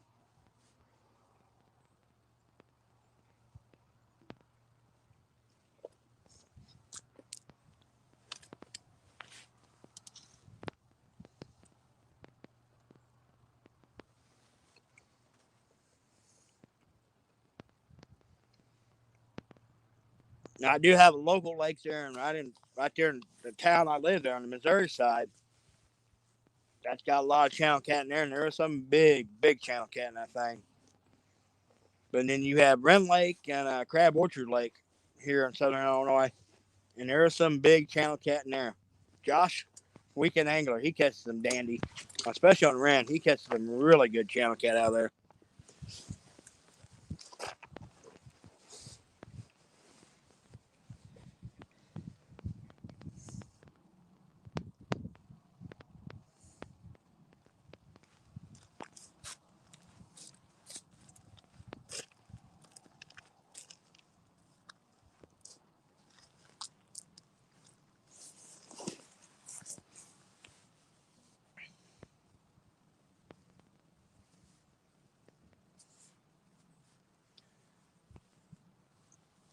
We did that.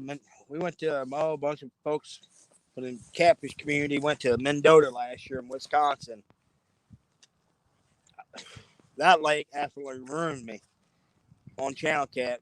There were multiple channel cat caught in that trip that were in the upper 20s. And I think the lake record for Mendota is like 40 something pounds.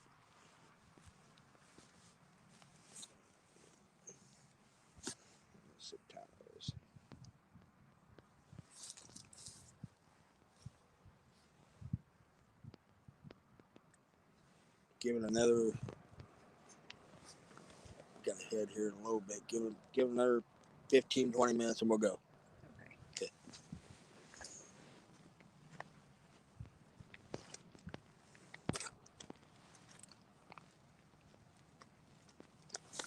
Pull the chat back up.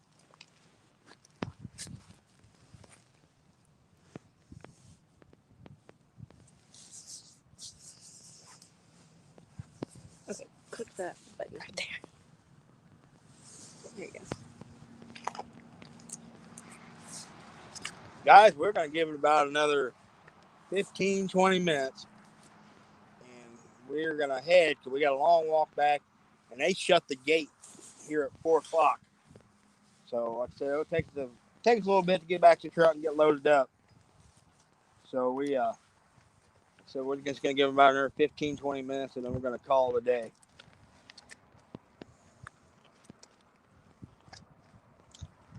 Fish for Freedom, I can't wait. There's going to be a lot of you folks coming up this year to Mendota.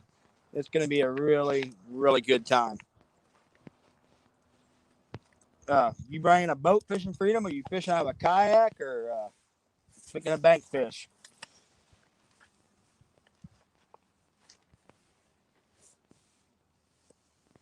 Oh, there we go. There we go.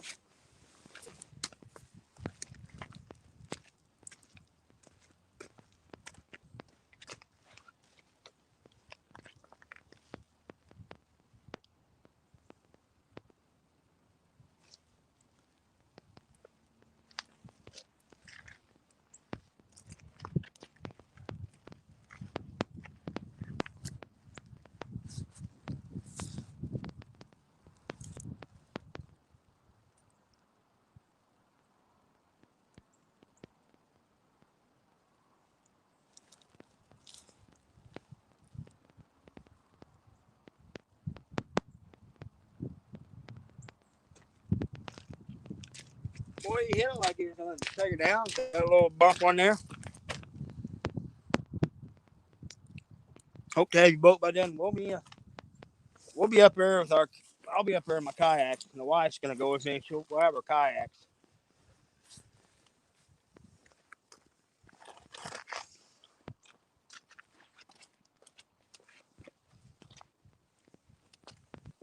I did a couple videos from up Mendo last year, and it's it's really hard to explain how shallow water we were fishing for them channel cat. Like literally, we were in only 2 to 3 foot deep water, and nope.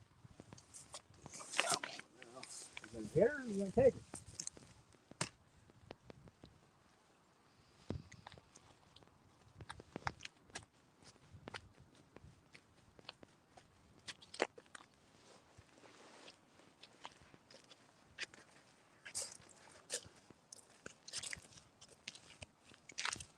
Got a little guy hitting the big section of shad I got out there.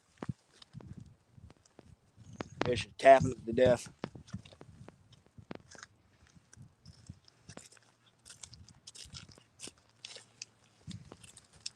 Yeah, man, I know you were supposed to come up last year, and last minute fell through, and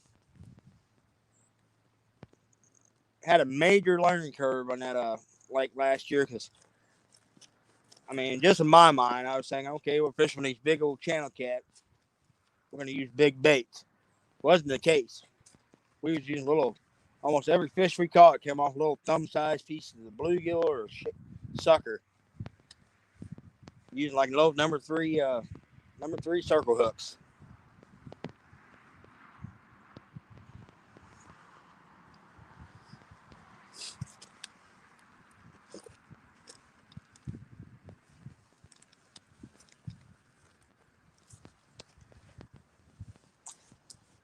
But another 10 minutes, we're going to pack it up. So.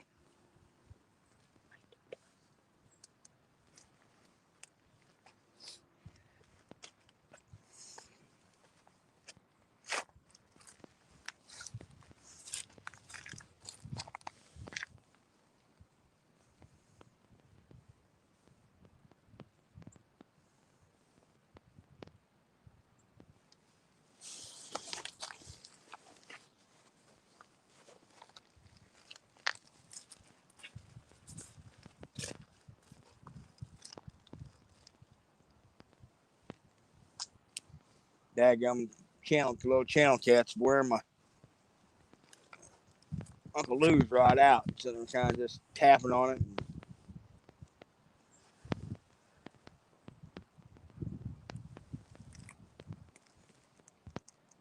We had a pretty good day, though. We got 12 bluecat and 1 little bitty channel cat. So might be able to use my toe for bait here in a minute.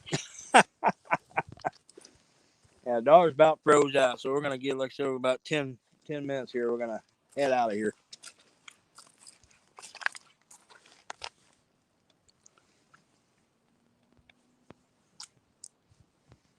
Yeah, Rich, that's one thing it just blew my mind that them fish were eating such little pieces of bait.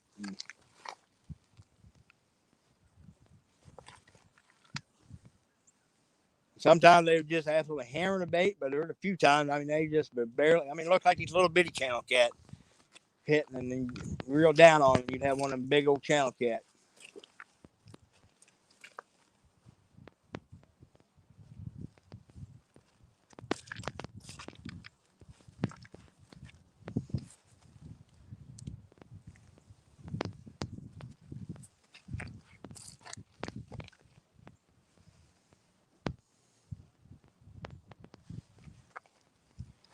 Yeah, it's gonna be a good time next year. It's gonna be a real good time. That we learned a lot of stuff last year on that lake, a few of the spots to fish and how to fish for them. So this year's trip could be really, if the weather cooperates, it could be really, really awesome.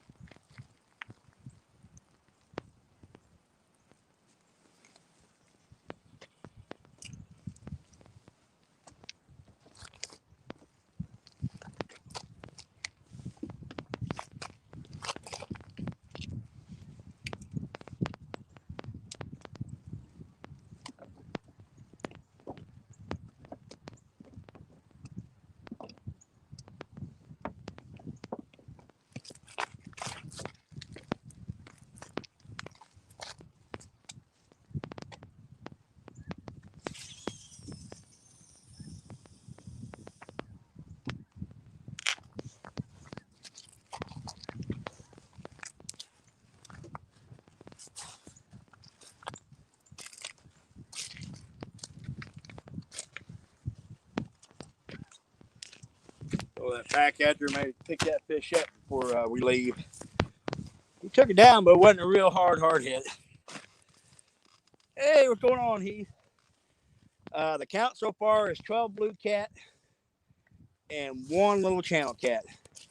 I've got my daughter with me today, and we're getting ready to wrap it up here in just a little bit, though, because we got a pretty good little walk back, and plus the gates shut at 4 o'clock, so it's going to take us a good half hour to 45 minutes to get back to the truck. So we just had a hit on that one rod on a big old shad head, a little light hit, threw it back there, maybe try to pick that fish up before we leave.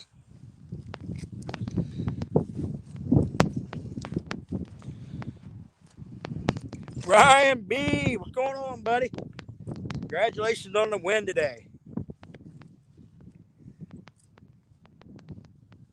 Yeah, Brian was just saying we're getting ready to wrap this stream up here in a little bit. We got a long walk, and they're gonna be shutting down. We've got 12 so far today, Brian. Well, 12 blue cat, 1 little channel cat. So,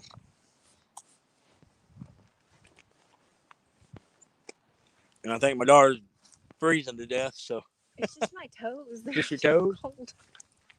Do some wind sprints.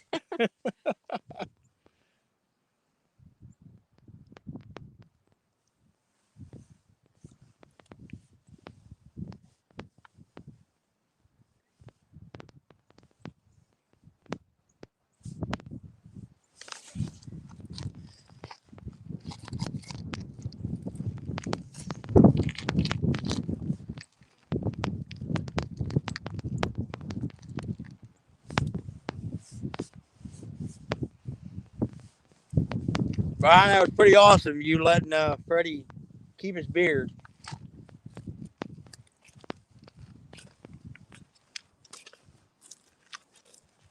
Yeah, him like some of the rest of us gonna be fishing that winter blues. That could be a cold turnaround without him not having his facial hair, not being used to it.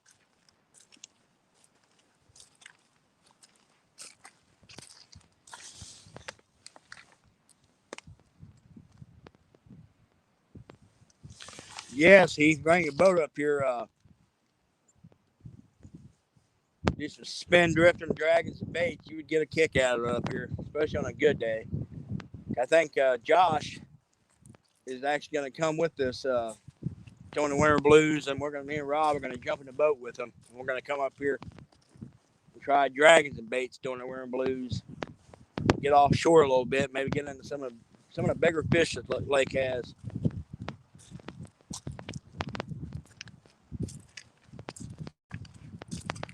Oh, chicken rod just got bumped. Trying to get one more fish in, get this live stream wound up.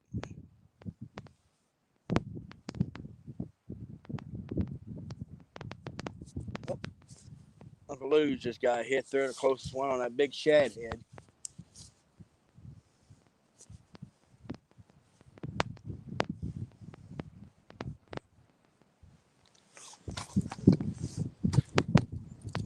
January, bad month of work. That's usually one of our busier months. We've been busy as heck, and but I need to get back out in the woods and wrap up, fill the last couple gear tags I've got yet in my pocket.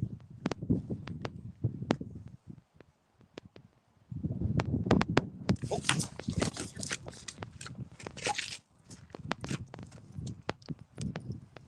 Where's shot? You don't want them?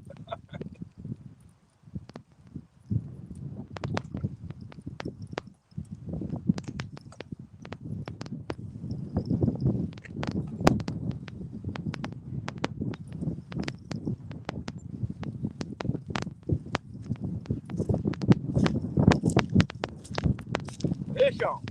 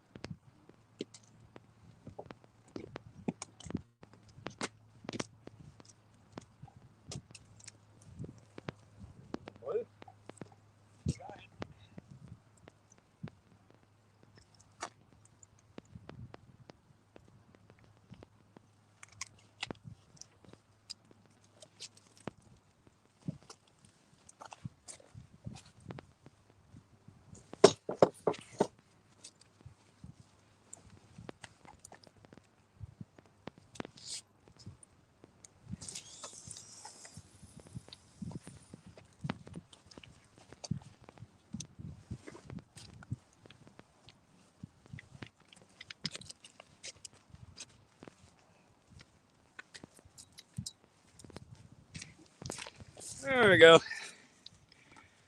Nice little eater blue. Well, they're pretty, ain't they? Get him back in the water.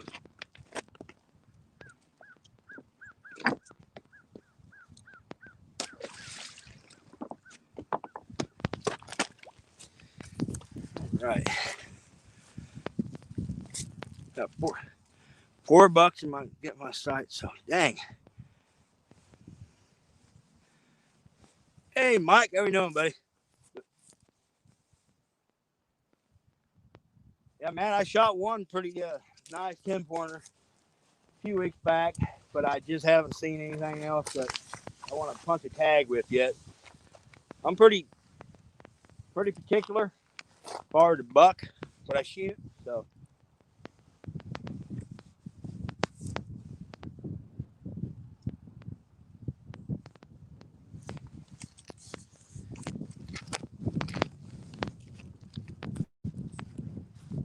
thought the fish was a little bigger than it was when he took it down. Yeah. He took pretty far. Yeah, he hit real good.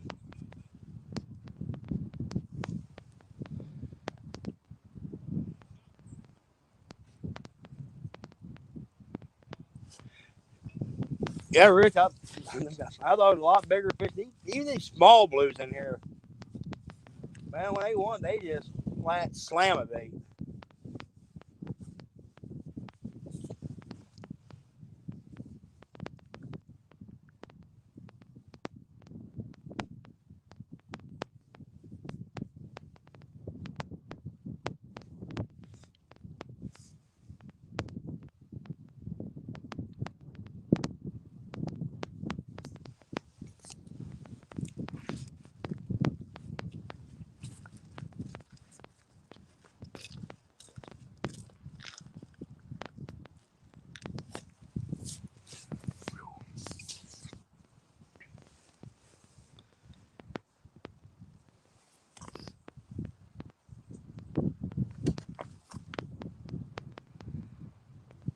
Matt, yeah, I've been starting to see a few of the bucks around here starting to starting to bachelor back up.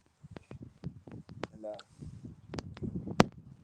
but I also seen a pretty nice, good sized buck the other day bumping a yearling doe. So I'm gonna get back out in the woods and try to see if I can get on another good sized mature buck yet before it's all said and done. Hey, what's going on, Haz? Haz, I'm out here with my daughter. We're fishing, and we're gonna be wrapping this up here in just a few minutes. We've been out here for a bit, and she's starting to freeze.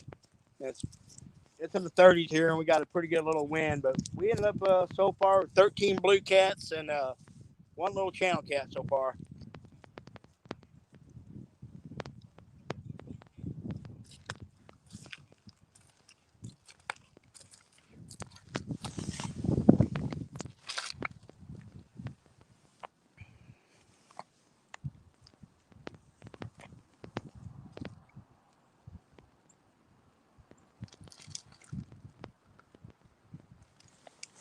You know, Haz, if Chunky had been a nice guy like Brian, he would have let you keep your hair. Like Brian is letting Freddie keep his beard.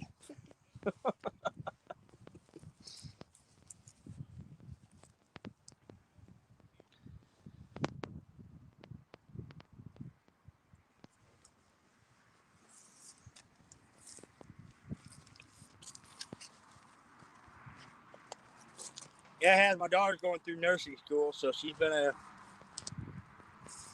she 4 years of college already, and then this is her first year of nursing school. So she ain't had a whole lot of time for us to get out and do any fishing stuff. We've been able to do a little deer hunting this year, but she wanted to come with me this morning. I was like, heck yeah, let's go. But I don't think she anticipated how cold it was going to be, did you?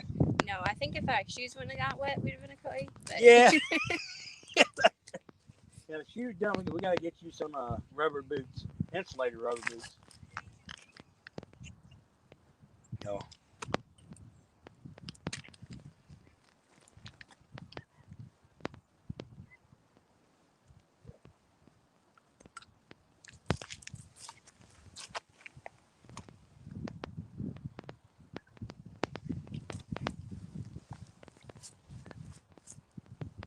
Come on, one more fish.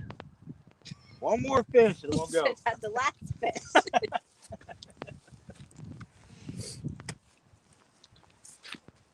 Guys, one more cast and one more fish is the woman's version of 5 more minutes. 5 more minutes.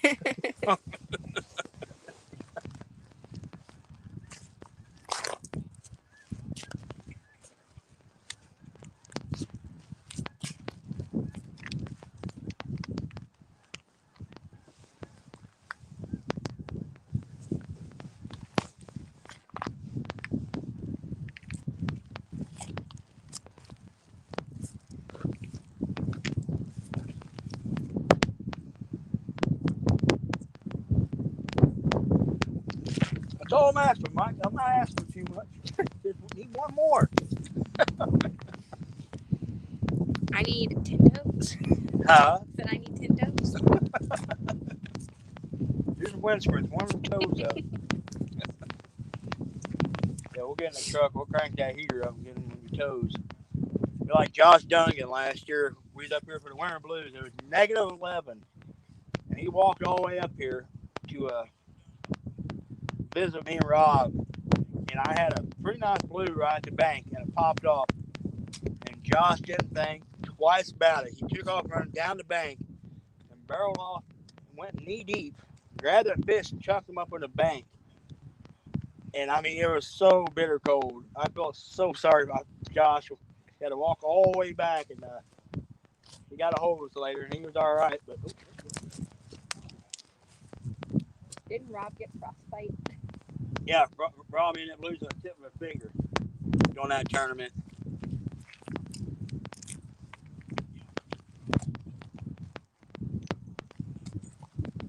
Folks, that was our one more fish right there, almost.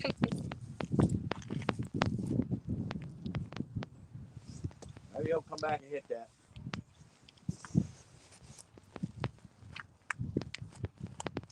We've had a few of them do that today. They'll load up in that rod pretty good, and they'll let it go.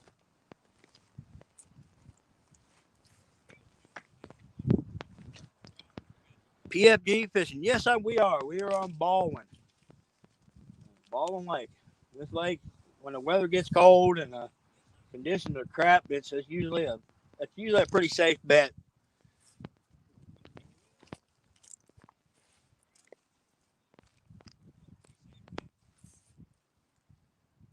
So,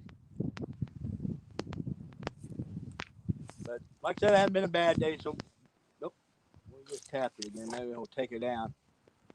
So we've been over 13 blues so far and one little channel cat. And we're trying to wrap up with one more fish. And we're gonna go before my daughter kills me. I think she's getting cold. Well, her toes anyway. Everything else she's good, but her feet got a little wet, I think. And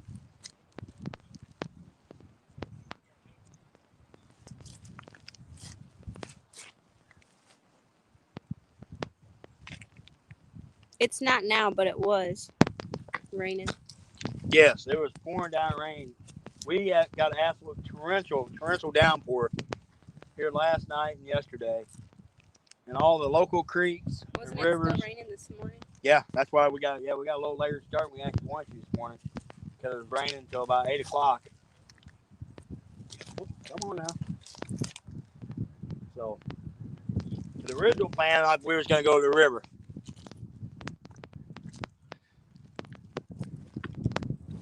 But like I said, everything, I mean, just running the river is so much debris, which I love fishing the river right after a good hard rain sometimes, especially the mouth of a tributary creek or something.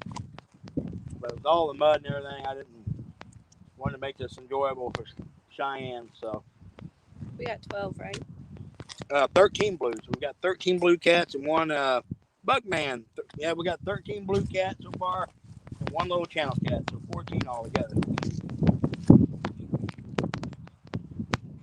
We're just trying to get one more before we shut this stream down. So here we go, Shot. Get him. There it is, folks.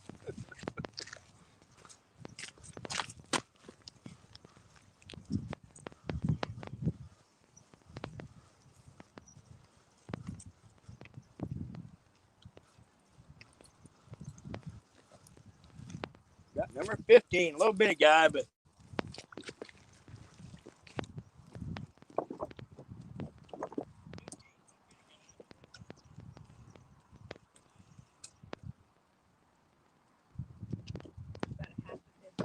yeah, this is the fish sandwich. Little tiny blue right there.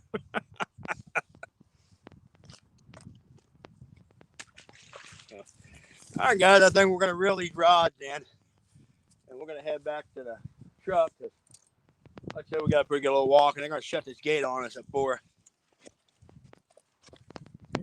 Matt, we got 15 now. We got 14 blues, and we got 1 channel cast, so we're at 15. So we're good.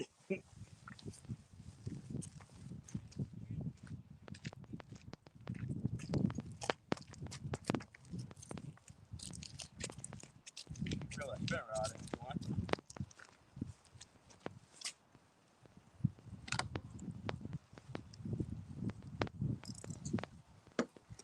Somebody's up here using the liver.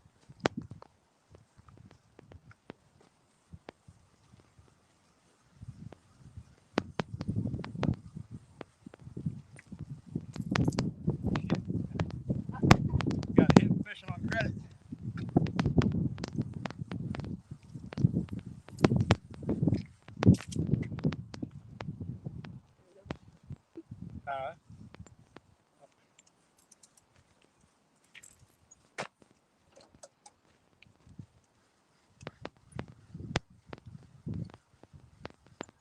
Wow, big old bass just blowed up there.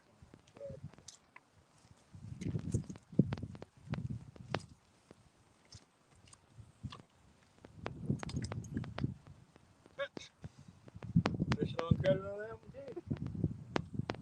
Well, I think it's fishing around there. Oh, you think so?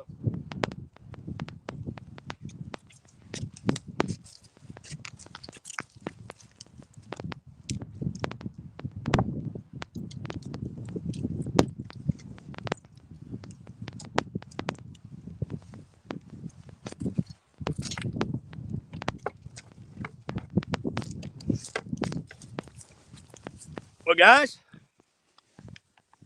I appreciate it. You guys coming and watching. And we're going to catch you guys in the next one. We're going to get Cheyenne back to the car. Her toes are cold. And get out of here before this gate closed on it. So appreciate everybody coming in. Bye. Thanks for coming in, guys. See you in the next one.